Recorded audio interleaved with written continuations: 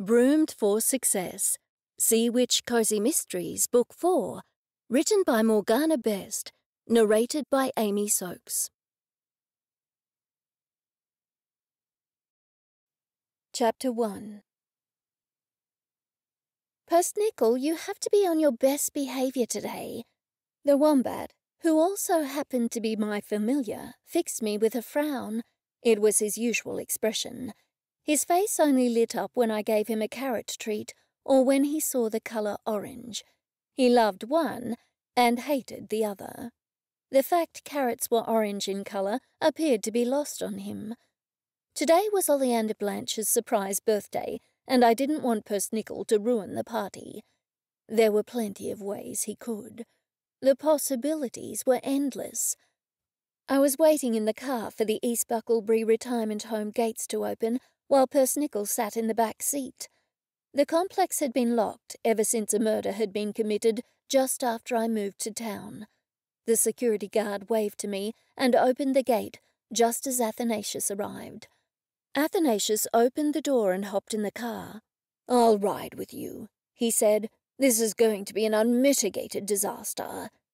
Athanasius Chadwick Pryor, Oleander's best friend, was not given to exaggeration, so his words sent a chill through my body. "Why? What's happened?" "Nothing. Yet," he said. "You will note I use the future tense. Lemon tart." He pulled a lemon tart from his pocket. "No thanks," I said, as Persnickle shoved his head into the front seat and snatched the lemon tart. Athanasius only just managed to snatch away his fingers before they too became a wombat treat. "Harriet Hemsworth has organised the whole birthday party." I shuddered. "Yes, I know that, but what can possibly go wrong? I mean, you don't think she'll show us that dreadful folder with images of horrible illnesses again, do you? If I've seen it once, I've seen it 100 times, and I really don't want to see it again. Surely she wouldn't pull it out at a birthday party and show everyone." Athanasius shuddered as Persnickle chomped happily away in the back seat. "I have no idea what that woman would do. I wanted to organise the party for Oleander, but Harriet wouldn't hear a word of it. I tried to insist, but then I felt sorry for her." "Because she hasn't procured any recent pictures of festering warts or gangrenous wounds for her folder?" I guessed. He shook his head. "I feel sorry for her because she used to be a naturopath, and now she's living in a retirement home and isn't able to treat anyone anymore. That used to be her whole life." I pulled into a parking spot and cut the engine. Yes, I suppose so. I was only half listening by now. I concentrated on clipping the leash onto Persnickle's harness, which sat over his therapy wombat coat. "I have a feeling of doom," Athanasius said once more. I pulled a face. "I hope nobody's going to die. 3 people have died since I moved here." Athanasius shrugged. "It's not as if you murdered them. You can't hold yourself responsible." "Of course I don't hold myself responsible. I just don't want another murder to happen." "Who does want a murder to happen?" Athanasius said. "Only murderers, I expect." "How's this going to work?" I asked him. "One of the residents is in Oleander's apartment now. She's pretending to tell her some problems, even though she doesn't have any. I'm going to text her when everything's ready, and then she'll ask Oleander to accompany her back to her room." Oleander's apartment was on the east side of the retirement home with all the other independent living apartments, but Athanasius had bought a former staff member's apartment which was in the same complex as the assisted living section. I figured the residence room was in the assisted living section, which also housed the reception rooms, so it seemed the plan was good. In theory, anyway. We walked into the main reception room with Persnickle padding behind us. For a tubby thing, he could be light on his feet at times. Perhaps he could sense there was more food coming his way. "Wow! Harriet has done a really good job," I exclaimed. A big banner proclaiming "Happy Birthday Oleander" was plastered across one wall, and brightly coloured balloons bobbed across the ceiling. Assortments of cakes and other delicious food covered tables all over the room. I instinctively tightened my grip on Persnickle's leash. Athanasius must have thought the same thing, as he at once offered Persnickle a lemon tart. "I'm sure he'll be on his best behaviour, Goldie," he said, although his tone was filled with doubt. Harriet Hemsworth hurried over to me, waving with both hands. "You've done a wonderful job," I said sincerely. "Oleander will love this." Harriet looked doubtful. "I know Oleander doesn't like birthdays." "Who does like birthdays?" Athanasius said. "Birthdays are a reminder that we are 1 year closer to death." Harriet emitted a raucous laugh and slapped Athanasius hard on his back. He staggered forward, and would have fallen had I not put out my hand to support him. "Wait until you see the cake," she said. "I designed it and had my daughter make it." Athanasius and I exchanged glances. "That's nice," I said, trying to picture what sort of cake Harriet would have designed. "My daughter is one of the best bakers in Logan," Harriet said. "Lovely place, Logan, full of talented bakers." I forced a smile and cast a surreptitious glance around the beautifully decorated room for her dreadful folder. I had been sure I would need therapy after I first saw her folder. In fact, I often awoke at night with those images in my mind. Goldie. Oh, and Athanasius. I swung around to see Detective Max Grayson. He looked as good as ever, tall, broad-shouldered, with the most handsome face that had ever been seen. Today he was wearing a suit. He usually wore casual clothes, given that he was on leave, so I did a double take. "I bought Oleander a gift," he said. "I really could have done with some suggestions, though. Do you think she'll like DVD sets of the last 2 seasons of Midsummer Murders?" "She'll love them," I said. "Shall I text now?" Athanasius asked Harriet. "Yes, we're ready for Oleander." Harriet clapped her hands. "Everybody, hide behind the tables." The nurses helped some of the residents hide and helped those in wheelchairs move behind screens. It was a heartwarming sight, residents and staff alike going to so much trouble to make it a lovely day for Oleander. We all held our breaths. There was not a sound in the room apart from Persnickle's occasional grunts. The door opened, and Oleander stepped in. "Surprise!" everyone screamed. Oleander's face turned white. I hoped she wouldn't have a heart attack. Athanasius hurried over to her and took her arm. "Surprise! Happy birthday, Oleander!" Oleander forced a smile. "How lovely," she said. "Thank you, everyone. Who organised this birthday party?" Harriet Hemsworth stepped forward, still waving her arms in the air. "I did," she said proudly. "Thanks ever so much, Harriet. That was kind of you." Oleander smiled widely, but looked daggers at Athanasius, who stepped backwards. "I told you I don't like surprise birthdays," she hissed in his ear. "It meant a lot to Harriet," Athanasius whispered back. Oleander smiled again and stepped forward to give Harriet a hug. "This is the nicest birthday ever," she said. "Wait until you see the cake," Harriet said. One of the nurses handed Oleander a card. "This is from all of us at the retirement home, staff and residents." Oleander opened the card. There was a piece of paper inside it. "It's a gift voucher for Target," she exclaimed. "Goodness me, I can't believe the amount." She showed it to me, and I gasped. "That's very kind of everybody." Athanasius elbowed Oleander. "I'll give you your gift later." Oleander looked secretly pleased. Max handed her his gift box. She opened it and exclaimed aloud at the DVDs. "I love Midsummer Murders," she said. She was also thrilled with my gift, a gift voucher to a day spa in Surfer's Paradise. One of the nurses brought out champagne, and everyone who was able to drink did so. I kept an eye on Persnickle, as he had been known to drink on occasion behind my back. Athanasius showed us to a big table with some of the residents. Oleander was beginning to relax, and I was sure she was enjoying herself. "How's your new real estate business going?" one of the residents asked me. "I haven't sold anything yet," I lamented. "Nonsense," Oleander said. "You only just opened your business. It would be a miracle if you'd sold anything by now." "I only have one listing," I said. "It's Doug Greer's house." The resident snorted rudely. "Not that old dump.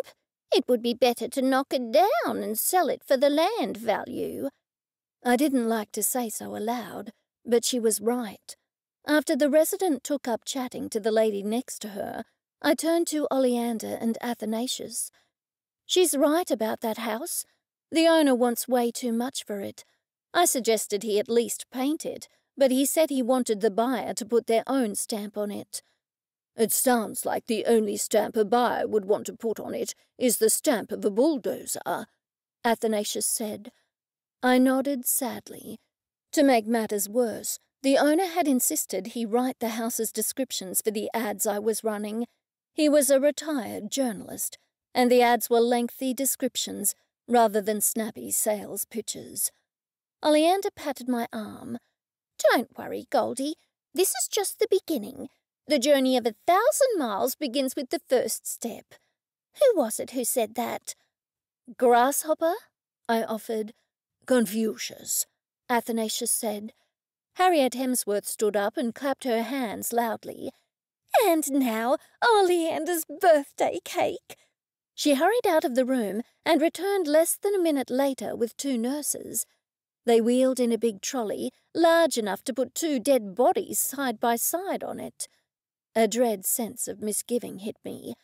A huge cardboard box sat over the trolley. I knew whatever it hid wasn't going to be good. With a flourish, Harriet indicated the nurses should take off the box. Harriet made the announcement. "I designed this cake myself. It's a special cake for Oleander, and as we all know, Oleander, Goldie, and Athanasius have solved the last 3 murders in this town." While I pondered the relevance of murders to birthday cake, one of the residents muttered, "There have only ever been 3 murders in this town." The nurses exchanged glances with each other before removing the box. Everybody gasped. Oleander clutched my arm so hard I was sure I would have bruises. The cake was in the shape of a body, although all the internal organs were no longer internal, but were sitting on top of the body. There was a knife through an eye sitting on the forehead right next to the brains, and a knife through an all-too-realistic heart sitting on top of the chest. "It's a cake in the shape of a dead body," Harriet explained somewhat unnecessarily. "This cake body shows what happens when someone is murdered. You will notice the liver is yellow because it has become jaundiced from poison." "Goldie, that liver isn't yellow, it's orange," Athanasius said urgently. I looked at Persnickle, but too late. A deep, guttural sound escaped from his throat as he charged at the birthday cake. I lunged for his leash, but only succeeded in falling face forward on the ground, the tip of the leash slipping through my fingers. I covered my eyes with both hands. From my position on the cold, tiled floor, I opened my eyes to see Persnickle's sharp teeth closing around the orange liver. "But it was a yellow liver," Harriet said plaintively.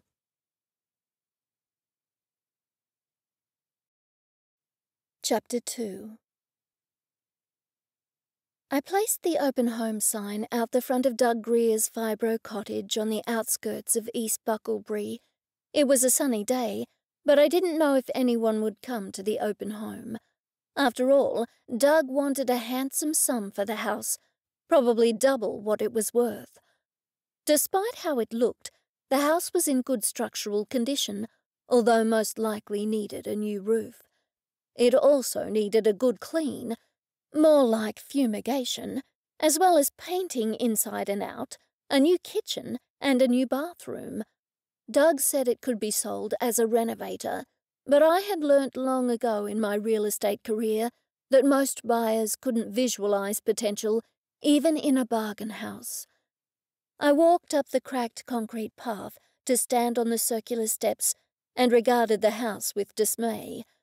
Pale blue flaking paint on the walls and darker blue flaking paint on the window frames. It was as if the painter had won a contest to find the two most hideous shades of blue imaginable. The colours, despite both being blue, somehow managed to clash. The bullnose veranda roof hung at a rather strange angle and was dotted with spots of rust. I had seen an aerial photograph of the house, and the whole roof was a rust bucket. I opened the door, which was the colour of a Dalmatian, white with lots of dark spots.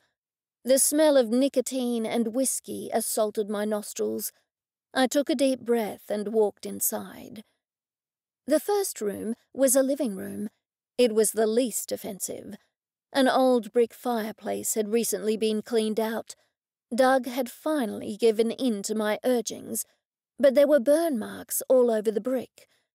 I sighed and walked into the kitchen. "At least it's clean," I said aloud. The horrible mottled chocolate brown and forest green linoleum had been washed. I noticed what I thought was a brick holding the back door open, but on closer inspection I saw it was a loaf of stale bread. I shuddered and took a step backward. The kitchen walls had only one splashback, a rather hideous slab of yellow. I had no idea of the material, only that I was certain it was one which should not be used in wet areas. From a dirty, fly-spot-ridden curtain rod hung a transparent nylon curtain with a trim of brown on the bottom. I only hoped the colour was deliberate. I walked out of the kitchen to see if Doug had cleaned the bathroom. I was pleasantly surprised. It was missing the clutter I had seen on the previous inspection, although I felt I needed a hazmat suit just to be in the bathroom. It had the same bizarre see-through nylon blind as the kitchen. Clearly Doug didn't mind an audience, and was tiled to above head height. The walls above the tiles, as well as the ceiling, were painted in a bright navy blue. The hand basin edges appeared to have been made of some sort of plywood, because they were disintegrating, and I had no idea of the original colour of the tiles on the walls. Right now they were a mustard colour, with tiles of red roses dotted at intervals. Some of the tiles were halfway off the walls. I imagined the mould was all that was holding them in place. There was no bath, but the shower screen was foul. The rest of the house belonged in a museum, but I figured the bathroom would be valuable to a covert government agency interested in culturing bacteria to make weapons of mass destruction. I shuddered and hurried out. I crossed to the back door, averting my eyes from the bread, and walked into the backyard. Thankfully, Doug had mown the yard, which must have been a difficult task. It was a big yard, and there were mounds all over it. I wondered if they were ant mounds. The roads to East Bucklebury sported signs warning of fire ants, but I had yet to see one. At the back of the yard was a ramshackle wooden building, which I imagined was once a chook shed, maybe 100 years earlier. It had no roof, and piles of borer-ridden timber were lying all over the ground in front of it. I hated to think how many redback spiders it was harbouring. A few planks of wood lay dotted over the newly mown lawn. There was another outbuilding, but Doug said he had lost the key. That was probably a blessing.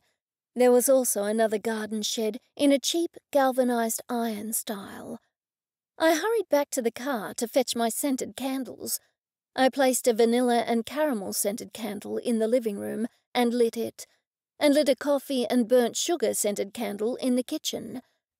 I placed 3 jasmine, rose, and plum scented candles in the bathroom. As I was standing back, admiring my handiwork, and wondering if I should remove one of the candles from the bathroom and place it in one of the bedrooms, someone knocked on the door. "Yoo-hoo! Are you open for business?" No, I wasn't.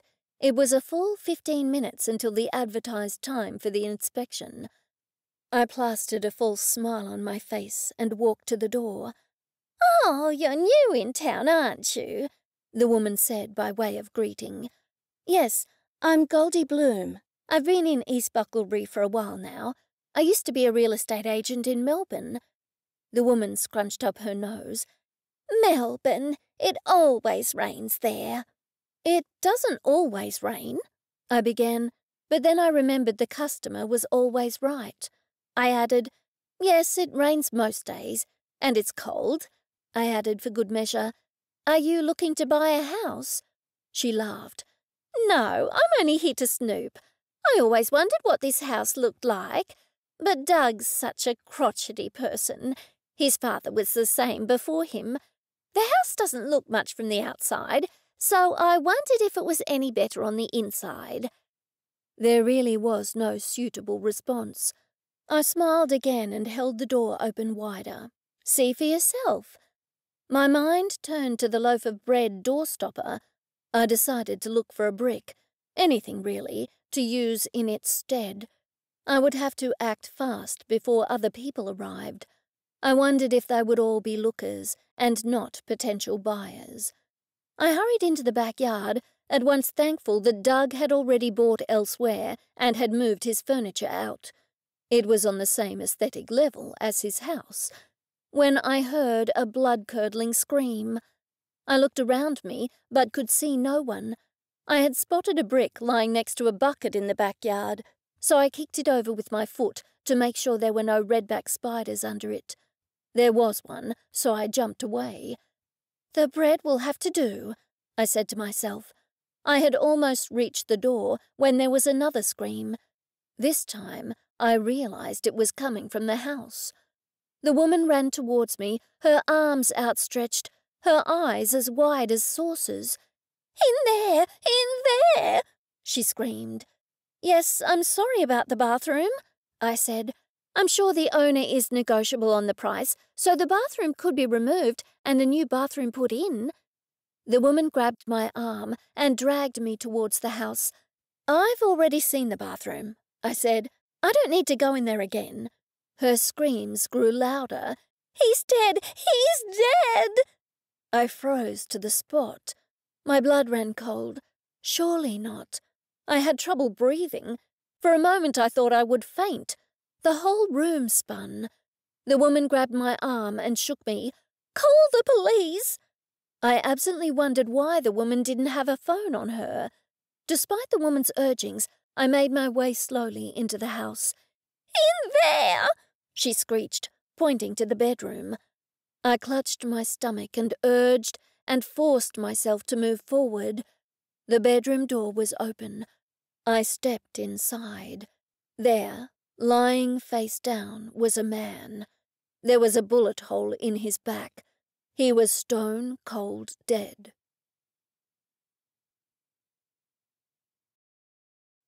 Chapter 3. "You can't tell me you don't know the name of the victim." Detective Rick Power leaned over me in his usual intimidating fashion, waves of his cheap aftershave hitting me in my face. "I don't know his name," I said again. Power made a strangled sound in the back of his throat. He folded his arms over his chest and glared at me. I had never met him. I'd never seen him before, not even from a distance. I said, I already had a low opinion of the detective, and now my opinion was even lower. Why would he think I knew the victim? I didn't like his accusatory tone. Power jutted out his chin. He reminded me of an English bulldog, but not an attractive one. "You don't mean to tell me you haven't met the owner of this house?" Now I understood.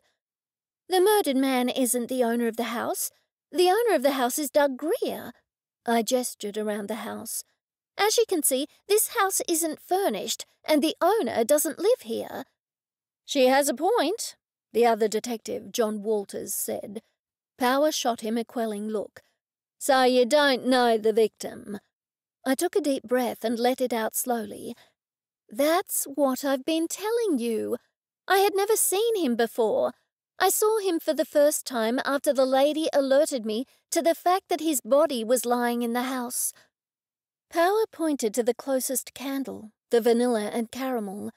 You don't mean to tell me that you put these candles in the house but didn't put one in the bedroom?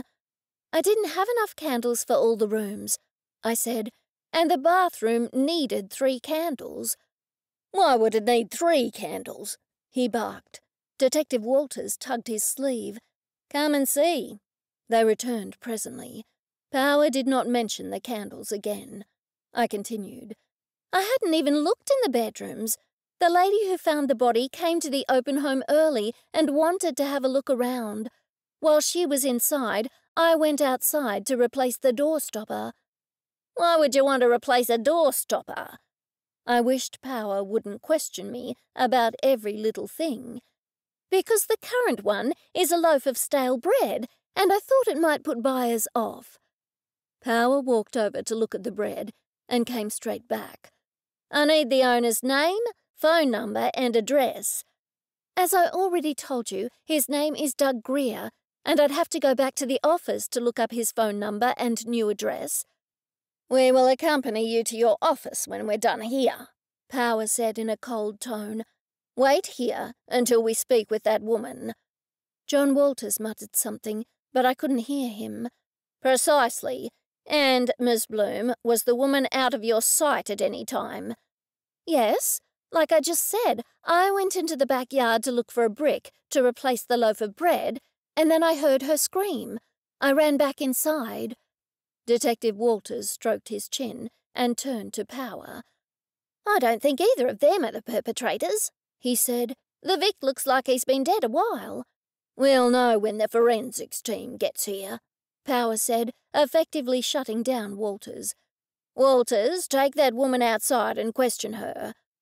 The woman was sitting on one of the few pieces of furniture left in the house, a wicker chair, painted the most unpleasant shade of green, with metal armrests. She was wringing her hands and looking entirely discomfited. I felt the same way. Powell went back into the bedroom where the victim was still lying, presumably to speak with the uniformed officers.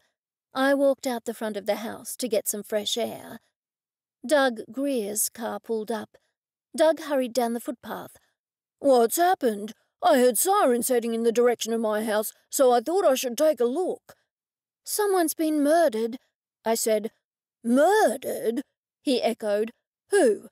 How? When? I held up both hands. I don't have a clue. All I know is that he's a man. He was shot. A woman who came early for the open home discovered him. Did she show any interest in the house? Do you think the body will put her off buying it? I stared at Doug in shock. Clearly, his priorities were somewhat skewed. She said she wasn't in the market for a house. She was just looking. Did anybody else come to the open home? I shook my head. The police would have scared them away. You know, Doug, we have to disclose the fact to any potential buyers that someone's been murdered in the house. His brow furrowed deeply. What do you mean? I mean that under state law, we do have to tell all potential buyers that someone's been murdered in the house. That will deter a lot of buyers, of course. Maybe you should reconsider the asking price. By, like, halving it, I added silently. I expected Doug to be horrified by that, even though he didn't seem to care that someone had been murdered in his house. But instead, he rubbed his hands with glee. I think that will be fine. Goldie, you kept telling me that the house had nothing going for it. Now it does. It will be a tourist attraction, and it will sell quickly. You'll see. I'm sure my eyes glazed over at that point. What other career could I get into? Maybe I could go back to university and study to become a psychologist. Maybe a physiotherapist. No, I needed a career where I didn't have to deal with people. I scratched my head and tried to think of one. Goldie, did you hear what I said? No, I didn't, to be honest. What was it again? A look of sympathy passed across Doug's face. It must be awful for you, finding the victim. And of course you'll be the main suspect." "Me? Why would I be a suspect? The woman I told you about was the one who found the body." "You were here getting the house ready for the open home. You had plenty of time to murder someone." I stared at Doug. Was this a setup? Had he murdered the man and set me up? It certainly did fit. "Doug, I think you're the likely suspect," I countered. "Why would the police suspect me when you own the house? They'll probably somehow tie the victim to you. He was murdered in your house, after all. Do you have any idea who he could be?" Doug scowled at me. "I haven't even seen the body yet." Detective Power's stern tones rang out from the front door. "Miss Bloom, back inside, now." I hurried over to him and said, "That's Doug Greer, the owner." Power beckoned him over. To me, he said, "You and Mr. Greer can accompany me." He took Doug into the room with the victim. They weren't in there long when Doug came out. His face was drained of all colour. That was saying something, since his face was normally the deeply tanned colour of someone who has spent their life in the Australian sun with no regard for sunscreen. I expected Detective Power to tell us not to speak with each other, but he disappeared back into the room. "Are you all right?" I asked Doug, and then at once silently admonished myself for saying such a silly thing. Of course he wasn't all right. He had just seen a dead body. I amended that to, "Did you know him?" "I think he was a friend of my father's," he said. "I can't be sure, but I recognized the ring he was wearing. It was the same as the one my father had. Same symbol and all.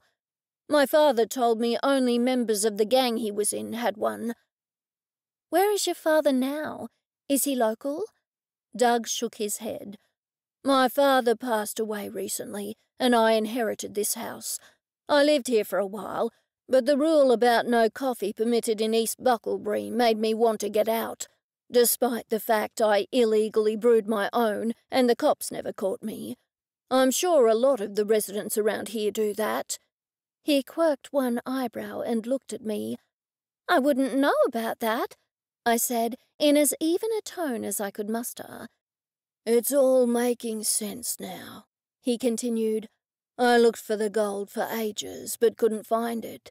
Of course, my father wouldn't have been silly enough to bury it here, at his house.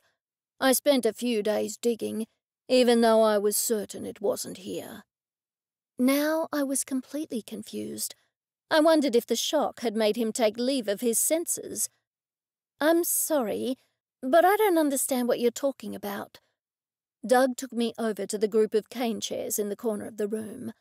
I looked outside and could see Detective Walters still questioning the poor woman who discovered the body. I didn't even know her name. I wondered why he was talking to her for so long. "I might as well tell you, Goldie. It's all going to come out." He tapped himself on the side of the head. "I'm an idiot. This will help sell the house. Yes, when this gets out, we'll get lots of offers for the house. Goldie, immediately put the price up by at least $100,000. I clutched the side of my chair and thought I would pass out. $100,000? I stammered. "But we're going to have enough trouble selling it as it is." He tapped my arm, and a wide smile broke out across his face. "Don't you understand, Goldie? It's going to be easy to sell now, what with my father's friend lying dead in the bedroom." I shook my head. Clearly the man was completely insane. The lack of coffee in East Bucklebury had obviously affected his mind. "I can see you're confused," he continued. "I'll explain it all for you. My father changed his name from Parrish to Greer. Have you ever heard of Ben Parrish and a famous bank robbery in Sydney?" I stared at the ceiling and bit my lip. "It does ring a bell." "The Great Bank Robbery of 1955? "Yes, I've heard of it. I saw a documentary on it some years ago. They stole a huge amount of gold bullion. Don't tell me your father was involved in the gang." Yes, and I'm sure the victim in there was in the gang with my father. My father told me that guy in there didn't serve a long term in prison because he was the youngest, and the court thought he'd been unfairly influenced. He was the only one without a criminal record.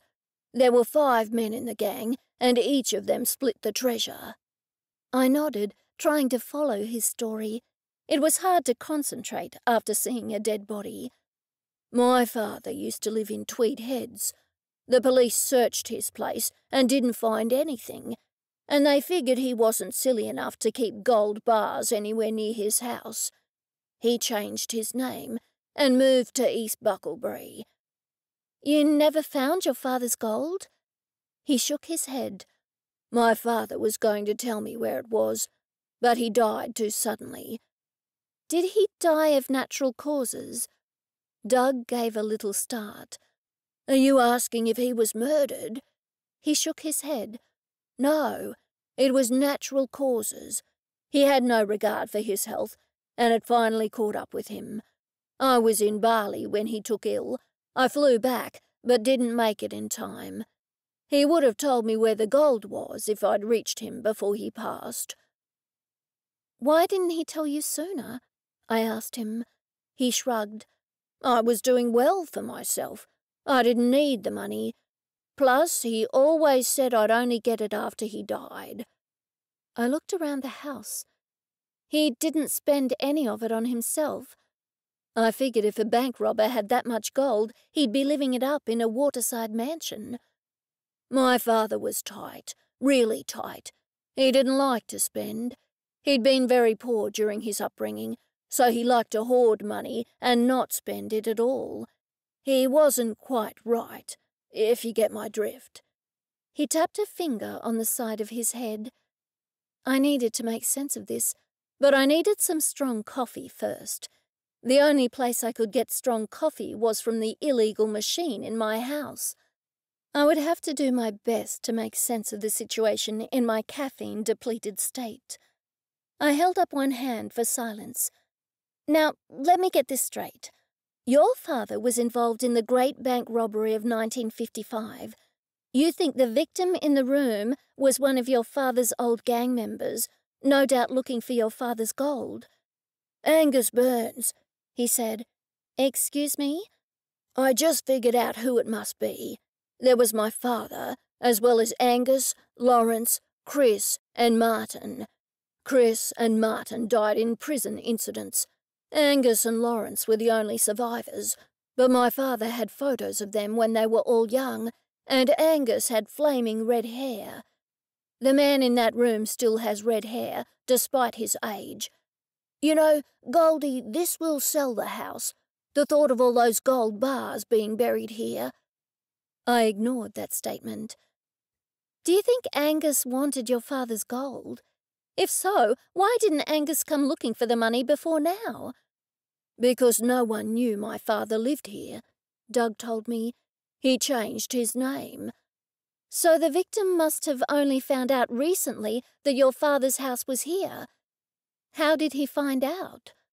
I don't have a clue. All those mounds in your backyard, were you looking for the gold? He nodded. It must be here somewhere. I bought a metal detector after Dad passed, but couldn't find a thing. He probably buried the gold deep, wherever he buried it. He sighed long and hard. Still, it's time to move on. If I haven't found the gold by now, I never will. Plus, there's the fact the house is on 20 acres. 20 acres of bad land, mind you, but don't quote me. I leant forward and put my head in my hands. Detective Power had to be the most useless detective on the planet. If only my crush, Detective Max Grayson, was in charge. But he was on forced leave. Detective Walters was a halfway decent detective, but Detective Power wouldn't allow him to have his say. I sat and stared at the piece of stale bread holding the door open. At least my day can't get any worse, I said aloud to myself. Just then I heard a voice from the doorway. Goldie. I looked up, and to my horror saw a tall, muscled man. It was my ex-boyfriend, Thomas, the one who had been having an affair with another real estate agent and had promoted her over me, sending me to work in his Gold Coast office, and what's more, sacking me when I said I wouldn't come back to Melbourne. I continued to stare at him in disbelief when he added, "Goldie, good news. I'm going to win you back. You can be my girlfriend again."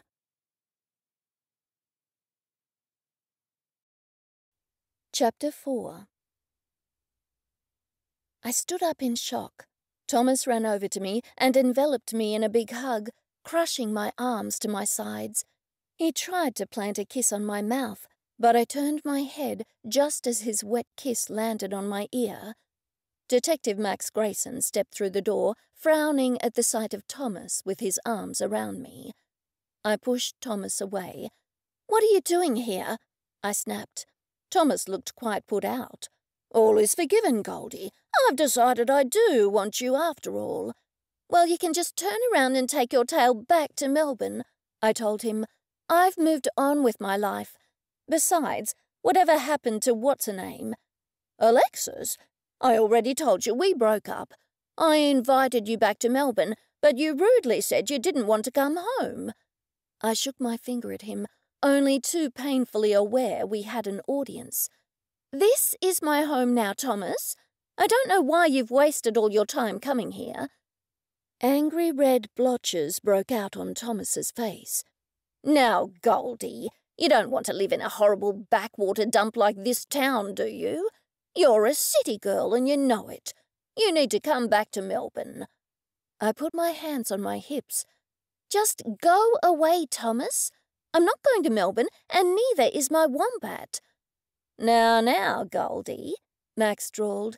"Don't send your boyfriend away on my account." "He is not my boyfriend." "No," Thomas replied. "I am her husband." If looks could kill, Max would have had to arrest himself for the murder of Thomas. "No, she's not," Max hissed. "Well, no, but she could be." "In hell," Max growled. Thomas looked him up and down. "Who are you?" "Detective Max Grayson," Max said. "Homicide, Detective Max Grayson, which means I know where to hide a body." Are you threatening me, Detective?" "I'm not asking you out for coffee." Thomas held up both hands, palms outward. "I don't know what all the police are doing here, but I've just arrived at Gold Coast Airport and took a hire car all the way here. I've been driving for 2 hours. You can check my flights. Whatever crime happened here is nothing to do with me." Detective Power chose that unfortunate moment to come out of the bedroom. "Grayson, what are you doing here? You're on leave." "I'm a friend of Miss Bloom's, and I wondered if she needed assistance," Max said firmly. Then with a look at Thomas, he added, "A very close friend of Miss Bloom's." "And who are you?" Power said to Thomas. Thomas obviously sized up the situation quickly. "I've just flown in from Melbourne. I am Goldie's boyfriend." "Ex-boyfriend?" I shrieked. "We broke up before I moved to Queensland." Max placed a hand on my back. Power scowled at me. "Your personal life is of no concern to me," he said, "and the only assistance you need is that of a lawyer. In light of new evidence, I'm taking you down to the station now to give your statement. I suggest you call a lawyer." "I haven't done anything wrong. I don't need a lawyer," I protested. "Get a lawyer, Goldie," Max said. "You want me to organise one?" "Thanks, but not yet. I'll see what's going on first," I told him. Power got stood close to Thomas, his nose only inches from his. "What's your name, address, and phone number? I need the name of your flight." Thomas supplied the details, and Power scribbled furiously on his notepad. "Don't leave town." As Power escorted me out the door, I heard Thomas mutter, "Who says that outside of movies?" Once more I was in the back of a police vehicle, being driven to the Lower Boomerah police station. This was getting ridiculous. East Bucklebury was beginning to have as many deaths as one of my favourite TV shows, Midsummer Murders. What was going on?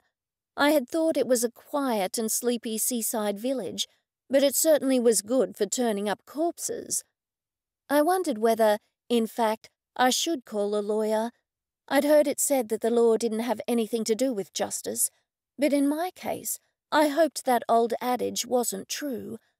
I was worried about engaging a lawyer due to the expenses involved in setting up my new business. I had rented an office in the main street of town. The rent was quite cheap, but I only had a limited amount of the inheritance to live on until I brought in my own money. I didn't want to be spending unnecessary money on a lawyer. The detectives did not speak on the way to the police station. My stomach rumbled loudly, but that was the least of my worries. When we arrived there, the desk sergeant said, "Interview room 5 is the only room that isn't taken." Power nodded in his direction and escorted me down the corridor. Interview room 5 was quite small. The wooden table was low, and I felt as though I was back in school. The seats were low too, iron with a thin blue inset. The bottom of the room was two-toned. The bottom half was sea green and the top half pale blue. It afforded an unpleasant clash, especially the way the light from solar panels played across it. I noticed the vermiculite ceiling. I was sure this type of ceiling contained asbestos. After I was seated, Power walked over to the large glass windows and shut the ancient Venetian blinds. "Are you going to offer me coffee or something?" I said. Power looked doubtful, but then nodded to Walters, who disappeared. I soon wished I hadn't asked, because the whole time Walters was away, Power's eyes bored into me. No doubt he thought it would make me feel disconcerted, and he was right. Still, it gave me time to come up with a good idea. I was a witch, so I would use spells to stop Power arresting me. A vinegar break-up bottle spell would be just the thing. The vinegar bottle would cause two people to break up, not just in the sense of relationships, although I was sure it would work for that too, but in the sense of getting toxic people out of one's life. The vinegar bottle would get Power out of my life. He would keep away from me, and in theory, at any rate, wouldn't arrest me. I needed some personal concerns for that, so hair was my best option. I had no idea how I was going to get it. Walters returned and set a polystyrene cup in front of me. I took a sip and then grimaced. It was hot and it contained caffeine, but that was all it had in its favor. It tasted horribly acidic. I mean, I like my coffee, but not that strong. A smug look passed over Detective Power's face in the dying glow of the flickering fluorescent light overhead. "This interview is being tape-recorded. It may be used in evidence if your case is brought before a court. The interview is at Lower Boomerang Police Station, and the time on my wristwatch is 1:15 p.m. I zoned out as his voice droned on and on. "I'm Detective Rick Power of Lower Boomerang Police Station, and the other police officer present is Detective John Walters, also of Lower Boomerang Police Station. Please state your full name for the record." He concluded. "I'm Goldie Bloom." "Thank you, Miss Bloom. If at any time during this interview you want to speak with your solicitor, tell me. Just to caution you, you do not have to say anything, and anything that you do say may be given in evidence. Do you understand that caution?" I nodded. "Yes." "Tell me what happened today." I went over the events as best I could. "And did you see the victim's face?" "Yes, I did." I shut my eyes and tried to get the memory out of my head. "You say you've never seen the man before. Is that correct?" "Yes, I've never seen him before," I confirmed. A slow smirk spread across Power's face. "So, then, why would he have this in his possession?" His tone was triumphant. I held my breath. Here came the evidence. Visions of needing an expensive lawyer flashed through my mind. I would have to sell everything and rent a room from Oleander. That is, if they allowed someone my age to live in a retirement home. Imagine that. In a retirement home, decades before my time, with Persnickle. I blinked back the tears threatening to fall. Power nodded to Walters, who slid something encased in plastic across the table to me. "Look, but don't touch," Power admonished me. I bent over it. "Read it aloud." I looked down at the blood-stained scrap of paper. It just says Goldie Bloom, and then there's the address of Doug Greer's house. "Is this the evidence you said you have against me?" I scratched my head. I was entirely puzzled. Power's face fell. "The victim was clutching a piece of paper with your name on it," he said. "So?" I said, anger replacing my fear. "I'm the listing agent of the property for sale. The owner of the house, Doug Greer, said that man was a friend of his father's. Obviously, the man was trying to track Doug's father down. No doubt he Googled it and found I was the real estate agent." Power's eyes narrowed, and I wondered what he would say. After all, he arrested Oleander with so-called evidence just as spurious as this. Maybe I did need a lawyer after all. "Is that what you claim?" he said after an interval. "Claim?" I said. "It's the truth. It's obvious, isn't it? I don't know the man. You can check my history all you like. Why don't you follow up the lead that he was in that famous bank robbery in Sydney of 1955? Doug Greer told me the victim was in it with his father. They stole gold bullion. It's obvious the man was there looking for the gold, and he obviously found the address because I had the house for sale. Doug said the house had never been for sale since it was built, and what's more, his father changed his name." "Don't tell me how to do my job," Power snapped. I stood up. "Is that all?" "Sit down. You'll go when I tell you to go." "Actually, I'm going now. If you don't want me to go, then you'll have to arrest me. Do you wish to arrest me, Detective Power? Because if you do, I'm going to sue you for false arrest. Oleander could have sued you for false arrest, and think yourself lucky that she didn't." I folded my arms over my chest. Detective Power's cheeks puffed up. His nose turned bright red, and so did the rest of his face. Strange sounds emanated from his throat, and I wondered if he was having a heart attack. After what seemed an age, he said, "You can go. For now. But, Miss Bloom, don't leave town. I'll be keeping my eye on you." He wagged his finger at me as he stepped closer to me. "Mosquito!" I yelled as I reached for Power's hair and pulled out a strand. "Ouch!" he shrieked. Maybe I had pulled out one strand too many. I held my hand behind me. "Sorry, it was a huge mosquito," I said. "Huge." Power stood there, rooted to the spot, his jaw hanging open. After that, I hurried out of the interview room before Power decided to arrest me for assault. It was only when I got back to the waiting room that I realized they had given me a lift there and I had no way to get home. A taxi all the way back to East Bucklebury was going to cost me a fortune. I didn't want to eat into my diminishing funds, but I had no choice. I pulled my phone out of my handbag, but as soon as I did, I heard my name called. It seemed to be echoing. I spun around to see two men, Thomas and Max. "I came to see if you were all right," Max said. At the same time, Thomas said, "I've come to give you a lift back to your house." "You can give yourself a lift back to Melbourne," I said to Thomas. To Max, I said, "Max, are you offering to drive me back home?" "Of course," Max said. I thought he looked secretly pleased. "That's why I came." As I walked past Thomas, he called after us, "Oh, Goldie, I know how you always love to play hard to get." I did not look back. If this had been months earlier, I would have been thrilled that Thomas wanted me back. Now I never wanted to see him again. Max opened the car door for me, and I hopped in. As soon as the car turned onto the road, he asked, "What was the evidence that Power thinks he has against you?"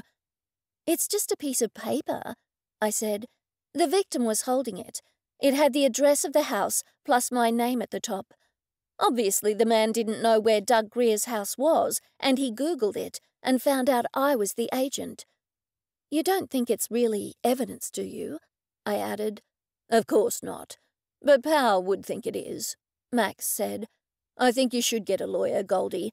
I mean, it's nothing to get too worried about. But we know what Power is like, and I'm still on leave. I let out a long sigh and looked out the window. About Thomas. He's my ex-boyfriend from Melbourne. I have no idea why he came to East Bucklebury. You don't owe me an explanation, Goldie, Max said. My heart sank. Did Max mean he wasn't interested in me? I had thought he was.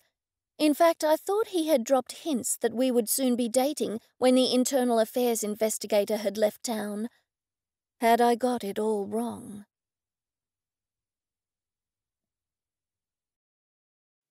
Chapter 5.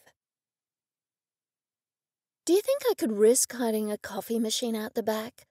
I was in my new office in the main street of East Bucklebury, filling in Oleander and Athanasius on the day's events, and my interrogation at the police station. They both turned white. Of course not. You can't risk having one here, Athanasius said. I'm sure the police would find it. You know what Detective Power is like. I sure do, I said with a sigh. It's so nice that Max came to your rescue. Oleander winked at me. I sat down hard on a black plastic chair I had bought on sale at Bunnings for $5. I don't know. I tried to explain about Thomas being here, but he said I didn't owe him an explanation. I got no further, because both Athanasius and Oleander shrieked. What? Thomas is here? My hand flew to my mouth. I forgot to tell you, what with all this fuss about the murder, Thomas turned up at Doug Greer's house. I paused for dramatic effect, and then pushed on. He said he wants me back. Athanasius looked confused, but Oleander said, You're not thinking of going back to him, are you? Of course not, I shrieked. He's... I caught myself just before I assaulted their delicate ears with foul language. Hell would freeze over first, and then he came to the police station just as Max turned up to give me a lift home. Max was jealous, Oleander pronounced. But then why did Max say I didn't owe him an explanation? But you don't owe him an explanation, Athanasius said. Don't be so reasonable, Athanasius, Oleander scolded him. She raised her eyebrows at me and added, Typical man thing to say. Athanasius looked confused. It's a man thing to be reasonable. The whole day's been a disaster, I said. I tried to put my feet up on the counter, but the chair tilted back at a precarious angle, so I saved myself by slamming my feet on the floor. First of all, that poor man was murdered, and then I was taken in and questioned by the dreadful Detective Power, and now Thomas is here trying to get me back. I wonder what his motive is. Maybe he actually wants you back, Athanasius said. This time, Oleander agreed with him.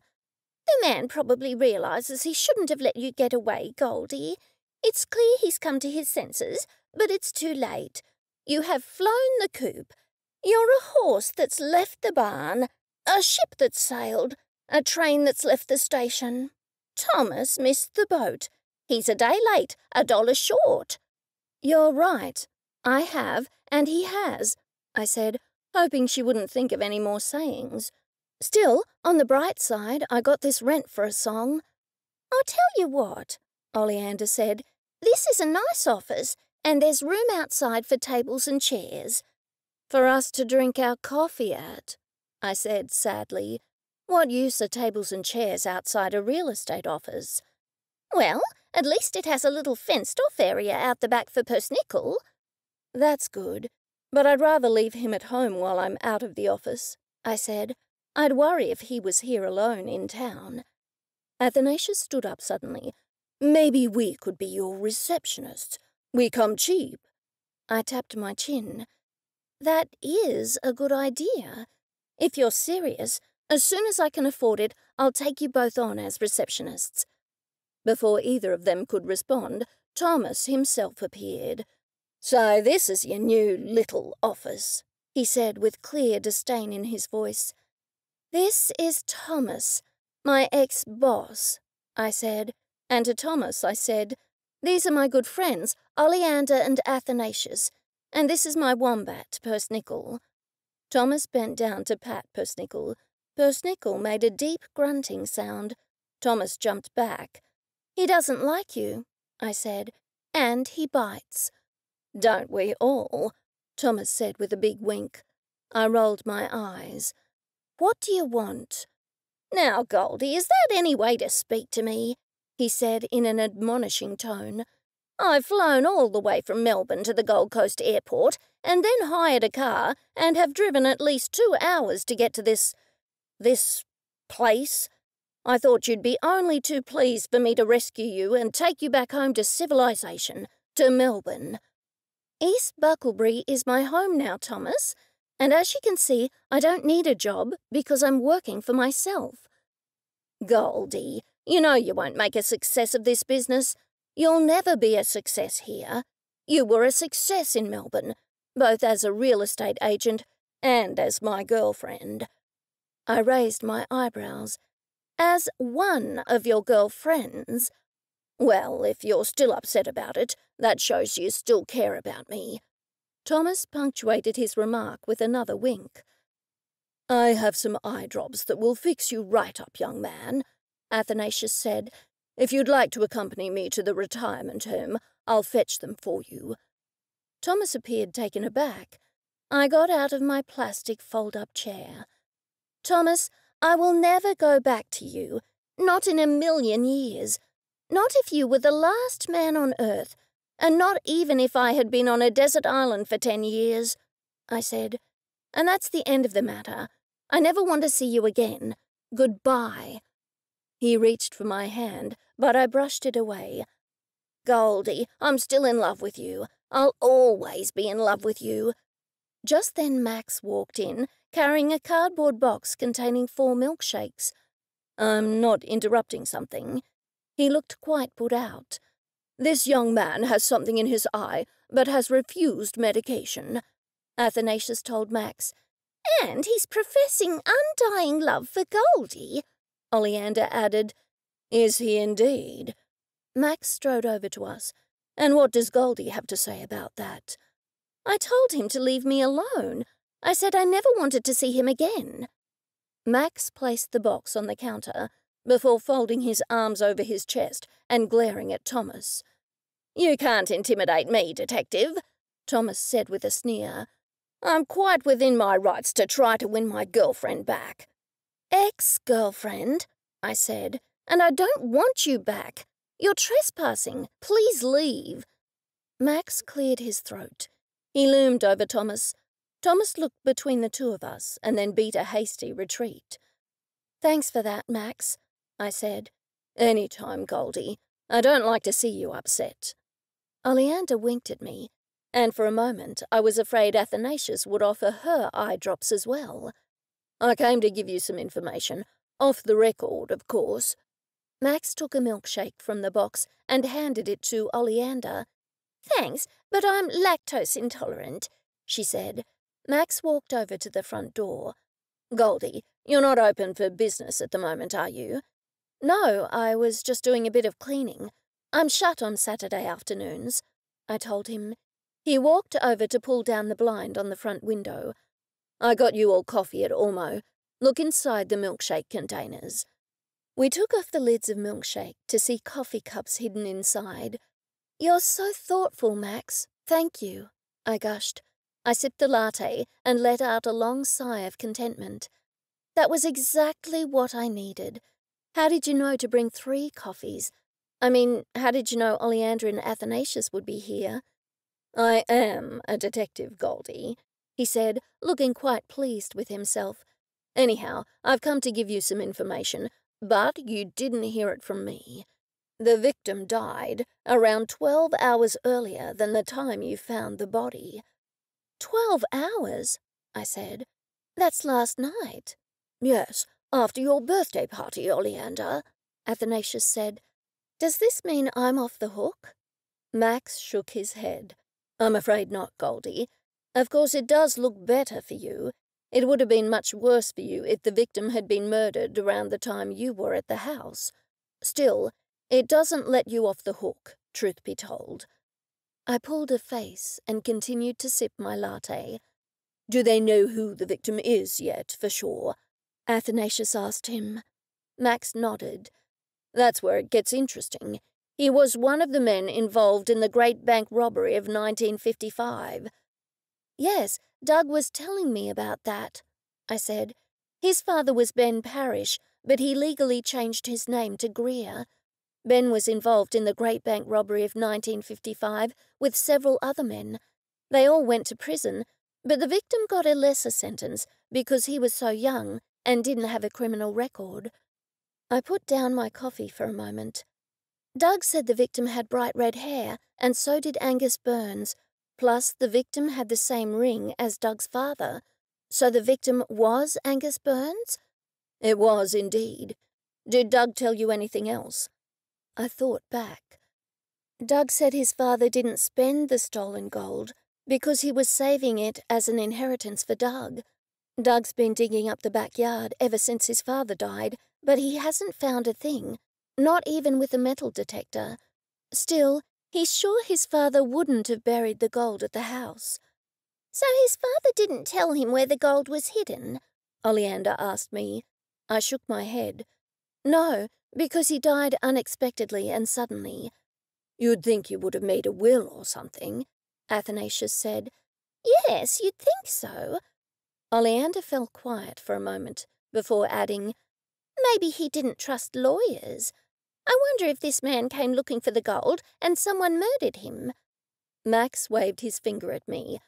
No investigating this time, Goldie. I mean it. Athanasius and Oleander, make sure she doesn't do any investigating, won't you? They both looked at him blankly.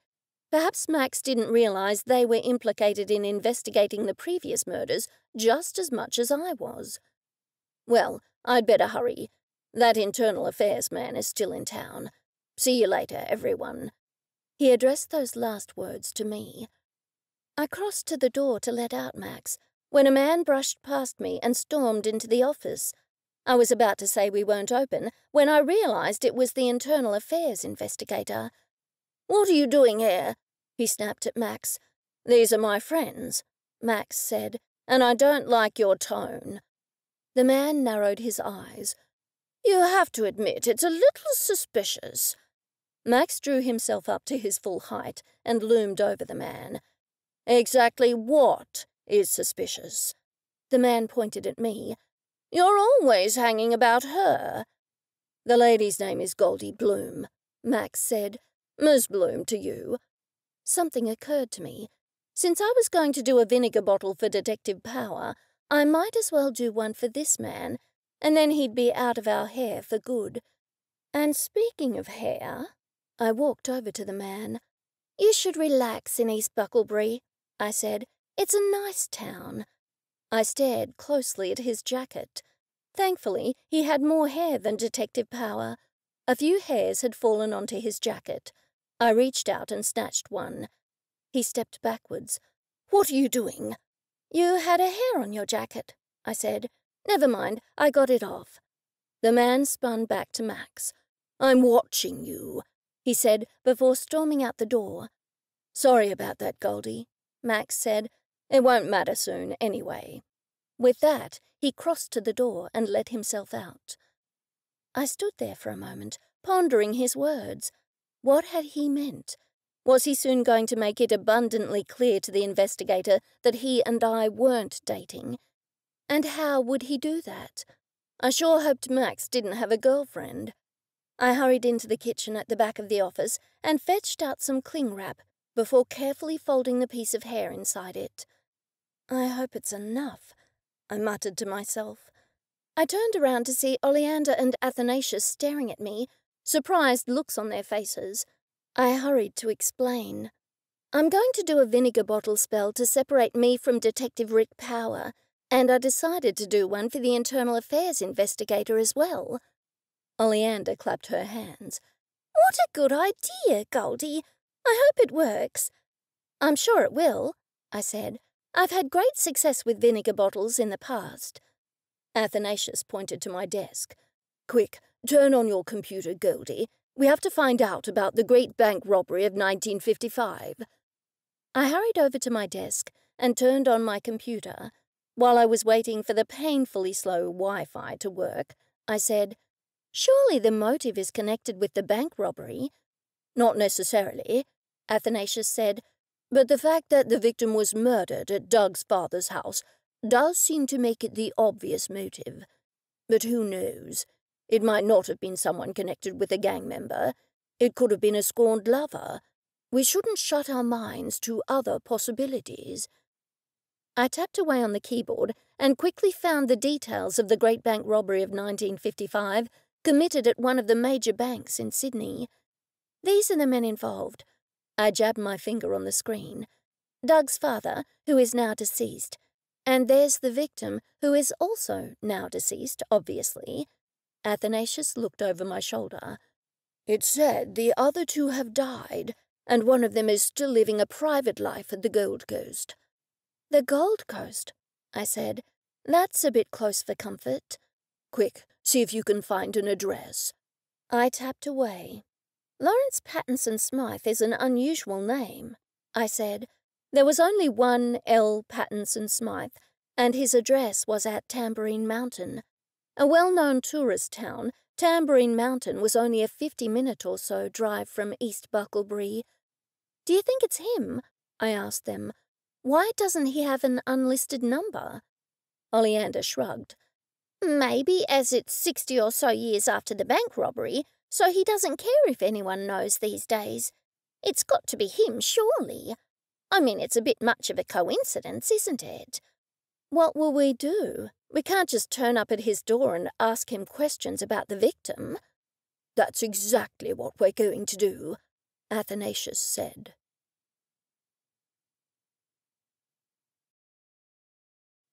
Chapter 6. "Goldie, don't forget the exit," Oleander exclaimed. Athanasius sighed. "Goldie won't miss the exit, will you, Goldie?" I was gripping the steering wheel for dear life.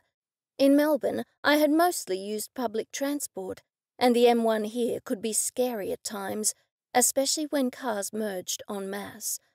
"Tell me when the exit's coming up," I said. "You'll see Dreamworld on your left first," Athanasius told me. I gripped the steering wheel more tightly, just as someone pulled in front of me, causing me to slam on the brakes. "Sorry about that," I said. "No, I won't see Dreamworld on my left because I'm not taking my eyes off the road." "There's Dreamworld now, Goldie. Get into the left lane when you can." "Thanks, Oleander." I took a deep breath and checked over my shoulder before launching into the far left lane. "Phew," I said. "I'll be glad to get off onto a quieter road." I drove up the exit bank and waited at a set of traffic lights. "You have a few traffic lights ahead of you, and then it's fairly straight sailing up the mountain," Athanasius said. He was right. Soon I was driving through pretty country on a winding road. "There's a sign saying it's a very steep climb." "It's not that steep," Athanasius said. Once more, he was right. "I've never been to Tambourine Mountain," I said. "Athanasius, what are you going to say to Lawrence?" Athanasius leant over from the back seat. "I'm going to go with the creative flow, Goldie. I haven't planned what to say. Don't ask me now, or it will affect my creativity." I could see Oleander in the seat next to me was trying not to giggle. "Sure," I said. "My lips are sealed." I took one hand off the steering wheel, long enough to make a zipping motion across my mouth. "Where will we get coffee? Will anything be open on a Sunday morning?" "It's a tourist town," Athanasius said. "Everything will be open on a Sunday morning. There's plenty of coffee along Gallery Walk." As we drove along Gallery Walk, I saw, to my disappointment, that every parking spot was taken. "Gosh, looks like it will be a long walk back to the nearest coffee shop," I said with dismay. "And I wanted to look in that shop to the left. It looks like it has witch supplies." "It does, and the shop next to it sells good quality Palo Santo sticks for smudging," Athanasius said. "Anyway, I know a parking spot where the tourists don't go. Take a left at the next roundabout, and then immediately turn left into a little parking area behind the shops on the corner." "You're on a roll today," Oleander said with appreciation. As soon as I parked the car, Athanasius said, "Let's just get takeaway coffee now, and then we can come back here and sit down and have lunch after we question Lawrence Pattinson Smythe." "Sounds like a plan. Usual coffees?" When they both answered in the affirmative, I walked the short distance to the nearest cafe. When I got back, Oleander was flipping through her phone. "He's not far from here, so we had better drink our coffee before we go in search of him." I didn't need telling twice. I drank my coffee fairly quickly, despite it being hot, and I pulled back out onto the road. Athanasius was navigating from the back seat. "He lives on Cliff Street," he said. "Turn left and keep going to the end of this road." "Where do I go after the end of the road?" I asked him. "The road swings to the left. I'll direct you as you get closer." As we came over the hill, Oleander and I both gasped. Ahead of us was a beautiful view of the tall buildings of Surfers Paradise, with the sparkling blue ocean beyond. "I'd love to live here with a view like this," I said. "Imagine looking out over this every day." "Turn right now," Athanasius said from the back seat. I parked outside the house, which I noted was on the cliff side in the aptly named Cliff Street. I wonder if he spent his ill-gotten gains on that house. "Looks like it to me," Oleander said. "Is there some law against spending your ill-gotten gains?" Athanasius opened the car door. "From my research, he was a bookkeeper, so he probably found a way to make it look legitimate. Anyway, let's go. The sooner we solve this murder, the sooner Goldie will be off the hook. And remember, leave the talking to me." "You won't get any argument from me," I said. As we walked to the door, I was hit with the sudden concern that Lawrence wouldn't be home. It was a Sunday morning, so maybe he was in church. If he wasn't there, I figured we could have lunch and gallery walk and come back later. I hoped he wasn't visiting a relative in another state. Athanasius knocked loudly. When there was no response, he knocked again. Oleander leant across him and pressed a button.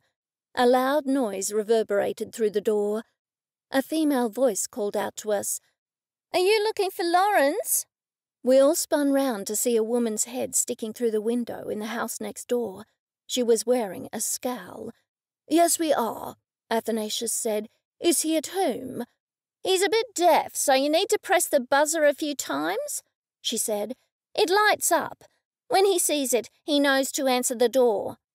I thanked her and was turning back when she added, "He doesn't like to answer the door.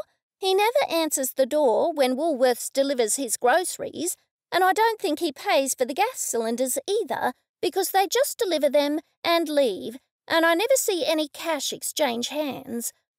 "You pay for gas cylinders online these days," I said. She shot me a nasty look. "I can assure you he doesn't pick up any dog poop. I mean, he doesn't even pick up the dog poop before the gardener comes. I've mentioned it to him many a time, but he won't do it." She looked at us, expecting a response. I said, "Imagine that." The woman continued to complain. "He has leaves in his gutters too," she said. "I saw a leaf poking out of his gutter. I took a photo of it and emailed it to him, but he didn't respond. You'd think he'd be grateful to know there was a leaf in his gutter, wouldn't you?" "Yes, I suppose you would." I nodded to Oleander to press the buzzer so we could get away from the woman. "But at least he's not as bad as that other dreadful neighbour of mine. See that bright light he has out the front? It keeps me awake at night. Still, I don't like to complain." "You could have fooled me," I thought. Aloud, I said, "What bright light is that?" "It's bright at night, but surely you can see it from here." I looked at the adjoining house to see a particularly artistic and pretty light in the shape of an apple. "They're witches," she said. "It's in the shape of a pumpkin, so it's probably evil." I gritted my teeth. "What makes you think that?" "Pumpkins are evil, don't you see? They depict Halloween, and everybody knows Halloween is a tool of the devil." I leant across Oleander and kept my finger on the buzzer. Thankfully, an elderly man answered the door. I knew he was in his 80s, but he looked much younger. "Lawrence Pattinson Smythe," Athanasius said. Lawrence opened the fly-screen door. "Yes?" "I'm Athanasius Chadwick Pryor, and these are my friends, Oleander Blanche and Goldie Bloom. We're from the East Bucklebury Goodwill Society, and I'm afraid I have some sad news for you. May we come in?" Athanasius enunciated every word loudly and clearly. "Just a minute. I'll put my hearing aids in." The man disappeared, only to return a few minutes later. "Could you repeat what you said?" Athanasius did so. The man stepped back from the door. "Please, come in." He showed us into the living room. I was at once distracted by the view of Surfer's Paradise and the ocean through large windows. "It's a beautiful view you have," I said loudly. "You don't need to shout," he said. "It hurts my ears." "Sorry." "Would you like a cup of tea?" "No, thanks. We've all had coffee recently," Athanasius said. He cut straight to the point. "Lawrence, I'm afraid I have some bad news. Your former friend, Angus Burns, passed away the night before last." Lawrence looked shocked. "Oh, no, not Angus. That's terrible." "Were you close?" Athanasius asked him. Lawrence shook his head. "No, not really." He shook his head again. "Not really. I lost touch with them all over the years. Was it a long illness?" "He was murdered," Athanasius said. "Shot. He was shot in the house of Doug Greer, the son of Ben Parrish. Ben changed his name from Parrish to Greer years ago." "Ben Parrish? How is he doing?" The three of us exchanged glances. "I'm afraid he passed away recently," Athanasius told him. Lawrence nodded. An elderly Jack Russell Terrier appeared and jumped on his lap. The dog ignored us. "Oh, yes, of course he died. He died without telling his son where the gold was. That's a shame, you know. Ben always said he was keeping his gold for his son to spend after his death. I guess he didn't think he'd go so quickly. It just goes to show, doesn't it?" "Yes," I said, although I didn't have a clue what he meant. "Angus stole our gold." We all gasped. Lawrence continued to nod. "Yes, he was the youngest. Everyone thought he was the most trustworthy, and we knew the police were about to search our homes. We all had long criminal records, but Angus didn't. We all gave most of our gold bars to him." He broke into a wide smile. "Except for me. I didn't quite trust him, so I gave him half what the others gave him. Of course, we all told the police we gave him all our gold. So he was murdered, you say?" "He was shot," Athanasius added. Lawrence looked puzzled. "You say he died in Ben Parrish's house?" "Yes," Athanasius said. "Ben Parrish changed his name to Greer, and his son, Doug Greer, recently put the house up for sale. We haven't figured out the connection yet, but somehow Angus Burns must have discovered the address." "Oh, yes, it must have been the article in the paper," Lawrence said, smiling and nodding as he spoke. "In the paper?" the three of us said in unison. He continued to nod. "It was in one of those big Sydney papers. I get 3 of them, so I can't remember which one it was. But there was an article on some town going ahead. Where do you say you're from again?" "East Bucklebury," I supplied. He pointed at me. "That's the one. There was an article on it being a sleepy old town that didn't even have sewerage until recently, but now developers are buying it up and selling plots of land for a lot of money, despite the fact there are mosquitoes and midgies. How did I not know about that article? How long ago was this article? I asked him. A week or so ago, he said. It had a photo of Ben Parrish's house at East whatever you said. He was on a horse, wearing one of those big stock saddles, and he was holding a rifle. You know, one of those historical photos from back in the day. And you recognize the man in the photo as Ben Parrish? Athanasius asked him. Of course I did, he said. Besides, his name was in the caption, and the article said the house belonged to Ben Parrish from the Great Bank Robbery of 1955 gang. I couldn't have been more pleased. That was the link. The murderer had seen the paper and recognized Ben Parrish. It was after the time I had listed the property. Anyone could have gone to a real estate sales site, searched East Bucklebury, and easily discovered the same house for sale. The murderer would know where to go. Lawrence was still talking. The article said that Ben took ill suddenly, and his son didn't make it to his bedside in time. Ben never told his son where he hid all his gold. Isn't that a shame? He kept that gold for all these years, wanting his son to have it after he died. We all nodded and exchanged glances. There was only one problem. Lawrence Pattinson Smythe was the last surviving member of the gang. So who else would recognize Ben Parrish's name and want to murder Angus Burns?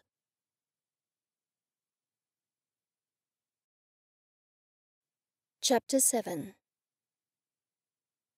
As soon as I dropped Oleander and Athanasius back at the retirement home, I decided I should take advantage of my Sunday afternoon off by doing some spells. I also needed to do a fast money luck spell, but for now, not being arrested was my #1 priority. I pulled the wick through the first black candle before turning it upside down. Under it, I had written the name Detective Rick Power on a small piece of unlined paper. No, I wasn't going to do away with him or anything else like that, but I was about to do the separation vinegar bottle spell. This would keep him away from me.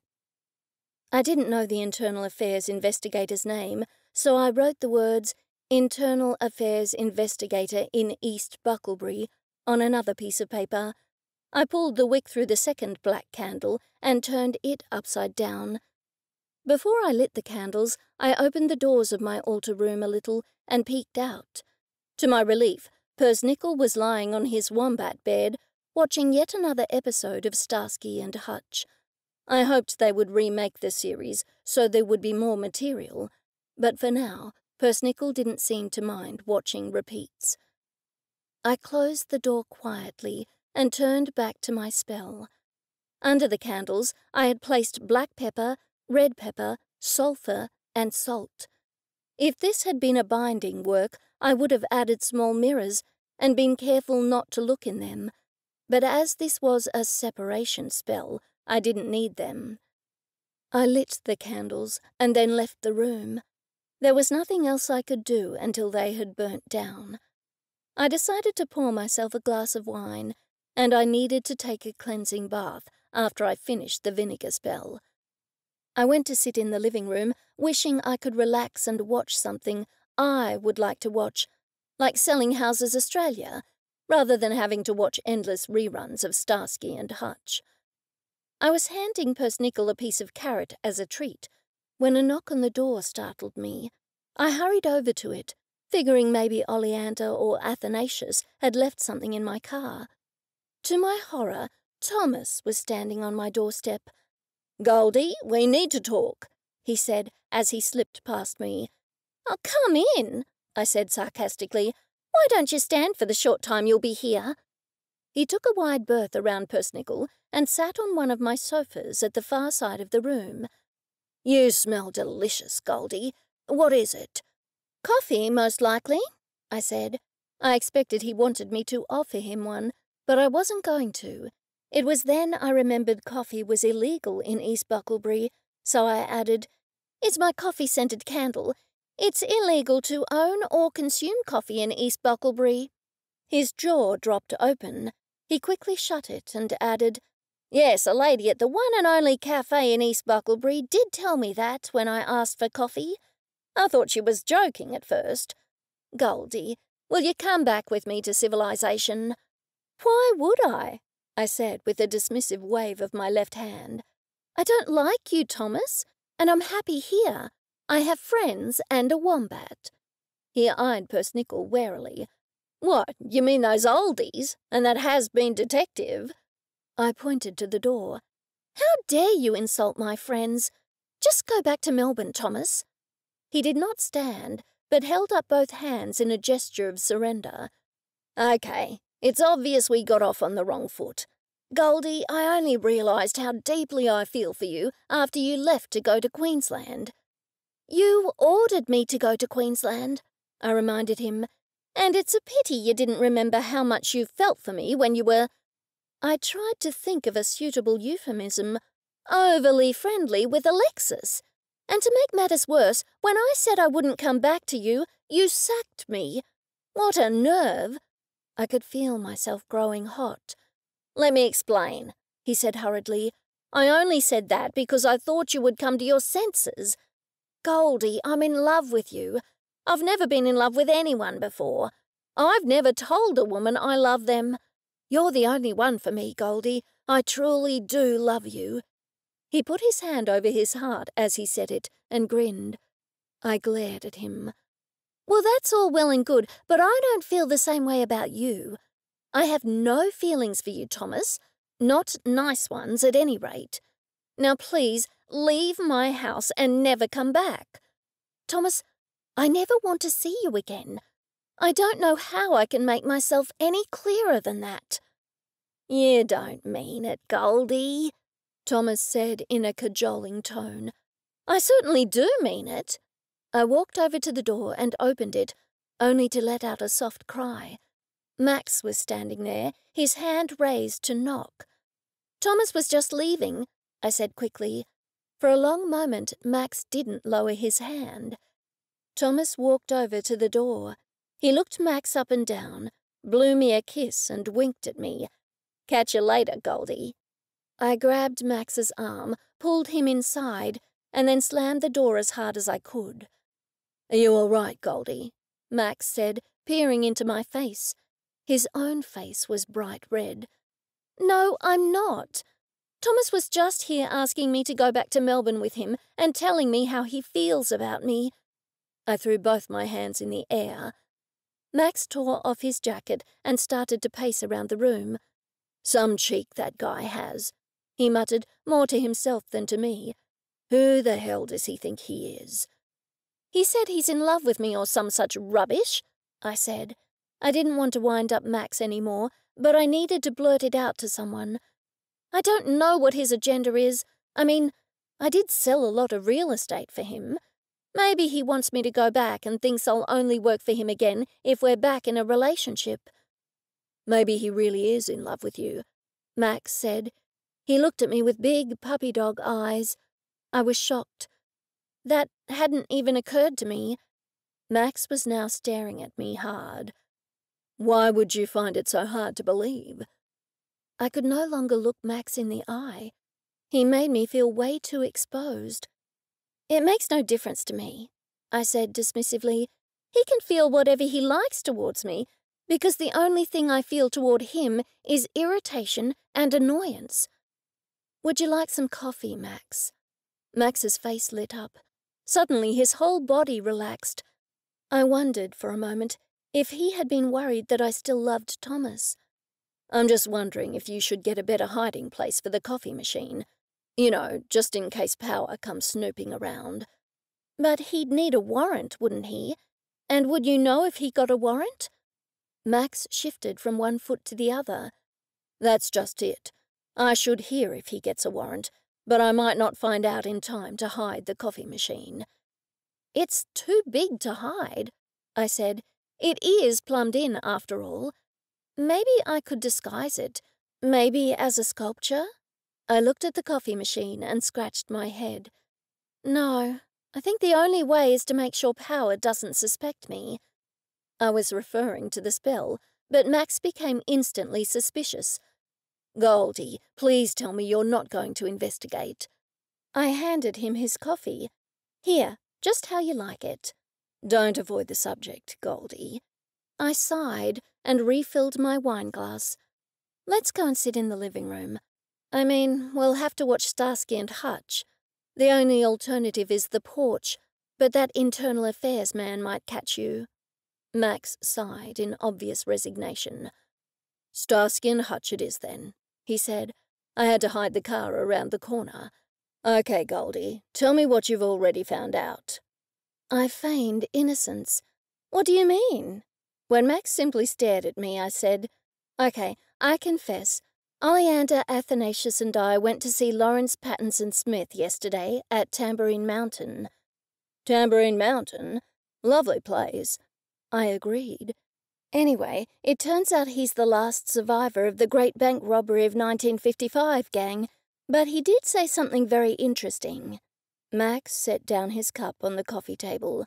"What is it?" "One of the newspapers recently ran a big feature article on East Bucklebury. There was a photo of Doug Greer's house with an old photo of his father sitting on a stock horse. It had his father's real name, Ben Parrish, in the caption. Lawrence had seen the article, so I figure whoever murdered Angus Burns had seen it too." "I'm not sure I follow," Max said. I tapped myself on the side of my head. "Silly me, I forgot you didn't know about the gold bars. You know how the victim and Doug's father, Ben Parrish, were involved in the Great Bank Robbery of 1955? Max nodded. I continued. "The victim, Angus Burns, was by far the youngest, so the others gave him some of their gold bullion to hide until they got out of prison. They trusted him, but apparently he kept it and went into hiding." "Are you thinking that's the motive? Someone paying back Angus Burns for stealing their loot?" I nodded. "So if someone were to find out if Chris Coleman and Martin Deacon had any living relatives, then those relatives would likely be top of the suspect list." Max tapped his chin. "Okay, I'll look into it." "Are you allowed to look into it?" I asked him. "No more than you are, Goldie, but that hasn't stopped you." I shot a guilty look into my wine glass. Max looked off into the distance. "I wonder if any of the detectives on the case back then are still around. I might follow up on that lead, because the detectives on the case would likely know if anyone had any other motives to murder the victim. That is, of course, if the motive was related to the Great Bank Robbery of 1955. As soon as Max was out the door, I leant back against it. And people said life was boring in a small seaside town. My life was anything but boring. My ex-boyfriend Thomas was after me. Oh, how happy I would have been months earlier. Now, as it was, I could barely stand the sight of the man. How times had changed. In fact, I remembered friends from long ago telling me that men who broke up with them eventually wanted them back. I nodded slowly to myself. And then there was Max. He certainly was an enigma. I didn't know if he was sending mixed signals or if I was the one whose signals were mixed. Either way, he had not asked me on a date yet. I knew there was an internal affairs investigator hanging around, but then Max just had a drink of coffee, and it was just as illegal to drink coffee as it was for an East Bucklebury police officer to date a resident. Now that Max had left, I turned my attention back to my vinegar bottle spell. I opened the doors to my altar room after first ascertaining that Persnickle wasn't going to follow me. I didn't know why that wombat liked to run away with candles when they were alight. I shut the doors behind me. The candles had already burnt down. They weren't big candles. They were about the size of 5 tea light candles stuck together. I carefully broke the wax remains into 2 old wine bottles, one for Power and one for the investigator. After I dropped all pieces of wax in, I folded the name paper with Detective Rick Power's name on it away from me 3 times before poking it into the bottle. I folded the paper that had been under the candle just enough to make a funnel for the copper sulfate, black pepper, red pepper, and salt. After it was in the bottle, I folded the paper away from me and pushed it in as well. I fetched the vinegar I had waiting for me and filled it halfway. I replaced the lid and gave the bottle a good shake, while focusing on myself and the detective having nothing to do with each other any longer.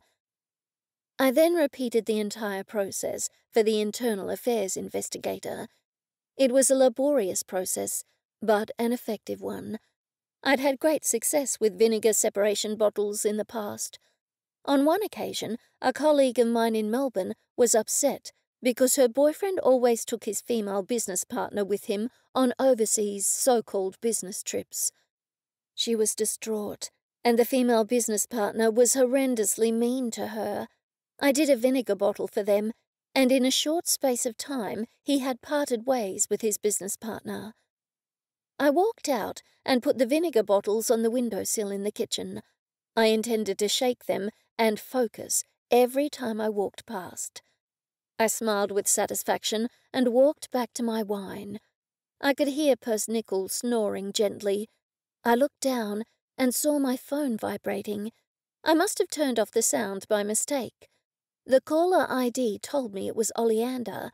I picked it up, but before I could say hello, she shrieked, "Goldie, come over right now. It's an emergency."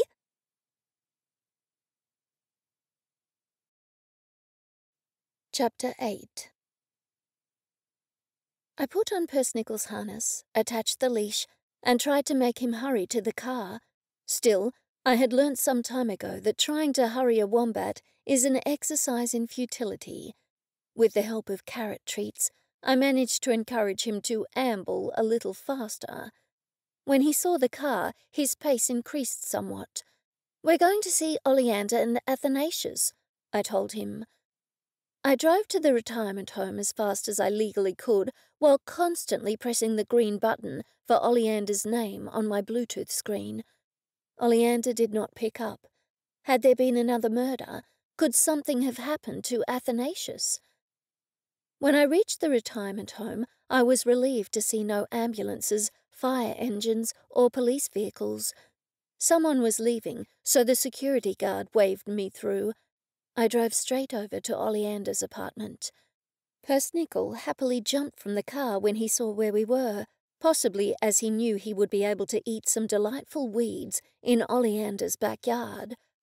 Oleander was at her door, waving to me. "Is Athanasius all right?" I asked her. "Of course. Why wouldn't he be? He's inside. When you said it was an emergency, I got worried. You didn't happen to bring a hidden thermos of coffee or anything?" Oleander asked me hopefully. "No, because you said it was an emergency," I said pointedly. She grabbed my arm, pulled me inside the door, and stuck her head back outside before shutting it. "Goldie, we've just made the most incredible discovery." "What is it?" I prompted her. "We have discovered the whereabouts of Martin Deacon's daughter, and you'll never guess where she is." I hoped this wasn't going to be one of those guessing games. "Where is she?" I asked her. Oleander thumped her fist down on the table. "Here." "In East Bucklebury?" I asked, noticing Athanasius for the first time. He was hunched over a laptop in the corner of the room, tapping away at the keyboard. He did not even look up to acknowledge me. "At the retirement home?" Oleander exclaimed. I thought that rather strange. "Is she a resident or a doctor? Maybe a nurse?" Oleander shook her head. "She's the new physiotherapist." I frowned hard, and then remembered I had been doing facial exercises, so I forced the muscles in my forehead into a smooth position. "You're kidding," I said. "And that's not all." Oleander sat down with a flourish. You know how Lawrence Pattinson Smythe told us there was a newspaper article about East Bucklebury? I nodded. Well, Athanasius found it online, and what's more, this physio arrived here a few days ago, just before the murder. That can't be a coincidence, I said. How did you find out? Athanasius spoke for the first time.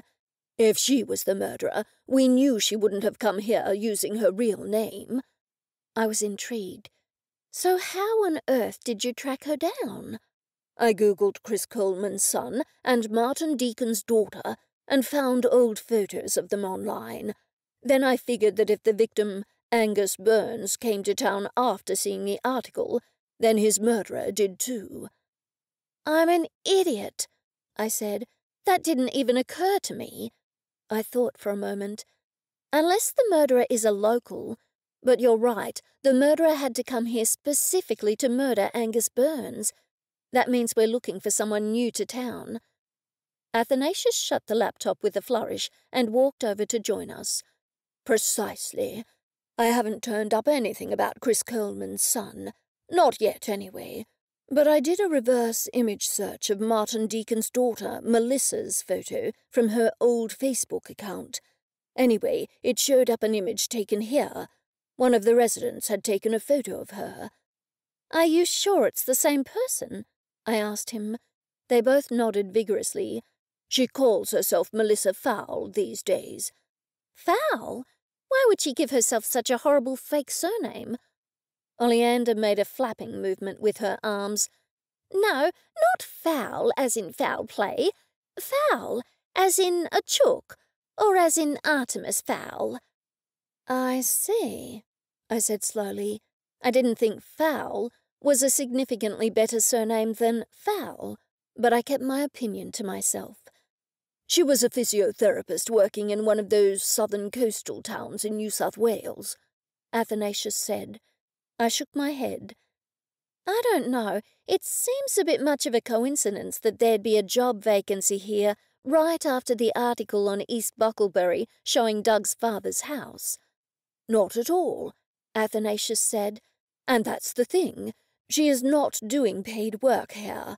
It's voluntary, and she's been here for a few days doing free work. I had to agree. That certainly is suspicious. But how can we question her? I think the first thing we need to do is take Persnickle to Doug Greer's house and question the victim's ghost. By we, you mean I, of course, I said. Athanasius waved one hand at me. We will accompany you for moral support. I smiled at him. Thanks. The police have probably finished with the house by now. I'm sure his ghost is still hanging about, even though he didn't live in this town. Perhaps we should all go there now, Oleander said. What are we going to do about this Melissa Fowl? I asked her.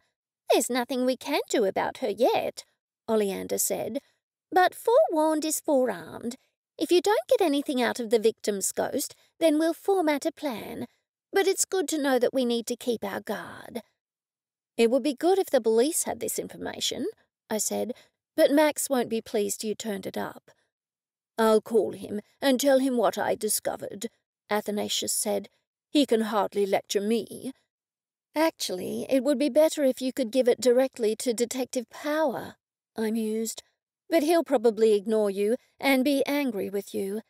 If Max gives it to Power, then Power will be angry because Max is supposed to be on leave. We'll cross that bridge when we come to it, Athanasius said.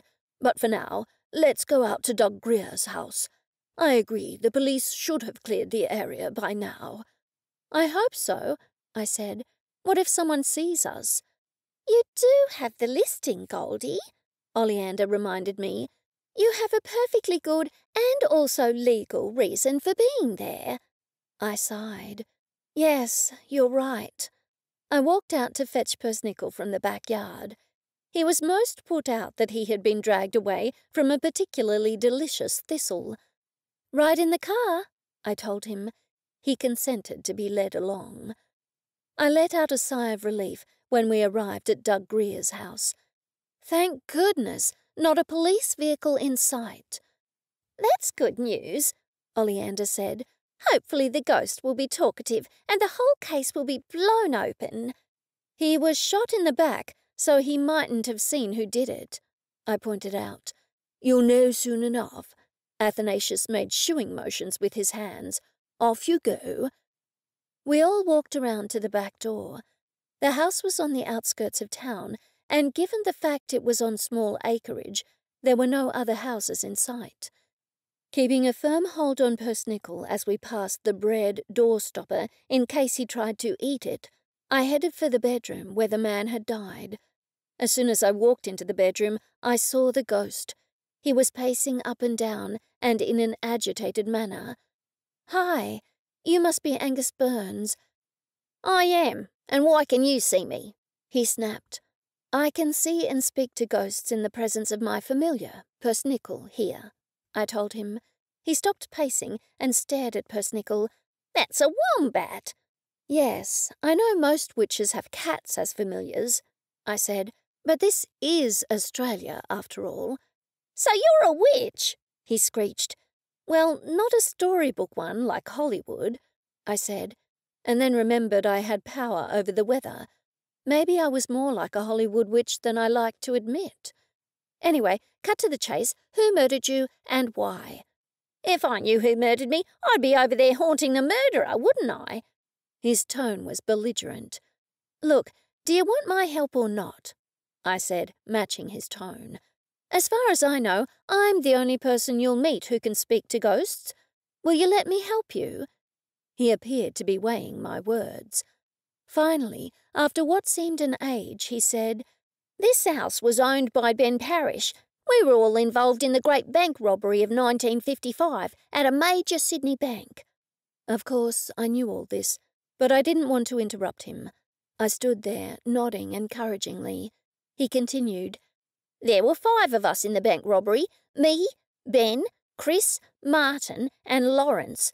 We stole gold bullion, gold bars." I continued to nod, while Persnickle made grunting sounds, looking for something to eat in the old, faded navy blue carpet. "I've been trying to track down Ben Parrish for years. Did I mention he was a simple lad? Quite naive." "I'm the real estate agent selling the house for Ben's son, Doug. He changed his surname to Greer." It was Angus's turn to nod. "I wasn't able to track him down. He became very private, no doubt sitting on all his gold. I only happened to find this house when I saw a big article in one of those big Sydney papers. There was a huge photo of Ben riding a stock horse. I found out he died and left this house to his son. When I saw all the mounds out the back, I figured that was the son looking for the gold. Do you know anything about that?" "Yes, Doug, his son, told me that his father died suddenly before he could tell Doug where the gold was. Did you ever meet Doug? Did you ever come here when he was home?" The ghost faded a little before becoming solid again. "No, I never met him. I snooped around and saw the house was empty. I saw the for sale sign out the front and realised he'd already moved out. That's why I came here on Friday night. I thought I'd lift up some floorboards to look for the gold." "What, did you have a crowbar or something with you?" I asked him. "Yes, I did. I don't actually remember lifting up any floorboards, but I do remember I was about to."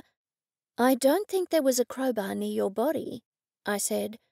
"That's right," he said. "I remember you. You were with another woman. Why couldn't you see me then?" I pointed to Persnickle. "He needs to be near me before I can see or hear ghosts." "Why?" I shrugged. "I don't have a clue. Did you recognize the woman?" He shook his head. "No, I've never seen her before." "And did anyone know you were coming to the house?" "I didn't tell anyone, if that's what you mean." I was disappointed. I was hoping he had seen who murdered him. This conversation was going nowhere. "Well, do you have any idea why anyone would want to murder you?" I said that to prompt him into telling me he had absconded with the other gang members' gold. I didn't want to challenge him outright, in case he dematerialized. He held up both hands in front of him, palms outwards. "You know, I've never done anything to harm anyone. Not since my bank robbery days, anyway. No one has ever wanted to murder me. I'm a very nice man." Something about his words didn't ring true. "Look, I'm afraid you're already dead," I said, "and I'm trying to find your murderer. Anything you could tell me would be a big help. You, of all people, would know who had a motive to murder you." With that, the ghost vanished.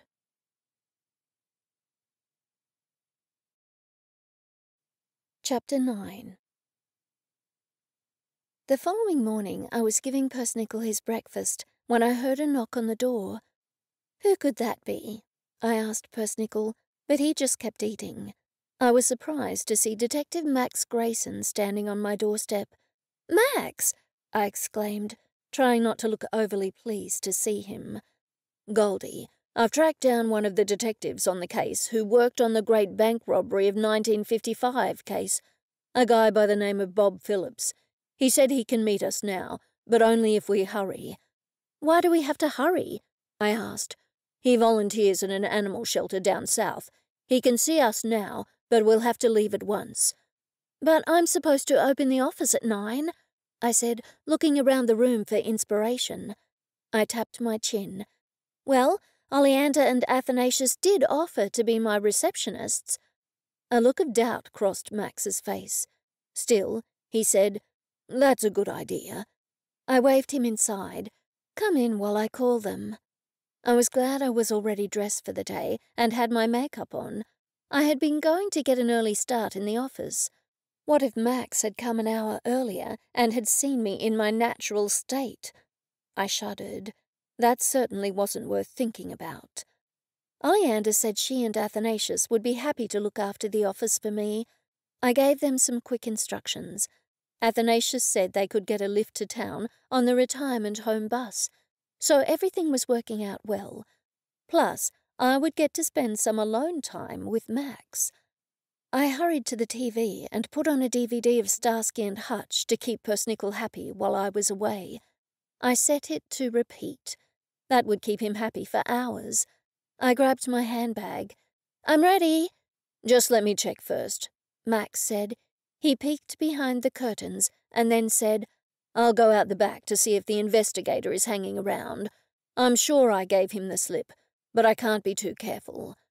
Moments later, he hurried back. "Quick, Goldie, let's go. We'll get coffee on the way," he added. I smiled at him. He really was the perfect man. Max took the back roads. "We're not going on the M1? I asked him. He shook his head. "No, just in case that investigator's around. He's not from these parts, so I'm sure he doesn't know the back way to Helensvale." My spirits fell. I had hoped to spend more alone time with Max than the 20 or so minutes to Helensvale. "So we're meeting this detective in Helensvale?" I asked Max, doing my best to keep the disappointment out of my voice. "No, we're meeting him outside the surf club at Mermaid Beach," Max said. "It's just that I'm taking the back road to Helensvale, and I'll continue through Broadbeach to Mermaid Beach." I nodded. "Oh, I see." I smiled to myself. "So what do you know about this detective?" "Retired detective," Max said. "He's in his late 70s now. He was the youngest detective on the job. He's not exactly chatty, and he can't wait for us, so fingers crossed nothing happens to delay us." "Then we had better get coffee after we speak to him," I said, and Max readily agreed. "Have you had any more trouble with your ex-boyfriend?" Max asked me. I shot a look at him, but he was staring straight ahead. "Not since yesterday," I said. "With any luck, he's flown back to Melbourne by now." "He must have deep feelings for you if he's gone to all this trouble to try to get you back," Max said. I held up both hands, palms upwards. "Who knows? He's not a nice person. I have no idea what's going through his mind." "At some point you must have thought he was a nice person." Max pressed me. I looked out the window. "I suppose so. Still, when I was dating him, I saw him kissing Alexis, another real estate agent from his firm. I far outsold her, but moments after I saw him kissing her, he came into my office and told me he was promoting her over me, and he was sending me to run the office in Southport. What? Southport at the Gold Coast? Yes, thousands of kilometres away from Melbourne, I said. You didn't object? I nodded vigorously.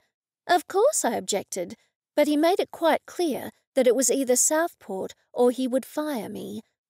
You didn't think of going into business for yourself like you are now? No, it's difficult in Melbourne, I said. The office rents are far more expensive than here, obviously. There was no way I could have made a go of it in Melbourne, not on a limited budget. Anyway, just after that happened, I found out my uncle had passed away and left me the house at East Bucklebury and a small inheritance. And Persnickle, Max said with a chuckle. I laughed too. I wished I knew more about Max. Now he knew about my ex-boyfriend, but I didn't know anything about his past girlfriends. I wondered how I could get some information out of him. So have you lived in East Bucklebury for long? Yes, was his only reply. I rolled my eyes. The traffic isn't too bad at the moment, Max said. I wondered if that was an attempt to change the subject. It usually isn't on a Monday. I wonder what this guy can tell us. Don't get your hopes up, Goldie. Max accelerated to beat a truck on the roundabout that was coming at us way too fast. He might not know anything. So he didn't say anything on the phone? Max shook his head. No, he wasn't forthcoming at all. We had quite a brief conversation, actually. We spent the next 20 minutes in companionable silence. At least, that's what I hoped it was. It was silence, at any rate. When we reached Mermaid Beach, a bout of nerves hit me. I hope he has something useful to say, I said. Max got lost and drove around the block a few times before he found the surf club. That must be him, Max said, indicating a tall, grey-haired, fit-looking man leaning back against his car and looking at his watch. Max pulled in behind him. The man strode over and offered his hand. You must be Detective Max Grayson. Max shook his hand. I am, and this is Goldie Bloom. The man shot me an appraising look and shook my hand. What can I do for you? I don't have much time. He tapped his watch. As I said on the phone, I'm on leave, but I'm looking into this unofficially. The man raised his eyebrows but did not comment. Angus Burns' body was found in the house of Ben Parrish's son. Time of death estimated last Friday night. Chris Coleman and Martin Deacon are also deceased. Max nodded. That's right. Lawrence Pattinson Smythe lives at Tambourine Mountain. We managed to track down a son of Chris Coleman and a daughter of Martin Deacon. Interestingly, Martin Deacon's daughter appeared in East Bucklebury a few days ago. Now that is interesting, Max agreed. Like I said on the phone, there was a recent article on East Bucklebury in a Sydney paper with a captioned photo of Ben Parrish in his youth standing outside the house. The house was listed for sale around that time. So the address would have been easy to track down, the retired detective said. How can I be of help to you? I was hoping you could tell me, Max said with a little wave of his right hand. Is there anything you can tell me about the case? I've told you everything we know. Do you know anything else? Any motives for Burns's murder? We do know one other thing, I said. Lawrence Pattinson Smythe told us the other robbers gave some of the gold bars to Angus Burns. They trusted him, and they thought if the police found where they'd hidden the rest of their gold, then they'd have the bars Angus hid for them as backup. The detective looked out to sea for a moment before saying, That doesn't surprise me. Chris Coleman and Martin Deacon were the first gang members we were onto. We did find some of the gold hidden at Coleman's and Deacon's houses, but it wasn't all the gold. It makes sense they would have given it to someone else to hide. Did you ever find any of Angus's gold? Max asked him. He shook his head. We never found as much as one bar of Angus Burns's gold or of Ben Parrish's gold. They must have hidden it quite well. Angus Burns lived it up in Dakar in Senegal. In those days there was no extradition agreement with Australia. He shrugged. I don't know if Australia has a bilateral treaty with Senegal now. Maybe we do, maybe we don't. Burns came back and lived a modest existence in Adelaide. He looked at his watch again. Well, I hope I've been of some help. He shook hands with us again before striding to his car. I looked at Max. That was interesting. What do you think? I think it's time for a hearty breakfast, Max said, rubbing his stomach. How about I buy you some breakfast, Goldie, and some good coffee? You don't have to ask me twice, I said. I believe there's a nice little cafe nearby. I had a friend who used to live in Mermaid Beach. Max said. My stomach tightened. Was it a girlfriend? I wished I knew something about his past. He was a cop who moved up to East Bucklebury, but didn't like the quiet life, so transferred to Sydney. He added. I was relieved. I must admit I was a little jealous, but why would I be jealous of an ex-girlfriend? I silently admonished myself for being so silly. Come on, let's have breakfast and we can talk this through, Max added. I wondered if this was sort of like a date. Or did Max simply want to discuss matters with me as a friend? Had he friend-zoned me? I really had no idea. Maybe I would think better on a full stomach and with elevated caffeine levels. Max found a parking spot in a little laneway that led to the beach. It was the only parking spot left, and he did well to find it. The cafe was in a cute little building, all whitewashed timber and glass. It would have been nicer if we were overlooking the ocean, which was just over a rise. However, the waitress at the front desk was rather unfriendly. "Table for two?" she snapped in an accusatory tone. Max answered in the affirmative, so she showed us to a table at the back. Max ordered coffee and said we needed it urgently. I glanced at the menu. That coconut breakfast bowl looks good, and so do the buckwheat and banana pancakes with maple and coconut yogurt. Max raised his eyebrows. That's very healthy of you, Goldie. Don't worry, I'll drink enough coffee to counteract any health benefits, I said with a laugh. What did you make of that? Of what Detective Bob Phillips said. I nodded. Max tapped his finger on the table. Okay. It seems that Chris Coleman and Martin Deacon did give some of their gold to Angus Burns. There's your motive right there. Oh, I almost forgot to tell you, I said. Max looked up, surprised. What is it? I caught my breath. I had almost told him that I had spoken to Angus Burns's ghost, and he had vanished as soon as I asked him why someone would want to murder him. In hindsight, it was his guilty conscience. Now I was certain that Chris Coleman and Martin Deacon had given Angus a good portion of their gold. Of course, I couldn't tell Max any of that. I said, Silly me, it's gone straight out of my head. I forced a silly laugh, which came out as high-pitched and vapid. Must be a lack of caffeine. At that opportune moment, a waiter placed coffee in front of us. Well, surely that will help, Max said with a smile. I automatically wrapped my hands around the latte glass to warm myself. It was an old habit from living in Melbourne, drinking coffee on cold early mornings. Now that I was at the Gold Coast, I needed cooling down, not warming up. But old habits die hard. After we had finished our coffee, I said, So Angus Burns was likely murdered by a relative of Chris Coleman's or Martin Deacon's. As soon as I said the words, I remembered that Max didn't know about Martin's daughter, Melissa Fowle. Max, that's what I forgot to tell you. Oleander and Athanasius found out last night that Martin's daughter, Melissa, started work at the East Bucklebury retirement home only 3 weeks ago. He looked shocked as I filled him in on all the details. I'm sure Power doesn't know that, Max said. Then can you tell him? I said. But won't he ask you how you knew? He'll be angry with you.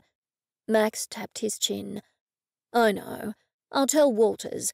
He's halfway reasonable, and I'll suggest to him that he let Power know he himself found out.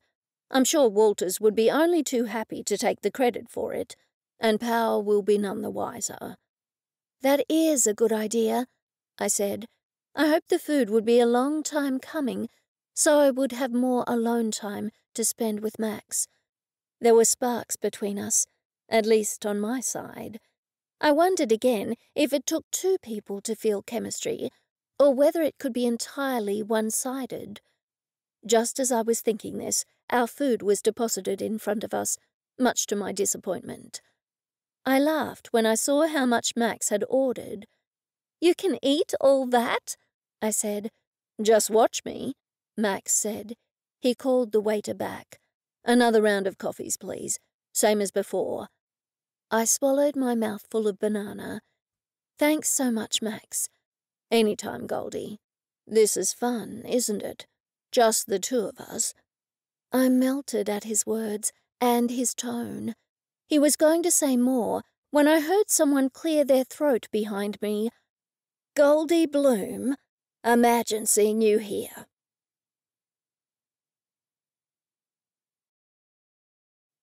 Chapter 10. "Thomas, what are you doing here?" My stomach sank. Thomas had ruined my lovely breakfast with Max. I really was going to have to put my foot down. He held up both hands in a gesture of surrender. "I'm staying nearby. Truly I am. It's a coincidence that I'm here. I'm staying at a bed and breakfast near the beach, only a short walk from here. What, you didn't think I was stalking you, did you?" He made a derisive snort. "Why haven't you flown back to Melbourne yet?" I asked him. He pulled a chair from another table and moved it over to our table and sat in between us. "Goldie, I really need to speak with you." I set down my spoon with a clatter. "Not interested. It's a business deal," he said. "I'm sure you need an investor." "I don't need anything from you, Thomas," I said through gritted teeth. Just when I thought it couldn't get any worse, Max's phone rang. He looked at it and said, "Sorry, Goldie, I have to take this." He shot a glare at Thomas and added, "I'll be right back." Thomas sat in Max's vacated chair. "Now just hear me out, Goldie. If you don't like what I have to say, I'll leave." "Promise?" He did not respond, but pushed on. "At first I thought East Bucklebury was a backblock of civilization dump. But then I did some research. I see that a lot of developers are buying up land and selling small plots for a good price. It's a glorified swampland." A snorting sound burst from the back of his throat. "I think you could make a success of it, Goldie, but you don't have the money to fund it. You need to get involved with one of these developers. I could pave the way for you." I stood up. "Thomas, you need to leave. I don't want anything to do with you on a personal or a business level. I don't know how I can make that more clear to you. I want you to go away and never come back." "Goldie, you need to see a therapist." I sat down, confused. "I'm not sure what you mean." He leant across the table.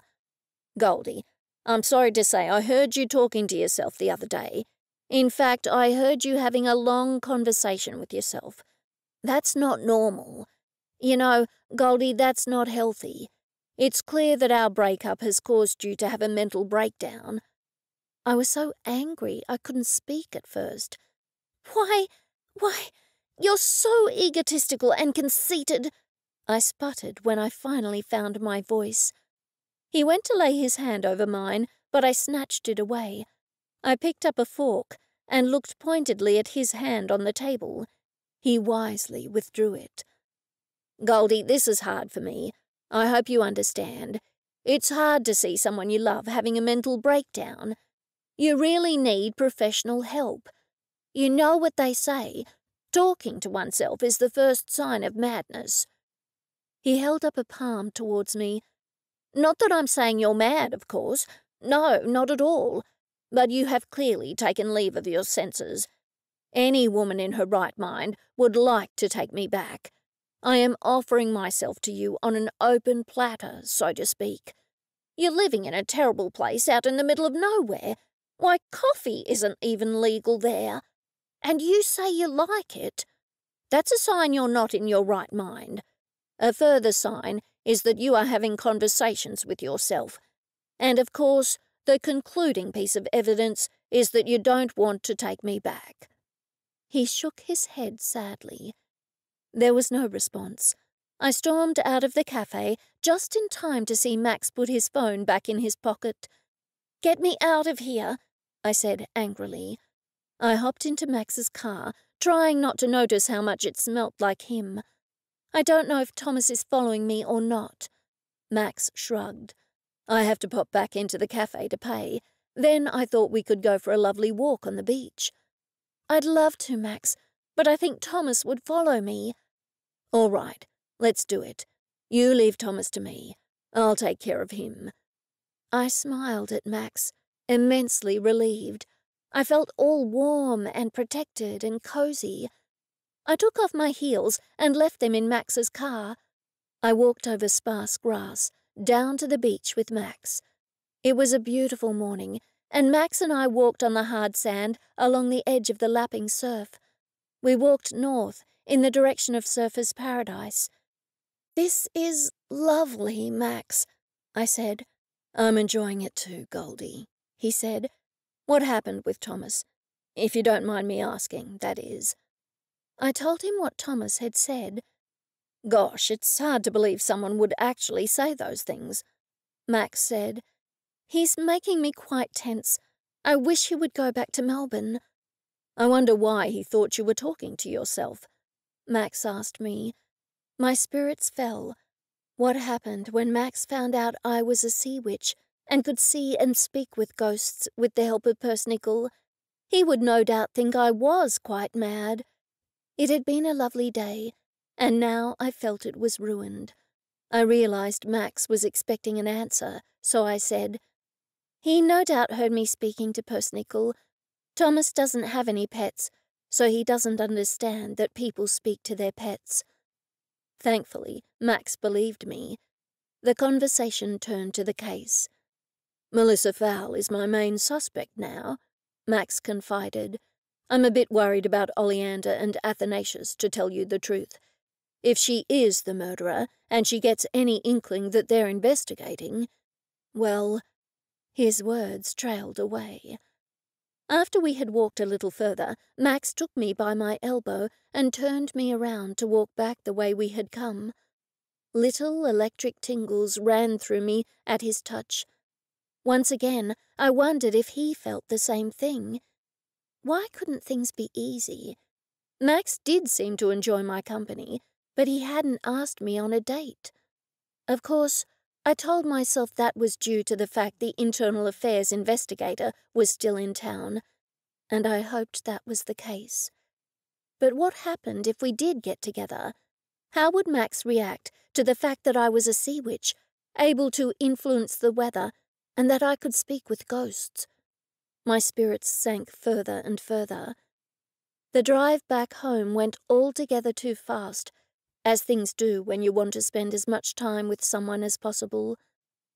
After Max dropped me home, I let Persnickle out for a bathroom break, even though he had a dog, or rather, wombat, door, and then I drove straight to the office. "What's wrong, Oleander?" I said, as soon as I walked in and saw her downcast face. "We didn't get any listings for you, Goldie," she said. I laughed. "Don't worry about that. I'm so grateful that you minded the office for me." I pulled a thermos out of my tote bag. "Guess what I've got?" I walked into the back room and brought out 3 coffee cups, which I hid behind the counter before filling them from the thermos. I slipped the thermos back in my tote bag and put it in the back room, away from prying eyes. "Thanks so much for the coffee," Oleander said. "What did you find out from that retired detective?" Athanasius asked me. "Well, we found out that Chris Coleman and Martin Deacon each gave a substantial amount of gold to Angus Burns. Angus didn't give any of it back." "But we Googled where Angus lived in Adelaide," Athanasius said, "and he had a fairly modest house." "Yes, but the retired detective told us that Angus was living it up in Senegal, which has no extradition agreement with Australia. Athanasius tapped his chin. But surely, when he came back to Australia, the government would have done something. I shook my head. No, this was years ago, mind you, and he had already served time. So then, it looks like Angus Burns was murdered over the gold, just as we thought, Athanasius said. I agreed. And that means it was a relative. If it wasn't Doug or Lawrence, then the murderer must be a relative of Chris Coleman's or Martin Deacon's. Namely, Melissa Fowle, Oleander said. I nodded. Yes, and Max is worried about your safety, both of you, I added with a wave of my hand. If she is the murderer, then you two could be in danger. In fact, you will be in danger if she gets wind of the fact that you're investigating. And now to matters of finance. I need to pay you both for minding the office. They both held up their hands in gestures of protest. We refuse to take any payment, Athanasius said. It was fun. Maybe you could cook us dinner tonight, Oleander said. It sounds like a fair trade. You got a deal, I said. And why don't you make some cocktails? Athanasius added. I haven't had a cocktail in ages. That sounds like a great idea. I also thought it was a good idea to have backup in case Thomas showed up at my house that night. We'll borrow the retirement home bus, Athanasius said. Harriet can drop us off and collect us. The remainder of the day passed uneventfully, and thankfully Thomas was conspicuous by his absence. I was looking forward to Oleander and Athanasius coming for dinner. I decided to make Caesar cocktails, and had bought vodka, hot sauce, Worcestershire sauce, and celery salt. I already had Tabasco sauce and pepper at home, as well as several stalks of organic celery. Every day I intended to drink celery juice upon awakening in the mornings, but after I tried it the first time, I found the taste so ghastly that I wasn't able to bring myself to do it again. Still, I kept my fridge stocked with a couple of bunches of celery. Every night I convinced myself I would drink celery juice the first thing the next morning, but every morning when I awoke, I drank several cups of coffee instead. I prepared a lovely Thai green curry for Oleander and Athanasius. I was looking forward to relaxing. I was not looking forward to the possibility of seeing Thomas again. As I cooked, I continually shook my vinegar bottles that were going to separate me from Detective Power and the investigator. I smiled to myself as I did it. Athanasius and Oleander arrived when the green curry was simmering nicely. Now, I'll just pop into the kitchen to make you a cocktail, I said after they were seated. How does a Caesar cocktail sound? Athanasius rubbed his hands together with glee. They're my favourite. I haven't had one since I was last in Canada. I haven't made one for ages, I said. Goldie, I've been meaning to talk to you about your magic, Oleander said. You haven't done any lately, have you? I mean, you do something with the weather every time someone tries to murder you, but that's about it. Athanasius chuckled. Oh dear, Oleander, you make that sound so matter-of-fact. Oleander looked affronted. What are you talking about, Athanasius? You mention murders as if they're an everyday occurrence. Well, they have been lately. Oleander folded her arms over her chest. I thought I had better intervene. I do have 2 vinegar separation bottles in the kitchen right now. I went back to the kitchen to fetch the bottles. I did these spells to separate myself from both Detective Power and the Internal Affairs investigator. You know, one of those traditional vinegar bottle spells. Oleander shook her head. Goldie, I don't mean that. I don't mean ordinary spells. I scrunched up my face. What do you mean, Oleander? I'm afraid I don't understand. I don't want to put words in Oleander's mouth, but I think she means that you need to stretch yourself. I mean, have you ever watched The Voice or Australian Idol, and they tell a singer that they need to stretch themselves? You know, do something they haven't tried before to extend their abilities. I guess, I said doubtfully. Athanasius is right, Oleander said. Your vinegar spell is normal witchcraft that anyone could do, but you're a sea witch. You can control the weather, and you have other abilities. Yes, I can speak to ghosts when Persnickle is nearby, I said. Oleander shook her head. Sea witches can do a lot more than that. Magic is changing reality. A traditional witch changes reality by her focus, whether she uses candles, crystals, or spells said aloud, or sometimes simply even with focus. A spell is to change reality in order to manifest something. When you make the weather change, you're not doing a spell, you're not lighting a candle, you're not writing anything on a name paper. You're simply focusing and changing the reality of the weather. You're manifesting a change in the weather. Am I making sense? Yes, you are, I said, wondering where this was going. Goldie, I'm sure you can do other things. I'm sure you can manifest other things. Why don't you try? Yes, that's a good idea. I nodded slowly as I spoke. Thanks for the encouragement, Oleander. I'll just fetch those cocktails. I had the mason jars ready for the Caesar cocktails, and the ingredients were assembled. I dipped the rim of the mason jars in lime juice and then dipped them in the spice mix to create a spiced rim, all the while considering Oleander's words. That's when it occurred to me. Why should I make cocktails myself? If I was a sea witch as powerful as Oleander said, surely I could make the Caesar cocktails happen by themselves. It was worth a try. I had nothing to lose. What's the worst that could happen? I stood back and focused hard. I realized I was frowning and smoothed my forehead with one finger. I tried again. Finally, I thought perhaps I should use words. I said, "Manifest now. Appear, Caesar." I did not get to say the word cocktails because there was a loud banging on my door. My eyes went straight to the first vinegar bottle. Surely this wasn't detective power. I hurried into the living room, past Oleander and Athanasius, and flung the door open. The internal affairs investigator was standing there, his arms folded over his chest. Why hadn't the vinegar bottle worked? "Is Detective Grayson here?" he spat. I folded my arms over my chest. He most certainly is not here. I'm having dinner with my friends, Athanasius and Oleander. You can come inside and see for yourself. To my surprise, the man stepped inside. "Is he hiding somewhere?" he demanded. Athanasius stood up and drew himself up to his full height. "No, he is not. Do you have a warrant?" "Do you have something to hide?" he countered. "I can hear noises in that room."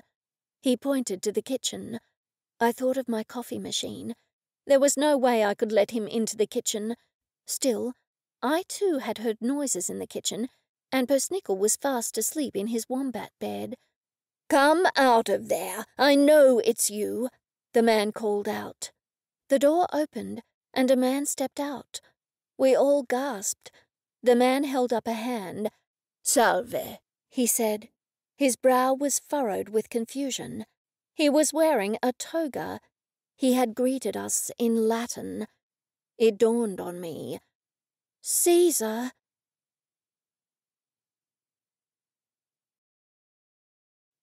Chapter 11. Oleander stood up. "No! I was conjuring Caesar cocktails," I said, ducking my head towards Julius Caesar, standing in my kitchen door. I clutched my chest. The whole room spun.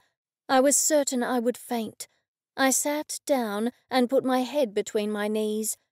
"Who's this person?" the internal affairs investigator asked in a belligerent tone. "We are having a meeting of the East Bucklebury Drama Group," Athanasius said. "George here is a method actor. We're doing an artistic take on Shakespeare's Julius Caesar." Julius Caesar let out a string of Latin. I didn't need to understand Latin to know it contained some expletives. His face had turned as white as his toga. "My Latin is quite good," Athanasius said. "I'll try." He walked over to Caesar, and they had a faltering conversation. "Goldie, fetch Caesar a large glass of wine," Athanasius called out. He helped Caesar into a comfortable chair. At that point, Caesar spotted Persnickle and jumped to his feet. Athanasius spoke to him once more. Caesar nodded and sat back down. I ran into the kitchen and fetched the strongest wine I could find and poured it into a spare mason jar. I figured the situation called for more than a wine glass. I took it back and gave it to Caesar. "Gratias, I'll go," he said. I smiled in return. "Why isn't he speaking in English?" the investigator said. "We've already told you. He's a method actor," I said. "He has to be Julius Caesar until we put on the play." "All right, then. I'll be on my way." The investigator muttered something to himself and left. I shut the door behind him before turning my attention back to Caesar. "How is he doing?" I asked Athanasius. "Remarkably well," he said. "He thinks you're a Persian magician." "Isn't that a bit of a quantum leap?" I asked him. Athanasius shrugged. "Apparently, in his time, the Persian magicians were the ones who practiced magic. It's awfully good that he thinks that. I've explained to him about his coming to the future. He isn't too pleased because Cleopatra was visiting Rome and was staying in Caesar's villa just outside Rome when you brought him here. Now, we must be very careful not to tell him what happens to him, because we can't change history." I snorted. "Of course. I've watched enough Doctor Who episodes to know that. Of course we can't tell him what's going to happen to him. Anyway, I don't know much ancient history, and he can't speak English." Athanasius looked off into the distance. "Well, Pompey was already dead by now, if I remember my history correctly. My guess is he's come from around 47 BC. "He seems like a nice man," Oleander said. Caesar had drained the mason jar already and was holding it out to me for a refill. I don't know how strong the wine was in his day, but he'll soon be a nice drunk man, I added. I fetched the wine to refill Caesar's glass. He drank it as though he was drinking water. "You might have to slow down on that," I said. I tried to remember my schoolgirl Latin. "Lente," I said, pointing to the glass. At least I hoped I said slowly, and not something rude. To the others I said, "This really has put a fly in the ointment, having Caesar here while we're trying to solve a murder." "The timing isn't good, I'll admit," Athanasius said, "but there probably isn't a really good time to conjure Caesar." I rubbed my forehead. "How am I going to send him back?" They both shrugged. "And where is he going to stay?" I asked them. "He can't stay with me." Caesar crossed to the window and looked out. "Cleopatra," he said. "Are you sure he understands he's in the future?" I asked Athanasius. "Fairly sure," he said. "I told him you'd send him back soon." "What if I can't?" I asked in a panic. Athanasius shrugged. "We'll cross that bridge when we come to it." "I know. I'll drive him to the retirement home, and you can put him in the psych ward until I discover how to send him back." Oleander gasped. "We don't have a psych ward. Besides, he'd probably have a heart attack if he sees a car." "Yes, that's true. I'll have to focus on sending him back." Just then, there was another knock on the door. "This is getting worse," I lamented. The door opened. It was Max. "That investigator was just here looking for you," I said to Max. "I know," he said. "I was watching. Anyway, I saw him come here and saw the retirement home bus, so I figured you were all talking about the case, and I might be able to be of some help." He nodded at Caesar. "Who is that?" he asked in hushed tones. "Julius Caesar," I said without thinking. "Oh, yes. Oleander and I are going to put on an interpretation of Shakespeare's Julius Caesar at the retirement home," Athanasius told him. "This is the son of one of the residents, and he's a method actor. Don't speak to him, because he is determined only to speak in Latin." Max scratched the back of his neck. "I see," he said, although he clearly didn't. "We can discuss the case in front of him. It's perfectly all right," I said. "Obviously, I've already told Oleander and Athanasius what we found out today. Anyway, Max, please stay for dinner. I've made Thai green curry." "I wouldn't want to intrude." "You're most welcome to stay," I said. "It would be nice." "That would be lovely, Goldie. Thank you. You know, Melissa Fowles seems like the most obvious suspect, but I'm inclined to think we should investigate Doug Greer first, if only to clear his name." "I was thinking that earlier too," I said. "The only thing is, why would Doug murder someone in his own house? That seems a bit silly." "Maybe he didn't have the opportunity to murder him anywhere else," Max said. I gave a little start. "Oh no, the curry! It's been simmering too long." I hurried to the kitchen. Thankfully, the curry was all right. I turned off the heat just as Max appeared at the door. "Like some help, Goldie?" I shot him a shy smile.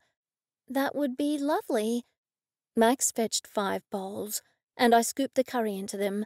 "It smells heavenly," Max said.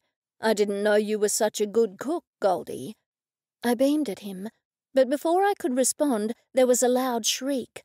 We ran into the living room. "It's Caesar," Athanasius said. "He's made a run for it. Oleander is chasing him." I ran outside. Caesar was sprinting down the street, holding up his toga with both hands. Oleander was running after him, but wasn't making any ground. "I didn't know Caesar could run so fast," I said. "What are we going to do?" "You need to make sure he goes back home," Athanasius said. "Why is it up to Goldie?" Max asked him. "George won't listen to us. I'm sure if Goldie yells at him, he'll go back to the retirement home." "He won't get far on foot," Max said. "Isn't he taking this method-acting thing a bit too far?" "He's completely eccentric," I told Max. I felt bad for lying, but I could hardly tell him the truth. "Yes, in fact, George has spent most of his life in a psych ward," Athanasius added for good measure.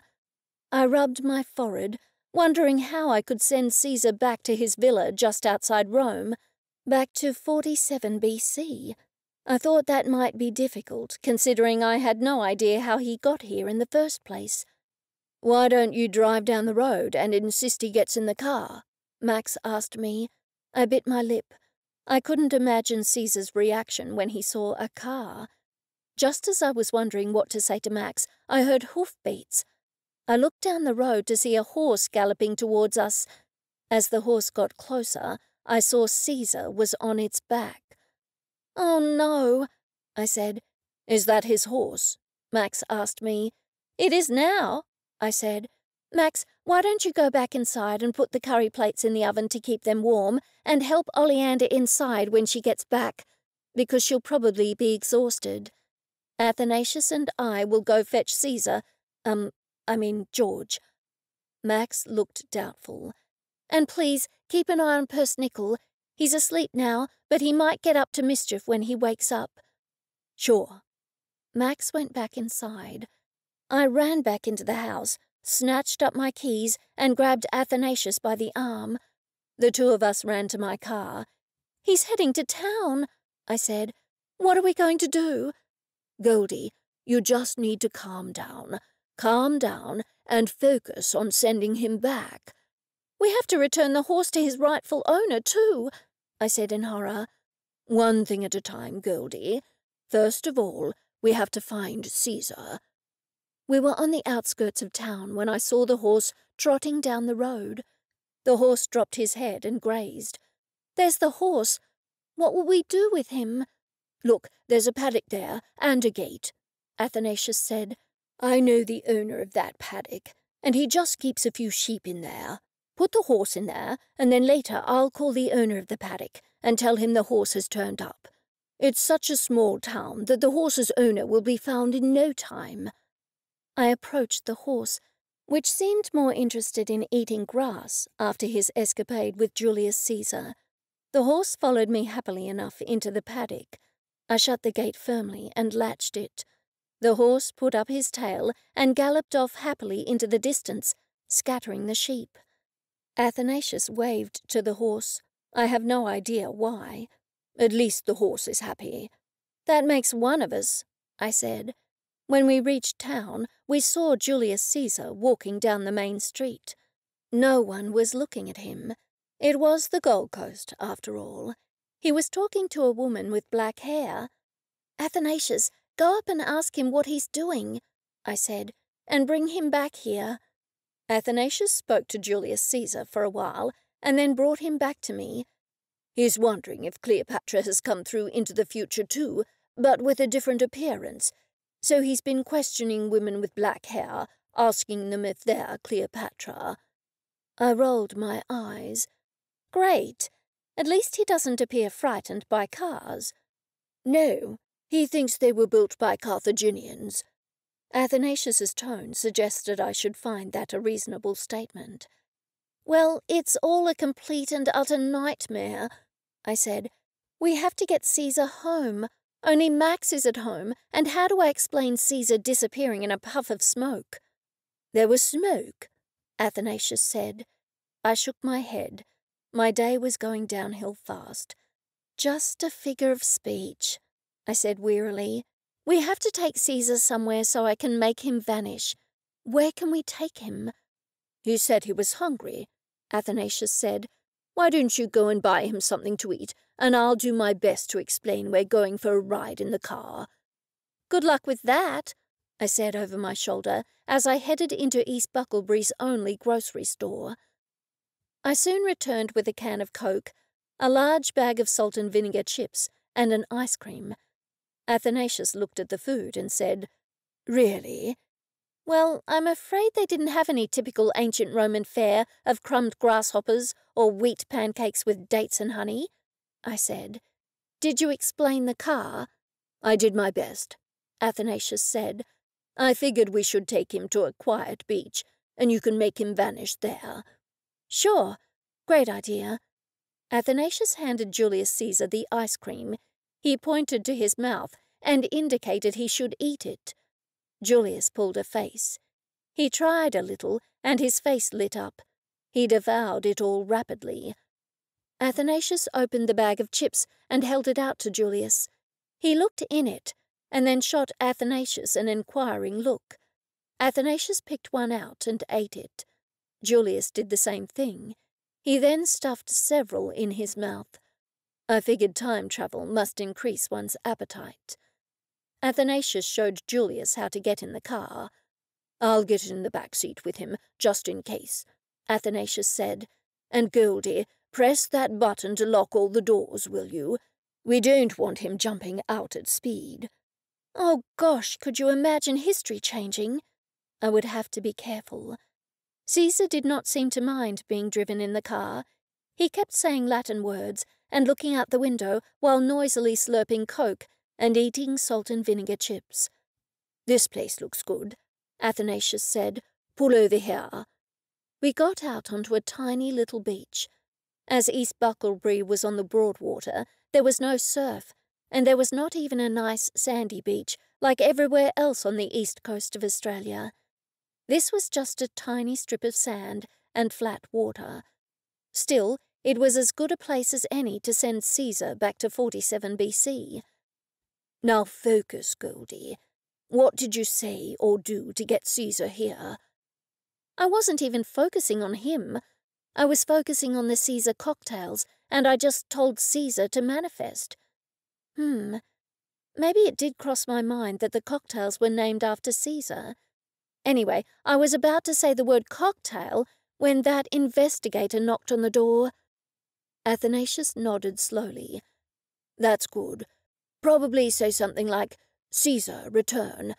But you will have to focus on Caesar going back in time. So then, focus hard, and release your focus just as you say the words. Focus first, and words second, Athanasius clarified. I chewed the end of one fingernail. Okay, I said. I focused on Caesar arriving in my kitchen. At first, I was struck by the uneasy thought that he might have to be sent back from the same location, but then I told myself I was a powerful sea witch, and I didn't have to follow those rules, even if they did exist. I focused on Caesar travelling through time and arriving in my kitchen, and then I visualized pushing him back quickly. When I felt I had the vision strongly in my mind, I said firmly, "Caesar, return!" I opened my eyes. There, standing in front of me, was the internal affairs investigator. "Where did he go?" he screamed. "Where did who go?" I asked him. "A man in a toga." "I don't see a man in a toga around here. Do you, Goldie?" Athanasius asked me. I breathed a big sigh of relief. "No, I don't." To the investigator, I said, "Are you all right? You look like you've seen a ghost, or maybe a Roman emperor." The man waved both arms in the air and then clutched his forehead. "I saw him with my own eyes." "Maybe you spent too much time in a quiet seaside town," I suggested. "Maybe it's time for you to go back to the city. We won't tell anyone you thought you saw a Roman emperor who vanished before your very eyes." "But I did see him," he insisted, "and he did vanish." "I wouldn't admit that if I were you," Athanasius said. "I'm sure your superiors would take a dim view of you having hallucinations. Have you been on any medication lately? Or maybe changed your medication? Was it the stress of your job?" "I know you've been imagining that Detective Max Grayson and I are having a relationship," I said. "Maybe you imagined the Roman emperor, too." He folded his arms over his chest. "I see. Blackmail, is it? You're blackmailing me. If I file a report that you and Grayson are in a relationship, then you'll tell my superiors I said I saw a vanishing man in a toga." "Max and I are actually not dating," I told him. "But if you want Athanasius and I to tell your superiors that you insisted you saw a Roman emperor who vanished in front of your eyes, then we're both quite happy to do so." He stood silent as his face turned an ugly shade of red. "You've got a deal," he said. "So you'll be leaving town tomorrow?" Athanasius said. "I'm leaving town today. I think I am overworked." With that, he turned on his heel and stormed off.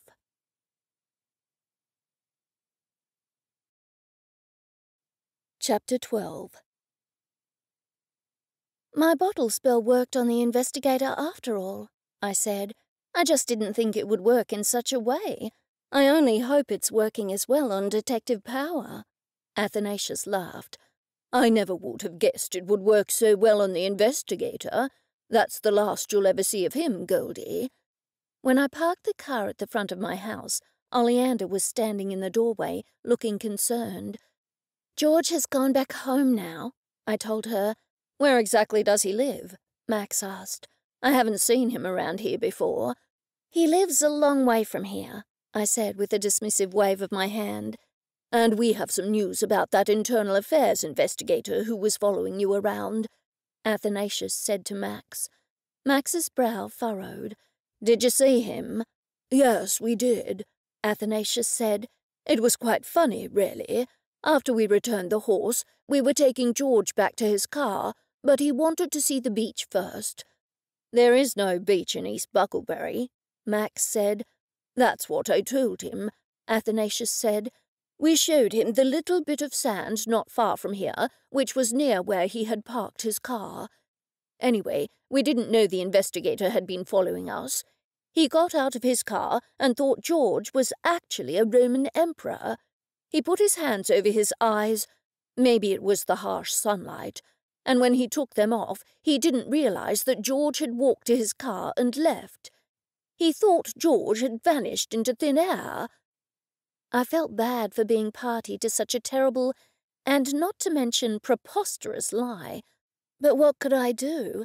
I couldn't really tell Max the truth, that I had conjured Julius Caesar to the present time. "He didn't really believe that, did he?" Max said with a frown. "He did, didn't he, Goldie?" He actually did, I said. He said he was overworked. He said he wouldn't bother you anymore if we agreed not to tell his superiors that he was having hallucinations of a Roman emperor. You're kidding, Max exclaimed. Deadly serious, Athanasius said. You'll never see him again. He's leaving today. I must say I'm completely dumbfounded. Max did look shocked. I decided to change the subject. I'll go fetch the Thai green curries. What about the Caesar cocktails? Oleander asked me. I don't want to see a Caesar cocktail or a Caesar salad again for a while. Ignoring Max's curious glance, I marched to the kitchen. Oleander followed me. I whispered to her what had happened. She seemed to find the whole thing remarkably funny. I don't like lying to Max, I whispered. What's the alternative? She whispered back. I rolled my eyes. I know. Soon the four of us were sitting around, eating Thai green curry and drinking Chardonnay. Persnickle was asleep on his wombat bed. I put a carrot in front of him for when he woke up, so he wouldn't disturb us. I haven't managed to turn up anything on Chris Coleman's son yet, Max said. Athanasius and Oleander, I'm really concerned about Melissa Fowle being at the retirement home. Do your best to avoid her. I mean it. We don't need telling twice, Oleander said. I'm certainly not going to book her for a treatment. Max nodded. That's wise. Do you have any updates about Power? I asked Max. He shook his head. No, he's been conspicuous by his absence. I thought he'd be calling me, telling me not to interfere. I exchanged glances with Oleander. Hopefully my vinegar bottle was working on Power as well. When we finished, Max offered to help me clear the table. We walked into the kitchen. I had made some pecan pies and was fetching them out of the fridge when Max said, Goldie, I've been meaning to speak to you about... Before he could finish, a grunting Persnickle bounced into the room. He looked up at me, expecting a treat. I put a carrot on your dog bed, I told him. He just looked at me, so I added, Come with me. I walked back out to his bed, but he didn't follow me. Sighing, I picked up the carrot and walked back into the kitchen with it. Persnickle did a little jig of excitement, which for a wombat meant he lifted one front leg a little and then the other. I held the carrot out to him and said, Gentle. He took the carrot from me gently. You certainly have him well trained, Max said. I was about to ask him what he was going to say to me when Athanasius came into the kitchen. I'm just fetching another bottle of Chardonnay, Goldie. Athanasius, get back out here, Oleander called out. In a minute, I'm just fetching the wine, he called. Athanasius? I don't know what her problem is, Athanasius muttered with a shake of his head. He took the bottle of Chardonnay out. Max and I followed him with the pecan pies. When Max was looking the other way, Oleander mouthed the word sorry to me. I simply shrugged. Max finished swallowing his mouthful of pie and said, Wow, you're such a good cook, Goldie. This is superb. I realized I was blushing. Thanks. Goldie, your face is red. Are you too hot? We could open a window. Oh, hush, Athanasius, Oleander said. You're in a right mood tonight, Athanasius countered. You know, it's strange that Angus Burns was murdered now, after all these years, I said to change the subject. Max agreed. But then again, the Great Bank robbery was in 1955, and the gang members were imprisoned for a long time. Chris Coleman and Martin Deacon passed away some years ago, and Ben Parrish hid out here. East Bucklebury was a backwater back then, and has only gone ahead in recent times. And if that article in the paper hadn't come out, then probably no one would have known he was there, I offered. Yes, and Angus Burns would probably still be alive, Max continued. It is puzzling, I said, and funny Doug didn't find his father's gold. There are mounds all over his backyard, so he was obviously digging stuff up.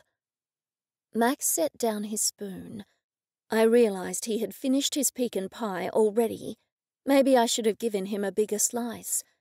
And exactly what was Angus doing at the house? Max said.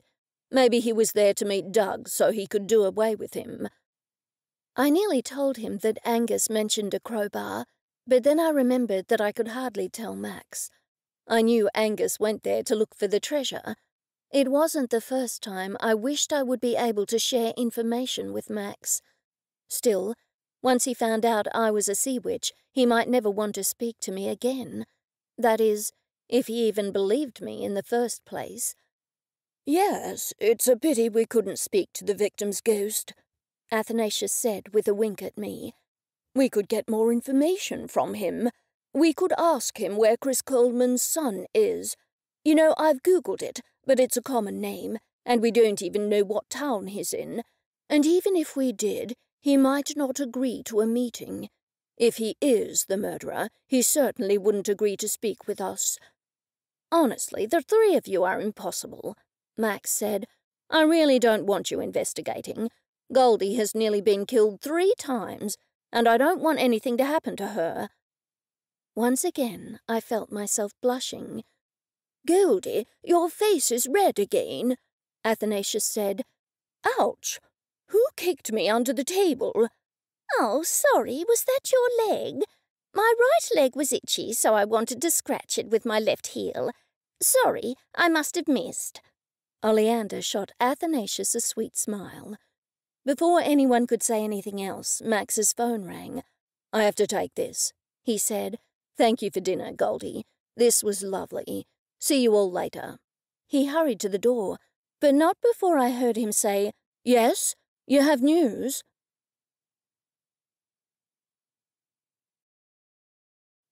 Chapter 13. Persnickle, Oleander, and Athanasius were sitting in my car. I was about to drive to Doug Greer's house when I realized I had left the vinegar separation bottle for the investigator in the house. "Be right back," I said. I sprinted to the front door, unlocked it, continued on to the kitchen, made sure I was getting the right vinegar bottle, and hurried back to the car. "I'm going to dispose of the ritual remains on the way to Doug Greer's house," I said as I drove off. After a few minutes, Athanasius asked me, "Why are you going this way?" "I always dispose of ritual remains at a crossroad," I told him, "and I don't want an audience, so I'm heading to the most remote crossroads I can find." I found the crossroads soon after I moved to East Bucklebury. They were on a road that used to run to the old highway before the M1 was built. What's more, there were no houses overlooking the crossroads. Probably the only audience was a cane toad or two. I turned the car the way I would leave and hopped out. I glanced around to make sure nobody was looking and dug a hole. The dirt was nice and soft after the recent rain, so it didn't take me long, although I did get dirt under my fingernails. I buried the bottle, filled in the hole, and then threw some coins on the top as an offering. I got back into the car and drove away, being careful not to look back. "Your vinegar bottle sure worked with the investigator, and I hoped it works as well on Power," Oleander said. "I'm sure it is working nicely on him, but I can't take any chances. After all, he did throw you in the Southport watch house." Oleander shuddered. "Don't remind me." When we got to Doug's house, I continued on past it down the road. "You've missed it," Athanasius said from the back seat. "I didn't miss it. I'm just scouting, just in case Power's here, or maybe even Thomas," I said, stalking me. There was no one about. I parked the car out the front, wishing there was somewhere I could hide it. Unfortunately, there was nowhere else to put it. It was conspicuous. I clipped the leash onto Persnickle. He climbed out of the car with a grunt. "Do you think the ghost is still here?" Oleander asked me. "I'll soon find out," I said. Athanasius pointed to the backyard. "Oleander, why don't we see if we can get into the shed?" I led Persnickle into the bedroom. I needn't have worried, because Angus Burns's ghost appeared at once. "How long do I have to hang around here?" He snapped at me. "Until your murder is solved." I wasn't sure if it was true, but I figured he wouldn't cross over until it was solved. "If you want me to help, you need to tell me everything." "Those people who came here with you, can they see or hear me too?" He made a waving motion with his hand in the direction of the backyard. "No, I'm the only one who can see you, and my wombat can too." He cast a doubtful look at Persnickle. "We were speaking with one of the detectives on the case," I said. "What was his name?" "Detective Bob Phillips." Angus muttered some rude words. "There's no need for that sort of language," I admonished him. "And Detective Phillips told us some interesting information about you. He told me that Lawrence, Martin, and Chris gave you a share of the gold to hide." I thought it best not to mention that Lawrence had told us too. "Yes, they did give me a bit," he conceded. "How much?" I asked him. "A few gold bars? Half their cut? A quarter? What was it?" He shrugged and looked sheepish. "Maybe it was around half." "Why would they trust you with their money?" I asked him. "Because the police hadn't connected me at that point. We had a contact on the inside, and he said they were about to arrest the others. They'd already hidden some of their gold and were about to hide the rest of it elsewhere, so they gave it to me." "Why would they trust you?" I asked again. He laughed, a sound which sounded more like a pig snorting. I like pigs, but it wasn't an attractive sound. "I don't think they did trust me. It was either me or the cops getting the gold. I suppose they thought they had a better chance with me. It all happened so fast, you see. Anyway, they threatened me at length. I suppose they thought we would all get out of prison around the same time, and I wouldn't have the time to do away with their gold." "But you got out of prison first?" He nodded slowly. "I made sure I was a model citizen, no matter what happened to me. I took a lot of beatings, though, but I didn't do anything to get me into trouble. I got out on parole ages before the others did. I played it smart." He tapped one finger on the side of his head. "I kept thinking about all the gold waiting for me." "Then that means Lawrence himself could have killed you, or Chris's son, or Martin's daughter. I don't think Lawrence had any children, is that right?" "Not as far as I know. I kept tabs on Chris, Martin, and Lawrence for years, just in case they decided to come looking for me." "So who do you think murdered you?" He shrugged. "It could have been any of the four of them." "Four?" I repeated. He nodded again. "Doug, Chris's son, Martin's daughter, or Lawrence himself." I bit my lip. I hadn't seriously considered Lawrence as a suspect. That was quite ageist of me. "Martin's daughter, Melissa, changed her name to Melissa Fowle." "What a stupid name," he said. I had to agree. "It is rather strange. I have no idea why she called herself that. Anyway, the point is that she started volunteering at the East Bucklebury retirement home only a few days ago, after the article about East Bucklebury came out in the Sydney paper." "Yes, it could be any one of them," he said. "Can't the police look at the angle?" Now I was thoroughly confused.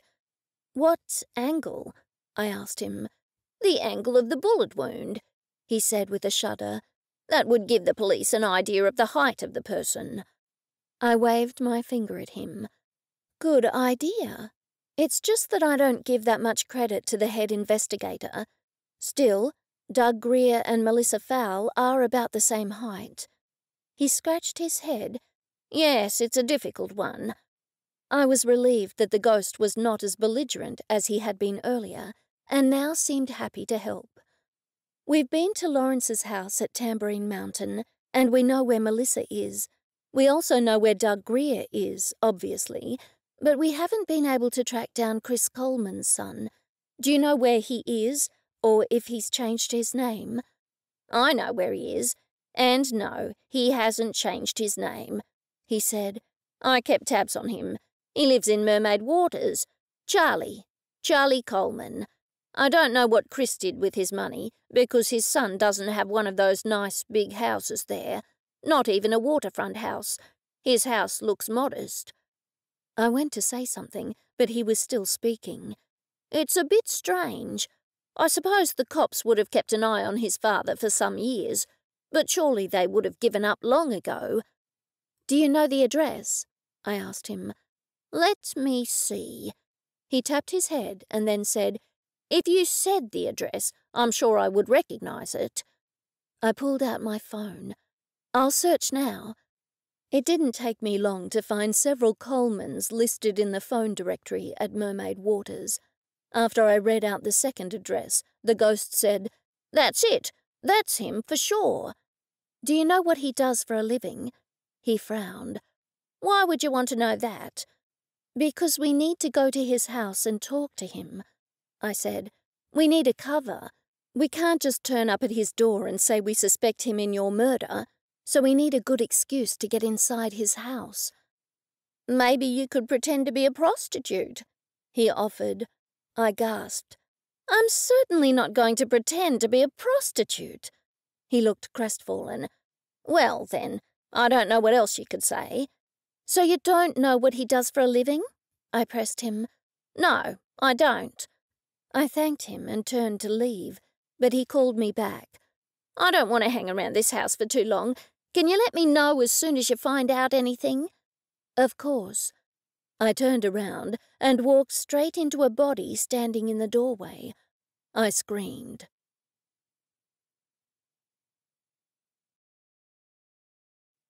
Chapter 14. "Thomas," I screeched, "what are you doing here?"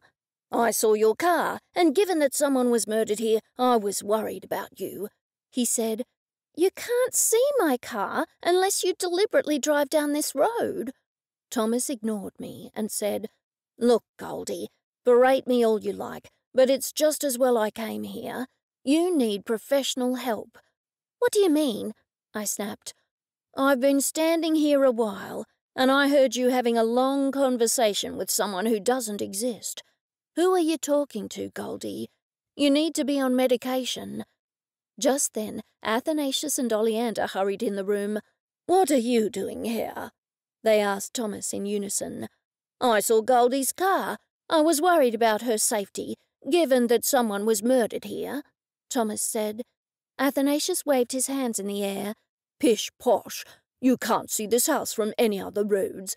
You drove here deliberately. Are you still following Goldie?" "Still?" he said. "You're treating me like I'm some sort of criminal, but I'm only concerned about Goldie, and with good reason. Did you know she was talking to herself at length?" Athanasius and Oleander exchanged glances. "Yes," Thomas continued. "I was standing here for some time behind the door. Goldie didn't know I was here, and she was talking at length, having a conversation with someone who didn't answer her. I think she needs a psychiatric evaluation. She's not acting herself. Why, she's even refusing to come back to Melbourne with me. That shows she's not in her right mind." "And neither are you, young man," Athanasius said. "Leave at once, or we will call the police. You're trespassing." "You two are trespassing as well," Thomas countered. "They're actually my receptionists," I said, "and I have the legal right to be here because I'm selling this property. Not that it's any of your business. Leave now, or I'll have you charged."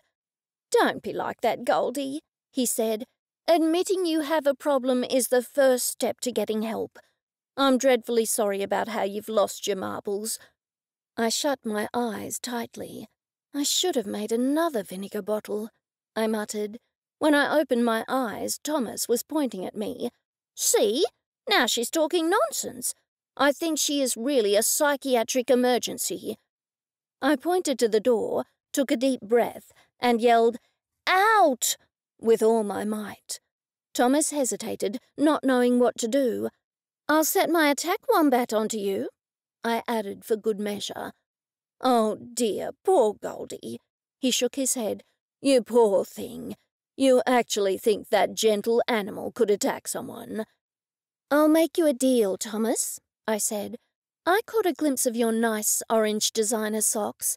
You always did have trendy taste in socks. Would you mind pulling up your jeans so I can look at your lovely orange socks? And if you remain in this house for the next 2 minutes, then I will certainly go and have a psychiatric evaluation." Thomas looked utterly confused. Athanasius said, "It seems like a good deal to me, Thomas. If you do as she says, Goldie will get a psychiatric evaluation." Thomas shot him a wide smile and then rolled his jeans up halfway to his knees, revealing ghastly orange socks that were pulled up his calves. I felt a tremor run from Persnickle's body through the leash.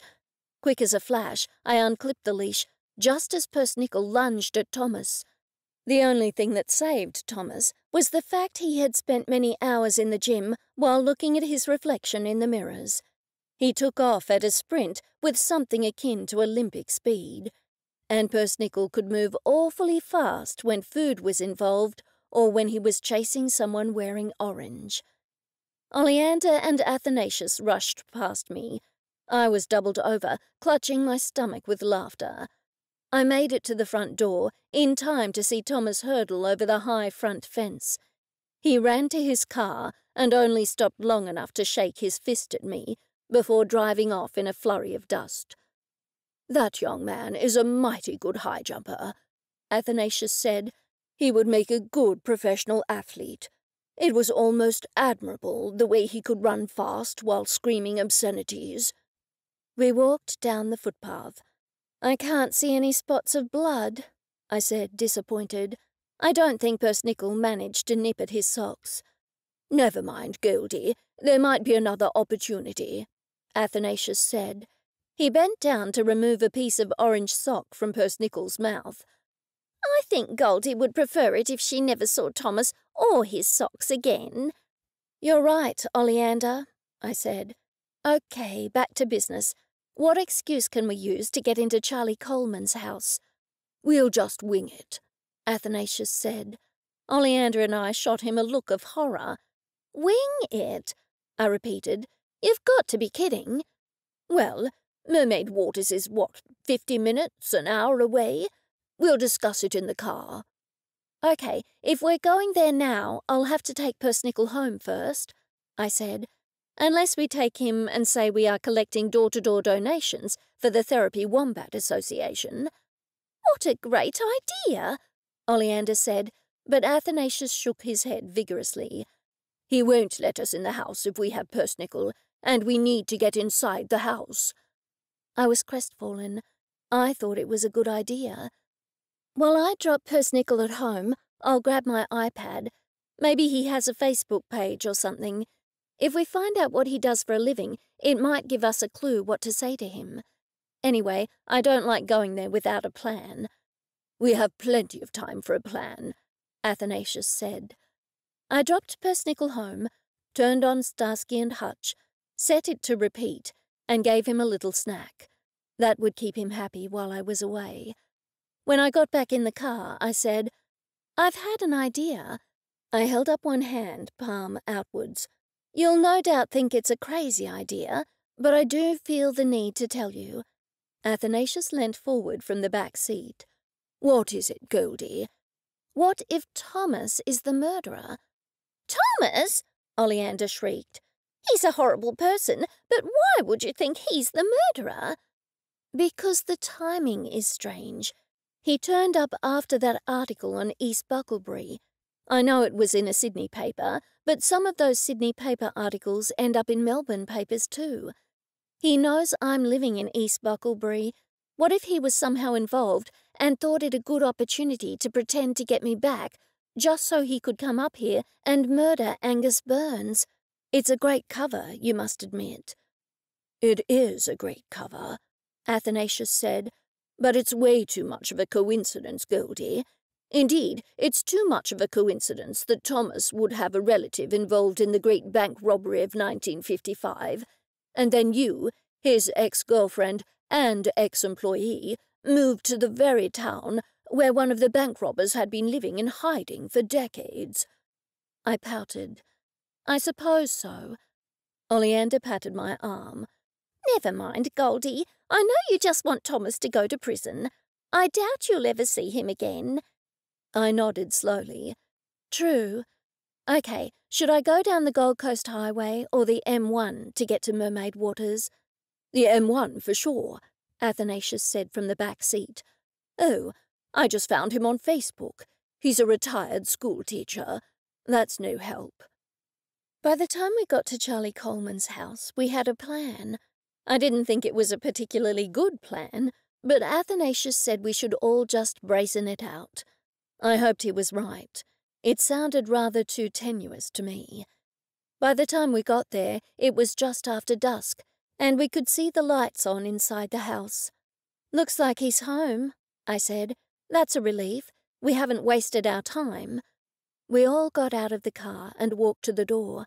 The house was no paid-for-by-crime mansion, that was for sure. It was an L-shaped double-brick house with a garage attached to one side.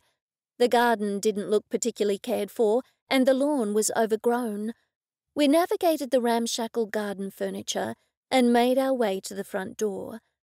Athanasius knocked hard on the security door and then rang the bell for good measure. The man answered only moments later. "Hello?"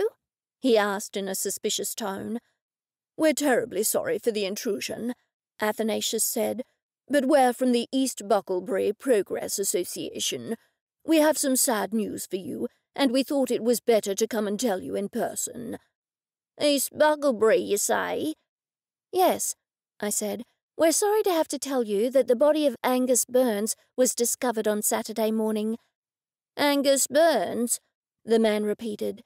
"Yes, he was in the great bank robbery of 1955 with your father," Athanasius said. "We hope this isn't a horrible shock. Maybe you should have been sitting down when we told you the news. I do apologize." "No, that's all right. My father didn't like him at all," the man said. Right on schedule, Oleander pretended to faint. "Oh no, it's her heart," Athanasius said. "May we bring her inside? Maybe we could have a glass of water so we can give her pills." The man looked undecided, but opened the door. "Come in." He showed us through an archway into the living room.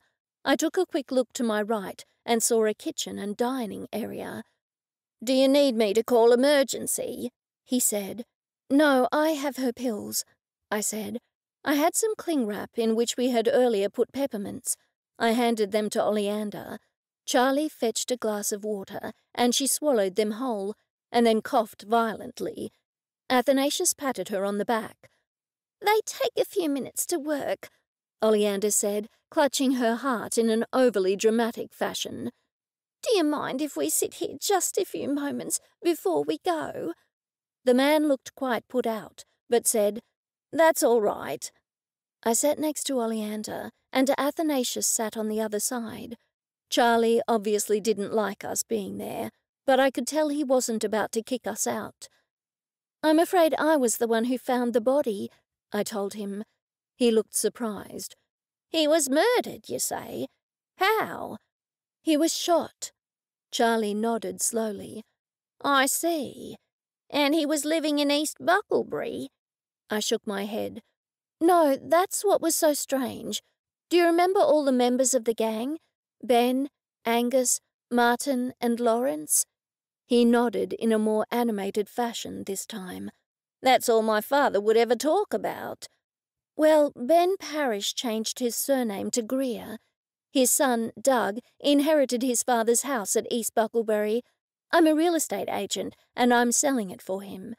There was an open home on Saturday morning, and the first lady who attended the open home found the body. It was in one of the bedrooms." "Do the police know who did it?" he asked. I shrugged. "If they do, they haven't told me.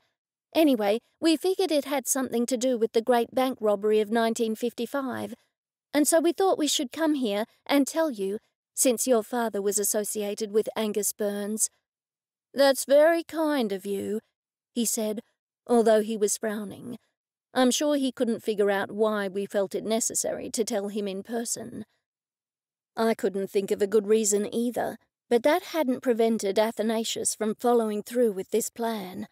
I hoped Charlie wouldn't ask us how we had discovered his address.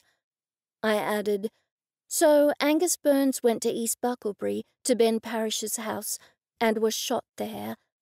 "I wonder how Angus Burns found out where the house was," Charlie said. "There was a big article in the Sydney paper about a month ago," I told him. "It had a big photo of Ben Parrish back in the day, and his name was captioned with the photo. Obviously, his son Doug gave the photo to the paper." "Why would he do that?" Charlie said. "I have no idea, but Doug is selling the house. He looked for his father's gold, but wasn't able to find it," I said. "He dug up some of his backyard.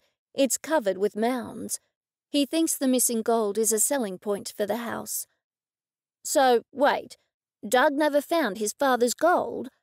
I shook my head.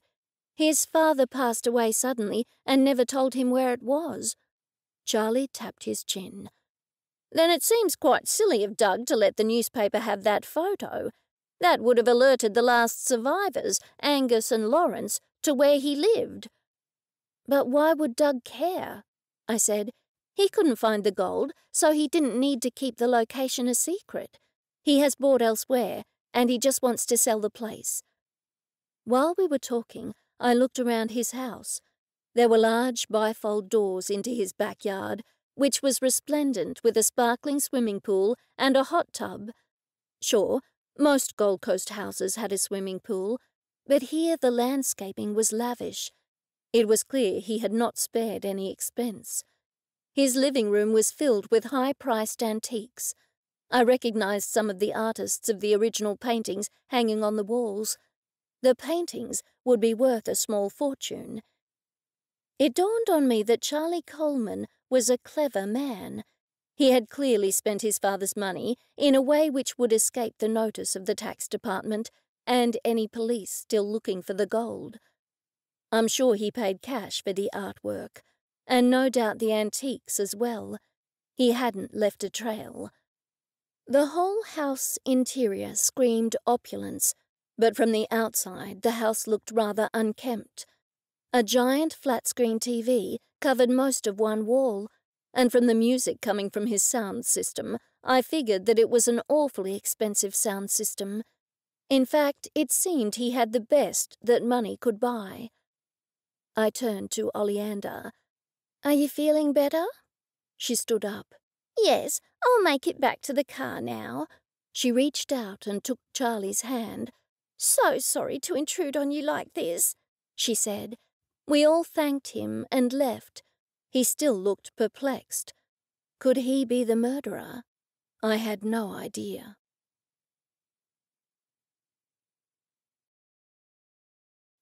Chapter 15. I thought our plan for investigating Charlie Coleman was bad, but Athanasius's plan for investigating Melissa Fowle was even worse. That might have been because it involved me. I was sitting on the edge of the table in the retirement home's physiotherapy room. "I don't know why I'm giving you free treatment," Melissa Fowle grumbled. "Foul by name, foul by nature," I said silently to myself. Aloud, I said, "The head nurse said I could because I volunteer here with the therapy wombat." "Therapy wombat, my fat—" she snapped. I trembled. I hope she didn't break anything. An unpleasant woman, Melissa Fowle had volunteered to do free treatments on the residents, so why she was complaining about doing a free treatment on me was beyond me. More and more, I was coming to the conclusion she was the murderer. It was entirely suspicious that she had arrived in town just after the article in the Sydney paper. It was obvious to me she was in town for the gold. "What seems to be the trouble?" she asked me. "I tripped over Persnickle, he's my wombat, and hurt my knee. Ever since then, my right ankle has felt weak. It helps if I turn it out to the right when I walk, but sometimes it just collapses on me." I remembered someone once saying a good liar is someone who sticks as close as they can to the truth. I had injured my leg in Melbourne some years ago, and those were the symptoms I'd suffered back then. Melissa took another look at me, and her face changed. Yes, you're Goldie Bloom, the real estate agent, aren't you?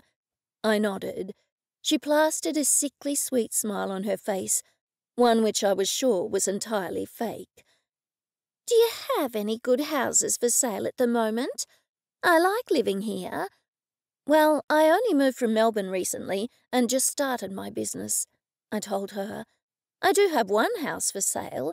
It's a 3-bedroom, 1-bathroom, single-level house on the outskirts of town. It sounds good, she said. She wasn't fooling me. I knew she was interested in the house because she thought the gold was buried there. Still, I knew she couldn't be sure whether Doug had already found his father's gold. I didn't know what to say, so I simply smiled and nodded. After an interval, I said, I'm happy to show you the house if you'd like. It does need redecorating. It also needs a new kitchen and a new bathroom.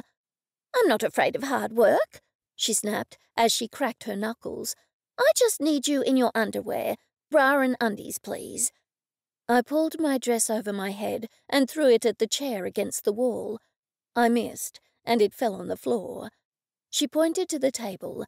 Lie down. I'm going to put pieces of tape on your bad spots so I'll know how to treat you.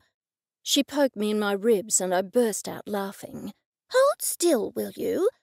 I opened my eyes to see Melissa bending over me, holding a roll of white tape in her hands. She ripped off a piece with her teeth and stuck it on my ribs. I burst into a fresh bout of laughter. I'm sorry, I'm ticklish, I said. Soon I was covered with little bits of tape. Do I really have that many bad spots? I asked her. Yes, you need a lot of alignment, she spat. Roll over and I'll check your spine. I did as she asked, and soon I felt her stubby fingers poking into my back. Ouch, I said repeatedly, punctuated by her asking if it hurt. I'll just put bits of tape on the rest of your bad spots, she said. She proceeded to stick about 50 pieces of tape all over my back. You need extensive therapy. You're telling me, I said. She shook her head. I mean physical therapy. Oh, well, is there anything you can do for me today? I can help you a little, but I need to give you exercises to do, and you'll need to see a physiotherapist on a regular basis. One you pay for, she added with narrowed eyes. Clearly she couldn't maintain her nice act for long. I hoped Oleander would hurry with the second part of the plan. So, when would you like to see the house? I asked her. I'll call you. Do you have a card? I sat up. It's in my handbag. Should I get it for you? She signalled that I could. I hopped off the table and walked to my purse. I fished out a card and handed it to her. She turned it over in her hands. Why is the owner selling? He's bought elsewhere, I told her. He told me he was looking for something there and couldn't find it, so he just gave up. I shrugged, hoping she would believe my story. Maybe he was talking about a sense of community or something like that. He's also a coffee addict, and it's illegal to own or drink coffee in this town. Melissa slammed the card down on her desk with a thud. Ridiculous, she snapped. Who's ever heard of such a stupid thing? She thudded over to me in huge strides. Okay, now we're going to do an exercise for your knee. It's all in the same muscle chain, you understand? I didn't understand at all, but I wasn't about to say so. I smiled and nodded. Now, I want you to push your knee forward as I continue to push it back. I had no idea it would be so painful. Ouch! I screamed. This is torture. It will make you better, she said. No pain, no gain. Just then a nurse burst into the room. I breathed a huge sigh of relief. Quick, Miss Val, you have to come with me. One of the residents has fallen down and can't move. It's an emergency. Call for an ambulance, Melissa snapped. The nurse shook her head. No, she specifically asked me not to. She says it happens on a regular basis. Her spine locks up and a physiotherapist can release her. Hurry, it looks bad. She's in terrible pain. Melissa grunted. To me, she said, Okay, out of my room. I need to lock my door. I clutched my knee and rolled back on the table. Ouch! Cramp! I can't move! Come on, I'll help you. She tried to drag me off the table, but I clutched it with both hands. Ouch! The pain is too much. Help me, I said to the nurse. The nurse, who clearly didn't like Melissa Fowle, said to her, Leave Goldie there. We know her well, and she won't steal anything. Come on, you have to come now. She grabbed Melissa's arm and pulled her out the door. I sat there for a few moments and then hurried over to the door. I opened it just a crack and peeped out. There was no sign of Melissa. I ran to the window and peeked around the curtains. To my delight, Melissa was halfway to Oleander's apartment. I jumped off the table and looked inside Melissa's handbag. She had some change, her smartphone, a reward card for a pizza franchise, and not much else. Nothing incriminating, anyway. I hurried to her laptop. Thankfully, it was already on. I looked through her email. I couldn't see anything incriminating there either. Her search history was more interesting. She had both the major Aussie real estate websites open and had been searching houses in East Bucklebury. Another search tab showed she had been Googling every member of the Great Bank Robbery of 1955 gang. Still, I knew she was Martin Deacon's daughter, so that wasn't surprising. If she was the murderer, what would I expect to see? I hadn't thought of that before, and it was hard to think under pressure. Maybe I had been hoping for something simply to turn up. I looked through her emails again. Most were complaints about being double-charged for internet virus subscriptions and requests for extensions on her phone and electricity bills, along with several complaints to online delivery supermarkets. One email complained that her organic Dutch cream potatoes had arrived green and they were over $5 a kilogram.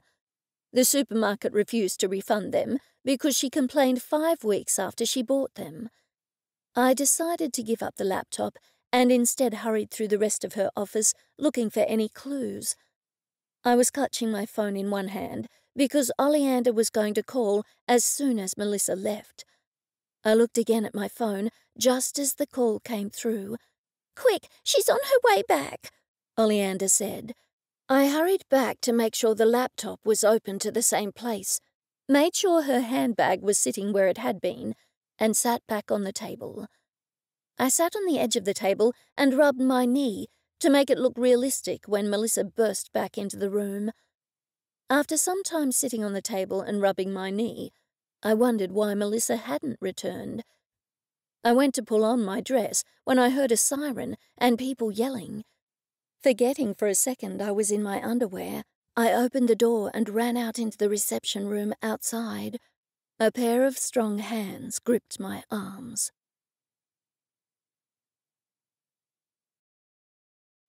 Chapter 16. Goldie. Max stepped back and looked me up and down, his jaw hanging open. I tried to cover myself with my hands, but that was difficult. Max whipped off his coat and put it around me. "What are you doing with your clothes off?" I gasped. Surely he didn't think I was having a secret assignation. "Melissa Fowle was torturing me," I said. "She was supposed to be fixing my bad knee." "Why are there bits of tape stuck all over you?" "It's what they do when they find your muscles out of alignment, I think." Max was already hurrying me out of the building. "It's a fire alarm," he said. All the residents and the nurses standing outside stared at me as Max led me past them. Some of them were giggling. "I want my clothes," I protested. "You can get them later," Max said. "Then take me to Oleander's apartment, quick." Max guided me across the other side of the complex. "Is there a fire?" Oleander said as she opened the door. "Nice legs." "Yes, they're evacuating that building, and I was in my underwear because that woman was torturing me," I said. "I need clothes." I looked at Athanasius. He was standing there, frozen to the spot, holding out a lemon tart. Oleander hurried me past him into her bedroom. "Put my bathrobe on," she said. I threw on the bathrobe, thankful it was floor length. I tied it really tightly. "Now you can give Max his coat back," she added. I was somewhat reluctant to give Max his coat back. I had liked wearing it, and it smelt of him, all wood smoke and pineapples. "Thanks for that, Max," I said. I was in a bit of a panic. He narrowed his eyes. "What exactly were you doing there? You weren't investigating, were you?" I leant forward and grabbed my right knee. "I twisted it," I said. "The dreadful woman said my back was out of alignment, and she stuck little bits of tape on me."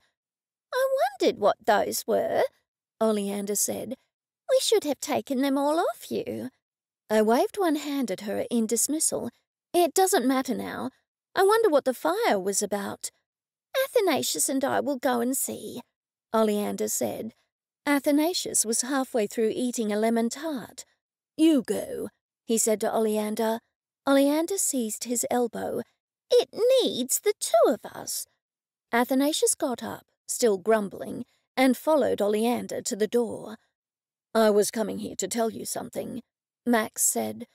I sat on the nearest couch, and Max sat opposite me. I looked at him, waiting for him to continue. "Goldie, I'm only telling you this so you'll be careful. I'm not telling you this to help your investigation."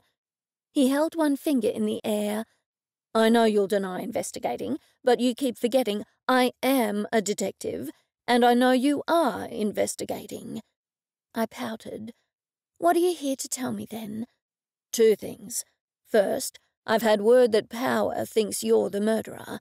I'm surprised he hasn't brought you in for questioning again. The vinegar bottle must be working. And what's the second thing?" "I'm going to tell you to be careful of Doug Greer." I pulled the bathrobe around me more tightly. "You're kidding. Is he the murderer?" Max shrugged one shoulder. "Power is questioning him right now.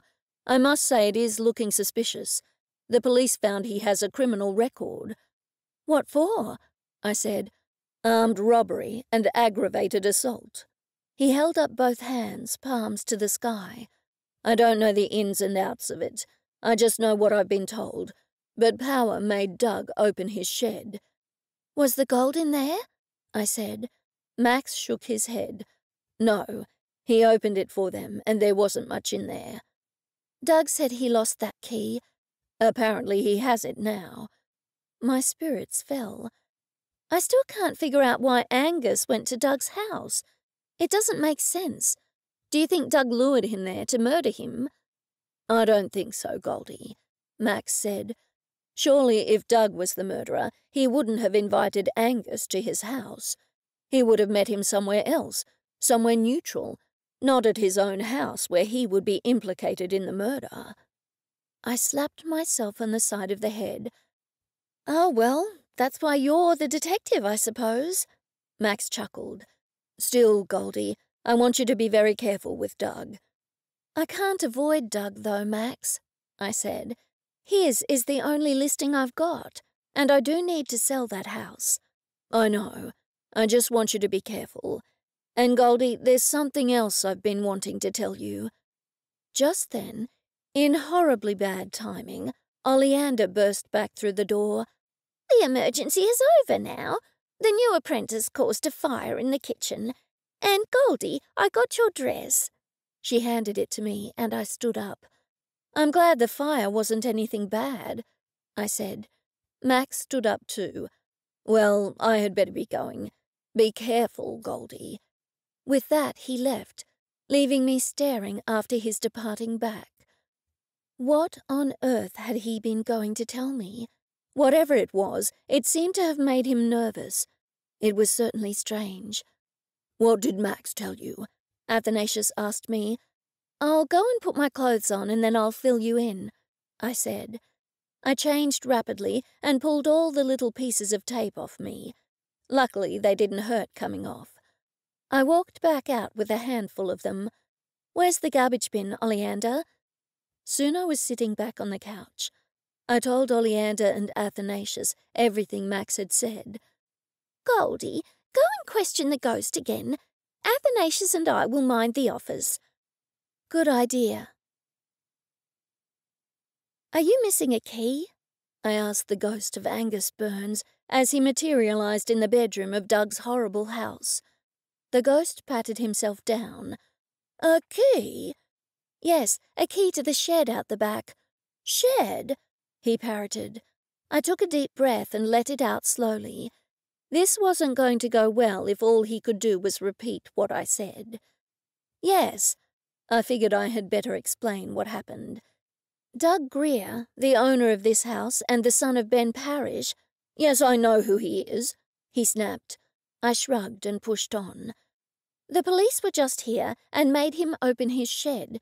He told me he'd lost the key years ago, but he somehow had it today. I wondered if maybe you had the key to his shed and he murdered you to get the key. My key? The ghost said. I took another deep breath. Yes, your key if you had one. Do you remember coming here with a key to Doug's shed? I am trying to help you, you know, I added for good measure. When we solve the murder, you can cross over, or push on, or whatever you ghosts do. I don't want to hang around here forever, he snapped. It's not doing anything for my mood. Really? I said snarkily. He glared at me. My memory is not as good as it was when I was alive. It's probably the shock of being murdered, I said seriously. When someone's been murdered, they don't always remember everything that happened clearly. He looked at me with interest. You've spoken to other ghosts who've been murdered? I'm afraid so. Do you think Doug murdered you? Did he murder you and take the key from you? I don't remember seeing him at all, Angus said. I've been here for a long time, ever since I was murdered, and I haven't had anything to do. There's no TV, and I can't drink beer or place any bets on the races. What else is a man to do? All I've done is wonder who murdered me. As I said, my memory is hazy, but I don't remember seeing anyone at all. I just remember pressure on my back, and that's the last thing I remember when I was alive. I swatted away a persistent mosquito. Did you have your keys on you? Yes, I always carried my keys with me. I nodded slowly. So you had a ring of keys with your house key and your car key? He shook his head. I never carried my house key with me. It's under a potted plant at my front door. I wondered why, but I didn't like to ask. After all, I didn't want to distract him now that he was finally talking. So on the key ring, you only had the shed key and your car key? I don't think I ever had the shed key. Something occurred to me. How did you get here that night? I mean, did you drive? I didn't see your car out the front. No, I left it on the main road and walked here, he said. Now think hard, Angus. Were you holding your keys, or were they in your pocket when you were attacked? He shut his eyes. I thought he would vanish, but he stayed materialized. No, I do remember now. They were in my hand, because I also had one of those little tiny torches on my keyring, and I was using it at the time, so I was holding it. Why is that important? I slapped my hand on my leg. For a moment, I thought we found the murderer. If the key was in your pocket, I would think Doug was the murderer, because he wouldn't have had any chance to go through your pockets when the police were here. But if it was in your hand, then it could have been flung from your hand when you fell. Doug could have easily found it lying on the floor and pocketed it. After all, he did recognize who you were as soon as he saw you. Wouldn't the police have searched the place first? Angus asked me. I waved my hand around the room. How could anyone find anything in this mess? He nodded solemnly. You're right. Doug's father, Ben, was just as messy back then. Anyway, I'm certain I didn't have the key to Doug's shed. I can't remember why I came here, but I know it wasn't anything to do with the shed. My spirits fell. Oh, I was so sure I was onto something. Doug told me he lost the shed key, but he opened the shed today for the police. So if Doug didn't murder me, then who did? Your guess is as good as mine, I'm afraid, I said. Just then my phone rang. I pulled it out and looked at the text. I gasped.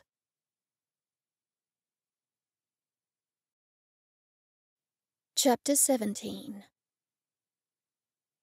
I read the text from Oleander again. One of the residents just drove past Max's house, and there was a removalist van outside. Men were taking stuff out of Max's house. Is this what Max had been trying to tell me? He was leaving town. No wonder he had been acting strangely. My spirits fell. There was no use feeling sorry for myself. I decided to take Persnickle home and then drive back to see Lawrence Pattinson Smythe. After all, he was more or less local and knew about the article in the paper. I had no idea why I hadn't given him my close attention before. I drove home and put Persnickle in his wombat bed. He at once went to sleep and snored gently. The morning's outing had obviously tired him. Wombats weren't the most energetic creatures. I then turned on my coffee machine. While it was heating, I paced up and down, thinking about Max. I had thought there was something between us. How did I get it so wrong? He was leaving town. I paced some more, and then made a thermos of coffee for Athanasius and Oleander. I jumped in my car and headed to my office. "We don't have any firm listings for you, Goldie," Oleander called out as soon as I walked in the door.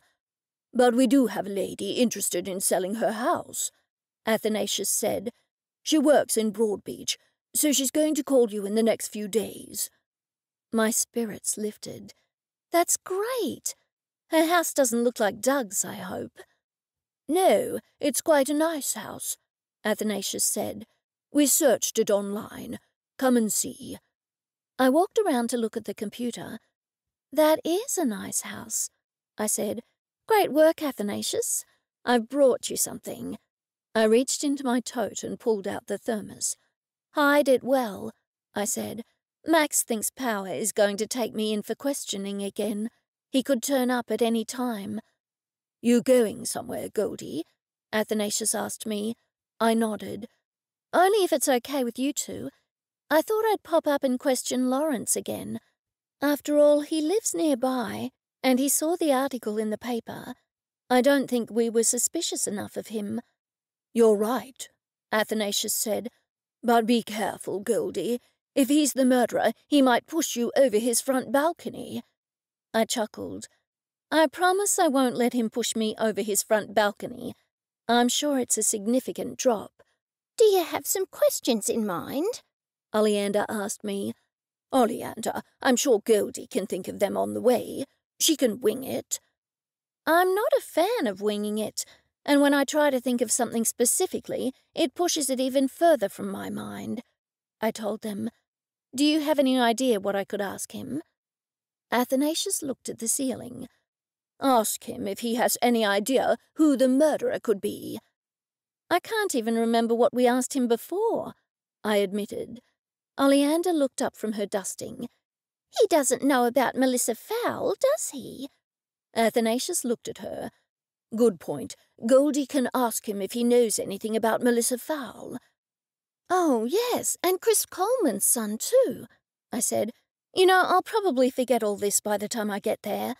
I'll just throw myself in his mercy and ask him for help." "Still, be careful, Goldie," Athanasius said. "He might be the murderer. Call us as soon as you arrive there, and then call us when you leave so we know you're safe." "Good idea," I said. "Okay, wish me luck." Soon I was driving along the M1, hoping I wouldn't miss the exit. Of course I did miss the exit, and had to continue on until I turned off at the Helensvale exit. By some miracle, which involved turning left at every opportunity, I somehow ended up on the correct road. I breathed a huge sigh of relief. Once I'd left Oxenford, the road to Tambourine Mountain was quite pretty. I had to stop about 5 times for roadworks, and that slowed me down considerably. I was sure they weren't there the other day. Finally, after yelling abuse at several drivers who overtook me at high speed when I was doing 60 kilometres in a 60-kilometre zone up a steep hill, I navigated my way to Lawrence's house. I parked outside and called Athanasius. "I'm here now." "We were beginning to get worried about you," Athanasius said. "It took you well over an hour." "There were all these road works," I said. "I got stuck at the back of the line at each one." "Call us again as soon as you get back to your car, and don't be there for more than an hour." "Goodness, I don't intend to be in there for more than 10 minutes, I told him. "Keep your phone on you, though," Athanasius said. "Don't leave it in the car. And don't be ageist and underestimate him. He could be a cold-blooded killer." "I won't underestimate him," I said with a shudder. "Stand by." With that, I hung up, got out of the car, and was making my way to the door when his next-door neighbour stuck her head out her window. "You back again so soon?" I smiled and nodded. I thought speaking might encourage her. Apparently she didn't need encouragement. "He's home. He hasn't picked up his dog's business since you were last here." I smiled and nodded and kept walking. She was still speaking, but thankfully I had reached his front door. I pressed the buzzer, hoping he had his hearing aids in this time. Lawrence opened the door a little, his expression neutral. At least he didn't appear annoyed to see me. He opened the door wider and beckoned me inside. "I just have to put my hearing aids in," he yelled at the top of his lungs. I smiled and nodded again. I was beginning to get a sore neck. To my dismay, Lawrence showed me to the balcony. "Take a seat," he yelled. "I'll be back in a minute." I sat as far away from the edge of the balcony as I could and looked around for something I could use as a weapon. Sadly, there wasn't anything unless I picked up the iron table. It looked too heavy to lift. The back of the house in Cliff Road certainly did have a significant drop. I figured the balcony was of a pole construction. It did afford a wonderful view of the tall buildings at Surfers Paradise and the sparkling blue ocean beyond. I decided to sit with my back as close as I could to the wall in case Lawrence tried to grapple with me and throw me over the edge. He didn't look particularly strong to me, but I was mindful of Athanasius's warning not to underestimate him. "So, Miss Bloom, isn't it?" he said when he returned. This time he was speaking at normal volume. "Yes, please call me Goldie."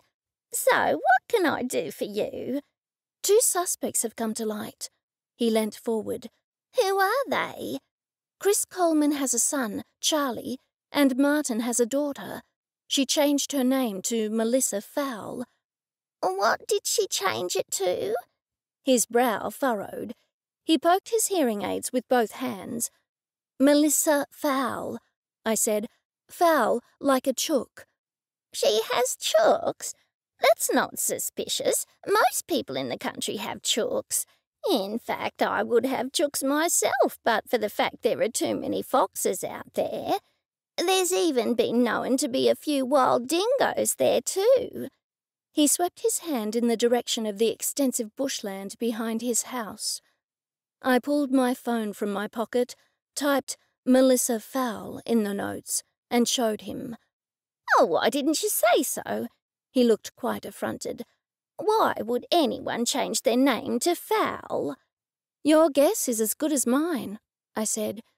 "Now, Chris Coleman lives at Mermaid Waters, and he's a retired schoolteacher. It looks like he spent most of his father's money inside the house." "No doubt he paid cash," Lawrence said, smiling and nodding. I cast a surreptitious glance through the open bifold doors into his house.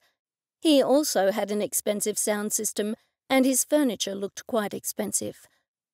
I'm not so much suspicious of him, but I am suspicious of Melissa Fowle. "Would you like a cup of tea, dear?" I shook my head. "No, I stopped for coffee on the way here, but thanks for offering." "Would you like an intact biscuit?" he asked me. "I made them myself. I'm not sure if I accidentally used salt instead of sugar, but most of them fell apart. I gave some of the intact ones to that dreadfully nosy woman next door, and I saw her throwing them out the following day. Maybe she thought I was trying to poison her." He broke into loud laughter. "Did you try to poison her?" I asked, wondering if he was the murderer. Oh, of course not. Now what were you telling me about this Melissa Chook? "Melissa Fowl," I corrected him. "It is quite suspicious. You know that article you told us about that was in the Sydney paper?" He nodded. "She must have seen it, because soon after that she arrived at the East Buckleberry Retirement Home to work as a volunteer.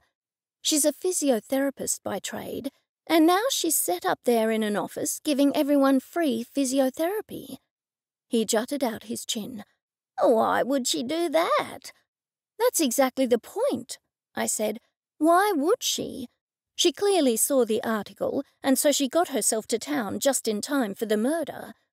She was in town, so she certainly had the opportunity to murder Angus Burns. She looks like she could handle a gun, too." Well, Angus was my age, so he wouldn't have put up much of a fight, Lawrence said with a chuckle. Once more, his words filled me with suspicion. He didn't seem at all upset that Angus had died. I sized Lawrence up. He was tall and well-built, and did not look anywhere near his age. I had seen a small white car in his carport. It was the sort of car anyone would overlook. I wondered if he had slipped over to Doug Greer's place in the dark and shot Angus. But how did he know Angus was there? Then it dawned on me. Maybe he was in it with somebody else. Maybe they were both there looking for Ben's gold, and Lawrence decided to do away with Angus. But for what reason? It was a mystery to me. I looked at Lawrence, who was staring at me fixedly. "Who do you think murdered Angus?" I asked him. I've been thinking about that a lot lately, and I don't have a clue, he said. Clearly, it's all to do with the great bank robbery of 1955. I shrugged. That does seem the obvious conclusion. But maybe he had a fight with his girlfriend and she decided to do him in. Lawrence looked surprised. Angus had a girlfriend? What a lucky bloke. I hurried to explain. I don't know if he did. I just wondered if there could possibly be another reason that he was murdered. Something that didn't have anything to do with the robbery at all. It's the location, Lawrence said. If it didn't have anything to do with the robbery, then why was he shot in Ben Parrish's house? No, you mark my words, this has everything to do with the robbery. Okay then, do you mind if I run through my conclusions with you? Lawrence shook his head. No, I'd be happy to hear them. This has been bothering me. And the police haven't arrested anyone yet. I shook my head. No, they haven't. Okay, you, Ben, Chris and Martin gave Angus, what, around half of your money? Lawrence nodded. How much of your money? Probably half, Lawrence said with a shrug of his shoulder. Like I said, I hardly gave him any. He chuckled. Do you think he spent it all? Lawrence frowned. I have no idea, but he possibly did spend it all. And did you ever try to find Angus? Yes. Chris, Martin, Ben and I did try to track Angus down, but he was living in Senegal. By the time we looked for him there, he'd left. He was elusive. We managed to track him down to a few places, but he'd only just left. By all accounts, he was living the high life. I doubt he had any money left. Then why do you think he was at Doug Greer's house? Do you think he went there to look for Ben's gold? Either that or someone invited him there, Lawrence said. Invited him there to kill him. I thought of that, but it doesn't make sense, I said. Angus would have known you were all angry with him. For example, if Doug invited him there, Angus wouldn't go because he would figure Doug wanted to take revenge on behalf of his father. Isn't that right? Lawrence was silent for a while. I imagined he was thinking it over. You're right, you know. It is a mystery. Okay, so we can't figure out why Angus was there. So let's get back to the motive, I said. Angus kept the gold belonging to the rest of you, so the motive must be revenge. Is that right? He nodded slowly. Yes, it would have to be revenge. Angus had a big ring, a big golden ring with some sort of a symbol on it. When Doug first saw the body, that's how he recognized him. He said his father had the same ring. We all had those rings, Lawrence said. I wore mine for years. I took it off decades ago when I lost weight, and it kept falling off me. So what significance did the rings have? I asked him. Nothing, really.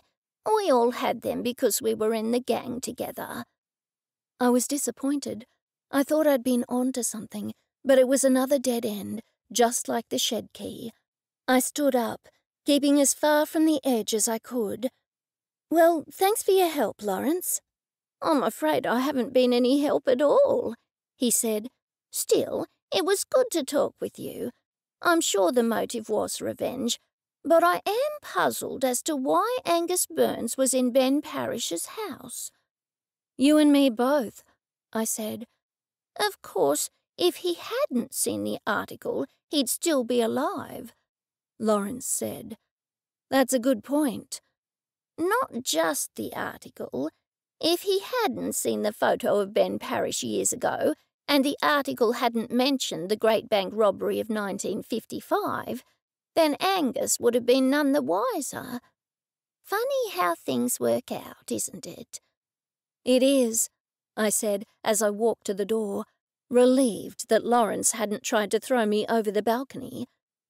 I still didn't know if he was the murderer, but at least I was now fairly certain that the motive was revenge.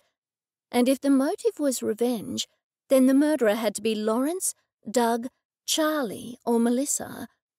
One thing was still bugging me. Why did Angus Burns go to that house? Something else was bugging me, but I couldn't quite figure out what it was.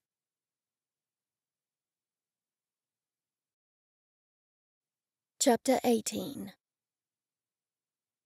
I was stuck at the roadworks going back down Tambourine Mountain. I called Oleander and told her what Lawrence had said. Oleander sounded disappointed. So you don't think he's the murderer? I shrugged, and then realized she couldn't see me. I don't have a clue, to be honest. I mean, he doesn't seem like a murderer, but if it was easy to spot murderers, then they'd all be in prison, wouldn't they? I suppose so, Oleander said. But what about your intuition? My intuition has never worked in a murder case before, I said, raising my eyebrows. The man flipped his sign from stop to slow and pointed in the direction I had to go. I pulled out slowly. You know, I think I need to go back and speak to Angus. Dead Angus? Oleander said. Yes, Angus Burns's ghost. I still think he's keeping something from me, and he hasn't got the most pleasant personality. But why would he keep something from you if it would help solve his murder? Athanasius's voice came over the phone. I'd say it's his guilty conscience. Could you speak up, Athanasius? I said, as a large truck flew past me, shaking my car. I said, guilty conscience, he repeated. That's the only reason he wouldn't be telling you. But he's dead, I said in exasperation. Just ask him straight out, Goldie. What do you have to lose? I'm not afraid to ask him anything, I said. I've tried to ask him things before, and he vanished. Well then, try again, Oleander said. Look, we're all right in the office. Why don't you go back to your house, fetch Persnickle, and go straight over there? I sighed. I don't know what good it will do, but if you think it could help, I'll give it a go. Who do you guys think the murderer is? Have you come up with anything? Athanasius and I have been discussing it all morning, and we still don't have a clue, Oleander said. The suspects are all criminals and experienced with lying. Their fathers were criminals. We don't know if they were, I corrected her. Oleander disagreed. We know Doug has a criminal record. Maybe Charlie doesn't have a criminal record, but we know he spent up big, thus benefiting from the crime, and we know that Melissa Fowle is up to no good." "You're right," I said, slowing down at a particularly sharp corner. "Lawrence said something that's been bugging me, but I just can't figure it out." "You're thinking about it too much," Oleander said. "Maybe you need to meditate, and then the answer will come to you." "I'll meditate tonight," I said, "in a nice bubble bath with a glass of wine. I hope you're right. I know I've been overthinking this. I know it's all to do with the article in the paper. I just can't figure out what it is." "You mean it all started with the article in the paper?" Oleander asked me. "Exactly," I said. "There's something I'm sure that's obvious that we are overlooking, but I just can't quite figure out what it is." I took a deep breath and added, "Have you heard anything more about Max moving out of his house?" "No, I haven't, Goldie, but I did call the resident who told me, and she said there isn't a for sale sign outside his house. Max hasn't said anything to you?" "No, he hasn't, although a couple of times he said he wanted to tell me something, and then we were interrupted. He surely wouldn't move. He owns that house. Why would he leave it if he's not selling it?" "Maybe he's selling it through another real estate agent and didn't want to offend you, Goldie," Athanasius said. "Ouch! Why did you kick me in the shins, Oleander?" Oleander made a sound of frustration. "Of course he's not selling it through another real estate agent. Goldie, there's no use speculating. You'll just have to wait until he tells you. For now, concentrate on getting back to East Bucklebury safely. Fetch Persnickle and go straight to Doug Greer's house." "Will do, and then I'll bring you some coffee to the office." With that, I pressed the red button on my Bluetooth screen. Oleander was right. I was overthinking everything. There were so many facts swirling around my head that I couldn't make sense of them. I needed distance, but how was that going to happen? What's more, I had to solve the case before Detective Power took me back in for questioning, or worse still, arrested me. I knew he didn't have any evidence, but that hadn't stopped him arresting people before. When I got home, Persnickle was running around in circles, angry that the TV had somehow turned itself off. "You poor thing," I said. I soon found out why. Apparently he had sat on the remote control. I turned the TV back on. Starsky came into view, sliding across the front of the red Torino, and Persnickle let out a grunt of pure happiness. I put some carrots in my pocket and fetched Persnickle's harness out of the cupboard. "Ride in the car?" I said, shaking the harness. Persnickle took one last fond look at the TV and then waddled over to me. I put on his car harness, and soon we were driving out to Doug Greer's house. I was relieved that Doug's car wasn't parked out the front. How would I have explained taking a wombat into his house? I figured if he did turn up unexpectedly, I would simply say I was passing by and thought I'd see if the police had left things in a mess. He would have no reason not to believe me. I took Persnickle into the bedroom, and once again the ghost of Angus Burns appeared immediately. "Have you solved the murder yet?" His tone was irascible. "No, which is sad, because if I don't do it soon, you're going to be stuck here on this property forever." "Forever?" he snapped. "What makes you think that?" "You're not the first murder victim I've spoken to," I reminded him. "New ghosts only have a small window of opportunity to cross over." The ghost looked quite angry. "Why is it taking so long to solve?" I stepped forward. "Because you haven't been honest with me." I jabbed towards his chest. "I already told you that the detective running this case is incompetent. If it was any of the other detectives, they would have solved it by now. That means I'm going to have to solve it." I plastered a stern look on my face and added, "I'm your only hope of going to the hereafter." He appeared to be thinking over my words. "Are you sure that I'll be stuck here forever?" "Yes, and I know you're keeping something from me. What could be so bad?" I held up both hands, palms to the ceiling. I know you're an armed robber. Have you killed someone? Is that it? When he didn't respond, I tried again. Look, you're already dead. Are you worried about my opinion of you? You have two choices.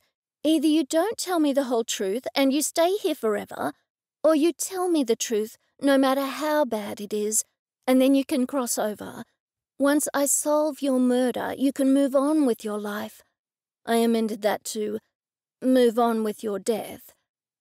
Well, when you put it like that, he said, if I tell you everything, do you think you'll be able to solve my murder? Of course. He sighed again. I gave Ben Parrish most of my gold. I was looking for him for years to get my gold back. When I found him, I was going to force him to tell me where it was, and then I was going to shoot him. He did look somewhat embarrassed, which I found strange, but I gave him a smile of encouragement. Go on. I wanted my gold back. Years ago, Ben told a mutual friend where he'd hidden the gold. This was news to me. Where was it? My friend was in hospital at the time. Ben had been visiting him, and they'd gone out spotlighting. There was an accident, and my friend was shot in the leg. Ben went to the hospital, drunk, to apologise, and told my friend he'd hidden the gold in an old coal mine shaft on his property. Why didn't your friend fetch the money? For a start, Ben didn't tell him where his property was, and my friend's leg was badly infected. He figured he knew he'd be in the hospital for a long time, so he called and told me what Ben said. We made a deal to go halves if I could find the gold. Just after that, he was found dead. Dead? I echoed. The ghost nodded. I figure Ben sobered up and went back to take care of him. Like I said, my friend didn't know where Ben lived, only that the gold was down an old coal mining shaft on his property. I nodded slowly. So when you saw the article in the paper, you realised the gold was hidden here, on this property? Exactly. The article said the house was vacant. I came inside to see if it really was vacant, and, well, you know the rest. I nodded. But you don't remember who shot you? I didn't see anyone. I thought there was someone here, but there were possums in the roof. I remember there were 2 angry possums fighting just before I got shot. I figure that must have masked the noise of whoever crept up behind me. Thanks for telling me that, I said. So what makes you think Doug hadn't spent all his father's gold? I didn't know, of course, he said. Not for certain. Maybe he had, maybe he hadn't. But Ben always told us he was saving all the gold for his son to use after his death. Well, his son couldn't find the gold, I said. Obviously. That was in the article. Angus was back to being snarky again. Does that help you solve the murder? I'll discuss it with my friends, I said, but Angus was still speaking. If I hadn't seen that article, I'd still be alive. It's really annoying. And the TV. What TV? I said. It was on one of those morning shows as well. Anyway, one of them picked it up. I don't know which one it was, but you couldn't miss it. It was everywhere. Finally, something was starting to make sense. It did all revolve around the article. You make a good point, I said. I'm going to email the journalist and ask who wrote the article and find out what prompted them to do the story. That's what's been bugging me. It all started with the story. Come back here as soon as you solve it and tell me, Angus said in a demanding tone. You will most likely have crossed over by then, I said, but I'll come back to check. With that, he vanished. I pulled my phone from my jeans pocket and Googled the article once more. This time I took note of the journalist's name. I scrolled to the bottom of the article to see if there was an email.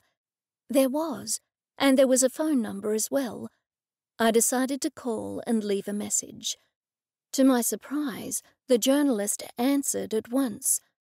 Hi, I'm Goldie Bloom from East Bucklebury, I said. You did a feature article in East Bucklebury recently. The main photo was of a blue house with a decades-old photo of a man on his horse sitting outside it. He was one of the Great Bank Robbery of 1955 gang. Do you remember it? Yes, of course, he said. We got a lot of good feedback about that article. Before he could say anything else, I said, How did you find out about East Bucklebury? Doug Greer sent in a press release about it, and he had contacts at the paper. A cold chill ran up my spine. So that's how you found out? Through Doug Greer? You didn't happen upon the story by yourself? Yes, that's right, he said. I thanked him and hung up. I turned around and looked straight down the barrel of a gun.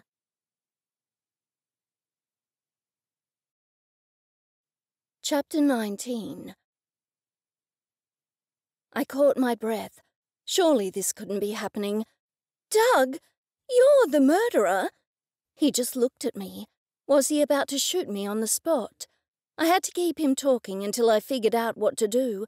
I couldn't influence the weather to provide a means of escape because we were inside a house. I wondered if I could get him outside somehow. So, you figured it out, did you? His gun lowered ever so slightly. Maybe that was just wishful thinking on my part. I broke out in a cold sweat. I don't really understand any of it, I told him. I only realized you did it just then, when I found out that you gave the story to the journalist. I didn't think of that before. It did look all very innocent, he said with a sneer. People will think I wanted the publicity because I was putting my house on the market. So you murdered Angus Burns for revenge? Did you use the article to lure him here? What if it hadn't worked and he hadn't seen the article? Then I was going to think of something else, he said. I used my contacts from my journalist days. I'd missed that. So why did you murder Angus? Isn't that obvious? When I didn't respond, he said, Angus had been looking for my father for years. He was going to murder my father. One of my old prison mates contacted me and said Angus was looking for me after he found out my father died. He was clearly going to do away with me, too. I couldn't take the chance. So you shot him on the off chance he would find you and murder you? He was going to kill me for sure, he said. He'd been looking for my father for years, too, but I killed him for revenge. He spent the share of the gold my father had given him. So where did you hide the murder weapon all this time? I asked him. Surely the police went to your house looking for it. It was in the old coal mining shaft, with the gold, of course, he said. It's on this property, out the back. It's taken over by mangrove swamps now. So your father did tell you where the gold was after all? Doug laughed. The sound sent a chill up my spine. Of course he did. I lied when I said I didn't make it to his deathbed in time. The murder's been solved, and I'm still here. You said I wouldn't be here once the murder was solved. The voice came from behind me and was filled with accusation. Possibly he has to be arrested first, I said. Who are you talking to? Doug said. I heard you talking to someone earlier, too. It's the ghost of Angus Burns, I said. I can speak to ghosts. You're a clairvoyant medium, he said in obvious disbelief. Something like that, I said. You're nuts. Probably, I said. To Angus, I said, Angus, do you have any suggestions? Is there anything you can do? Well then, I hope if he shoots you that you don't hang about here. I'm not one for company. I turned back to Doug. If you shoot me, they'll know you did it. Of course they won't, he said. They don't have a clue I shot Angus, and they won't have a clue I shot you. In fact, even if they did find you, which they won't. It will throw them off the track, because you have nothing to do with the great bank robbery of 1955. But your house is the common denominator, I said. He shrugged. They won't even know you were here. I'll throw you down the mine shaft. That puzzled me. Why didn't you throw Angus's body down the mine shaft? Why did you leave him here? To fool the police, of course. The fact I left his body in my house would make the police think I didn't do it. It would be too obvious, you see.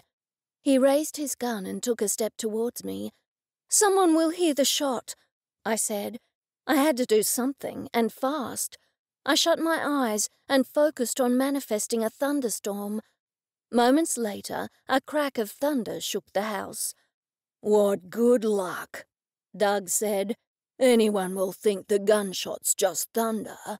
Not that there are any houses close by. Sorry, Goldie. It's not personal. You know too much. I can't let you go. Was this the end? Had it come to this? I shut my eyes tightly and pulled myself together. I was a powerful sea witch. I should be able to get myself out of this one. There was no way I could get him outside to have him struck by lightning, and he was too far from the windows. I realized Doug was still talking. Don't worry. I'll make sure your wombat gets back to your house safely. I'm an animal lover. I opened one eye. That's when I saw it. He was wearing a jacket, and under the jacket I could see the edges of an orange shirt. I have one last request. He shot me a look of pure suspicion. What is it? I'm wearing Zimmerman. I don't want people to find me dead in a blood-stained Zimmerman shirt. Could you give me your coat before you shoot me? Are you serious? He asked in an incredulous tone. Deadly serious, I said. Fashion is important. Sure, but don't try anything. Holding the gun on me, he very carefully took off his jacket with his other hand, leaving him standing there in a bright orange shirt. He threw the jacket to me. It all happened in a flash. There was a gunshot. I didn't know if I had been hit until little pieces of plaster fell onto my head from the ceiling. Doug screamed. I ran over and picked up his gun. Persnickle was standing on top of Doug, who was lying on his back on the ground, flailing his arms. Persnickle angrily ripped off his orange shirt with his teeth. Maybe some flesh was coming away with it. I didn't like to look too closely. Get it off me! Get it off me! He screamed. I grabbed my phone out of my pocket and called 000. I kept a tight hold on the gun, but pointed it away from Doug just in case it went off. I certainly wouldn't want to hurt Persnickle. Good work, Angus said. If I hadn't seen it with my own eyes, I wouldn't have believed it. What made your, wombat familiar attack him? It took me a moment to find my voice. Persnickle absolutely hates the colour orange, I said. I clutched the gun more tightly, scared I would collapse. You're doing well, Angus said. I thought you were a goner there for a minute. So did I said, as a tear trickled down my cheek. Chapter 20. I was lying on my couch with a cold pack on my forehead. Oleander and Athanasius were making a fuss at Persnickle. Detective Power had been smiling from ear to ear, telling Detective Walters and anyone within hearing how pleased he was that he had solved the case. It seemed to escape his notice that he wasn't the one who had solved it. He had told Detective Walters to take my statement, and Walters was happy for me to give it in my home. No doubt the vinegar bottle was keeping Detective Power away from me. I sat up and put the cold pack on the coffee table in front of me. Oleander hurried to my side. "Are you all right, Goldie?" "Not really, to be honest," I confessed. "I feel weird." Oleander patted my hand. "I'm not surprised you feel weird. After all, someone nearly shot you." She shuddered. I stood up. "I'd better go and open the office." Oleander pointed to the couch. "Nonsense! You've had a terrible shock and you're taking the day off. If you like, Athanasius and I can run back to the office." "No, please stay with me. I don't mind shutting the office for the day." I looked at my wine glass. Did I drink that already, or did Persnickle drink it? Persnickle looked up and shot me a "who me" look. "You drank it, Goldie," Athanasius said. "I'll pour you another one. Would you like something to eat?" I clutched my stomach. "I couldn't eat a thing," I said. "I'd be sick." I also wondered where Max was. Oleander had texted him to tell him what had happened, but he hadn't replied. Surely he wouldn't leave town without saying goodbye. My day wasn't getting any better. "I should have stayed in bed," I muttered, half to myself. "Then you wouldn't have solved the murder," Athanasius said in a cheery tone. "Good work, Goldie. That was fast thinking." "Persnickle is the one who deserves all the praise," I said. "I wouldn't have managed without him." "He is your familiar, dear," Oleander said. "Familiars help in all sorts of unimaginable ways." I smiled at Persnickle. "Yes, I'm beginning to find that out." "In more good news," Athanasius said, "Melissa Fowle has left town. It seems she was here to look for the gold after all, and 5 people dropped by and are keen for you to list their houses. We didn't have a chance to tell you before because, well, you know, someone was trying to murder you." "That's great," I said. When I saw their shocked faces, I added, "Not that someone was trying to murder me, of course. I mean, it's great news that I've got more listings. Maybe I'll make a success of it after all." "And you're beginning to come into your powers, too," Oleander said. "Who knows what other powers you have, Goldie? After all, you did summon Julius Caesar." I waved my hand at her. "Don't remind me." "Well, he did get rid of that internal affairs investigator," Athanasius said. I sighed and put a cushion over my face. "Honestly, Athanasius," Oleander said. "What have I done now?" he said in a plaintive tone. I pulled the cushion away from my face. "I thought Max liked me, but he doesn't. He's leaving town. He doesn't even care that somebody just tried to murder me." A tear rolled down my face. The front door burst open. Max was standing there, his hair damp from the rain. It was then I realized I hadn't stopped the storm. He hurried over to me, dripping water all over the floor. He leant down and pulled me into a hug. He squeezed me a little too tight, but I didn't have the heart to ask him to stop. He seemed so desperate, so shaken. "Goldie, I just heard." His breath was warm in my hair. "Are you all right?" I wrapped my hands around Max's neck and held him close, even though it was an awkward angle with him crouching and me sitting. I nodded just a little, not trusting myself to speak. "There's something I've been trying to tell you for a while," Max said. He cupped my face. His hands were large and warm. Why don't we go make coffee in the kitchen?" Max scooped me into his arms and carried me into the kitchen. I didn't have time to feel embarrassed as he set me down, but didn't let me step out of his arms. "I don't know where to start," he said hesitantly, staring down into my eyes. I felt the heat radiating through his soft cotton shirt. I wanted to bury my head in his neck, but maybe that would be taking things too far. Just standing in his arms, I told myself, was enough. "One of the residents said they saw a removalist van outside your house this morning," I whispered. Was it only that morning? It seemed like a lifetime ago. I realized I was crying now. Max brushed away my tears, looking sheepish. "Well, about that, I'm doing something officially, but unofficially I'll be doing something quite different," he replied. "I don't understand," I squeaked. Max took a deep breath and continued. You probably noticed I had a lot of phone calls lately. I nodded. I bought a little house in Bow Desert. Bow Desert? I repeated, thoroughly confused. You're moving to Bow Desert? Why would you want to leave town? Is it because there's no legal coffee here? I'm not leaving town, Goldie, Max said. But you just said... I'm officially moving to Bow Desert, and my house at East Bucklebury will officially be my holiday house. I will officially be a resident of Bow Desert, but I'll be living here.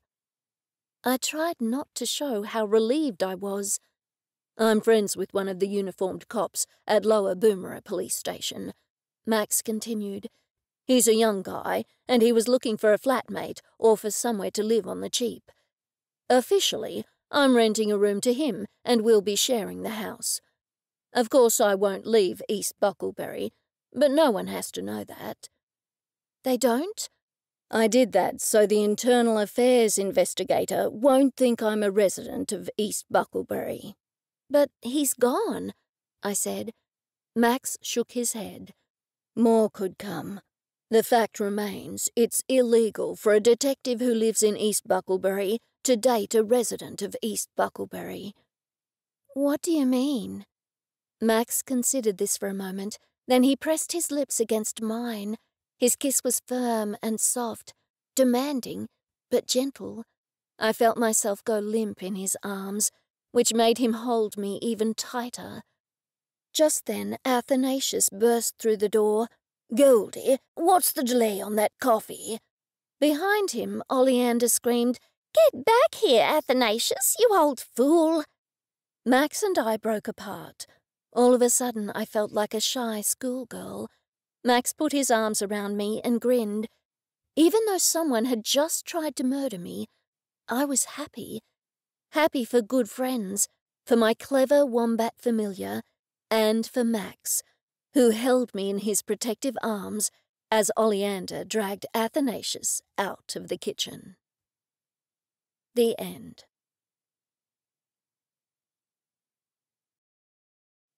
You've just listened to Broomed for Success, Sea Witch Cozy Mysteries, Book 4, written by Morgana Best, narrated by Amy Soakes. Copyright 2020 by Morgana Best. Production copyright 2021 by Morgana Best. If you've enjoyed this audiobook, please consider leaving a review and recommending on social media or directly to friends and family. And keep an eye out for other audiobooks by Morgana Best. Thanks for listening.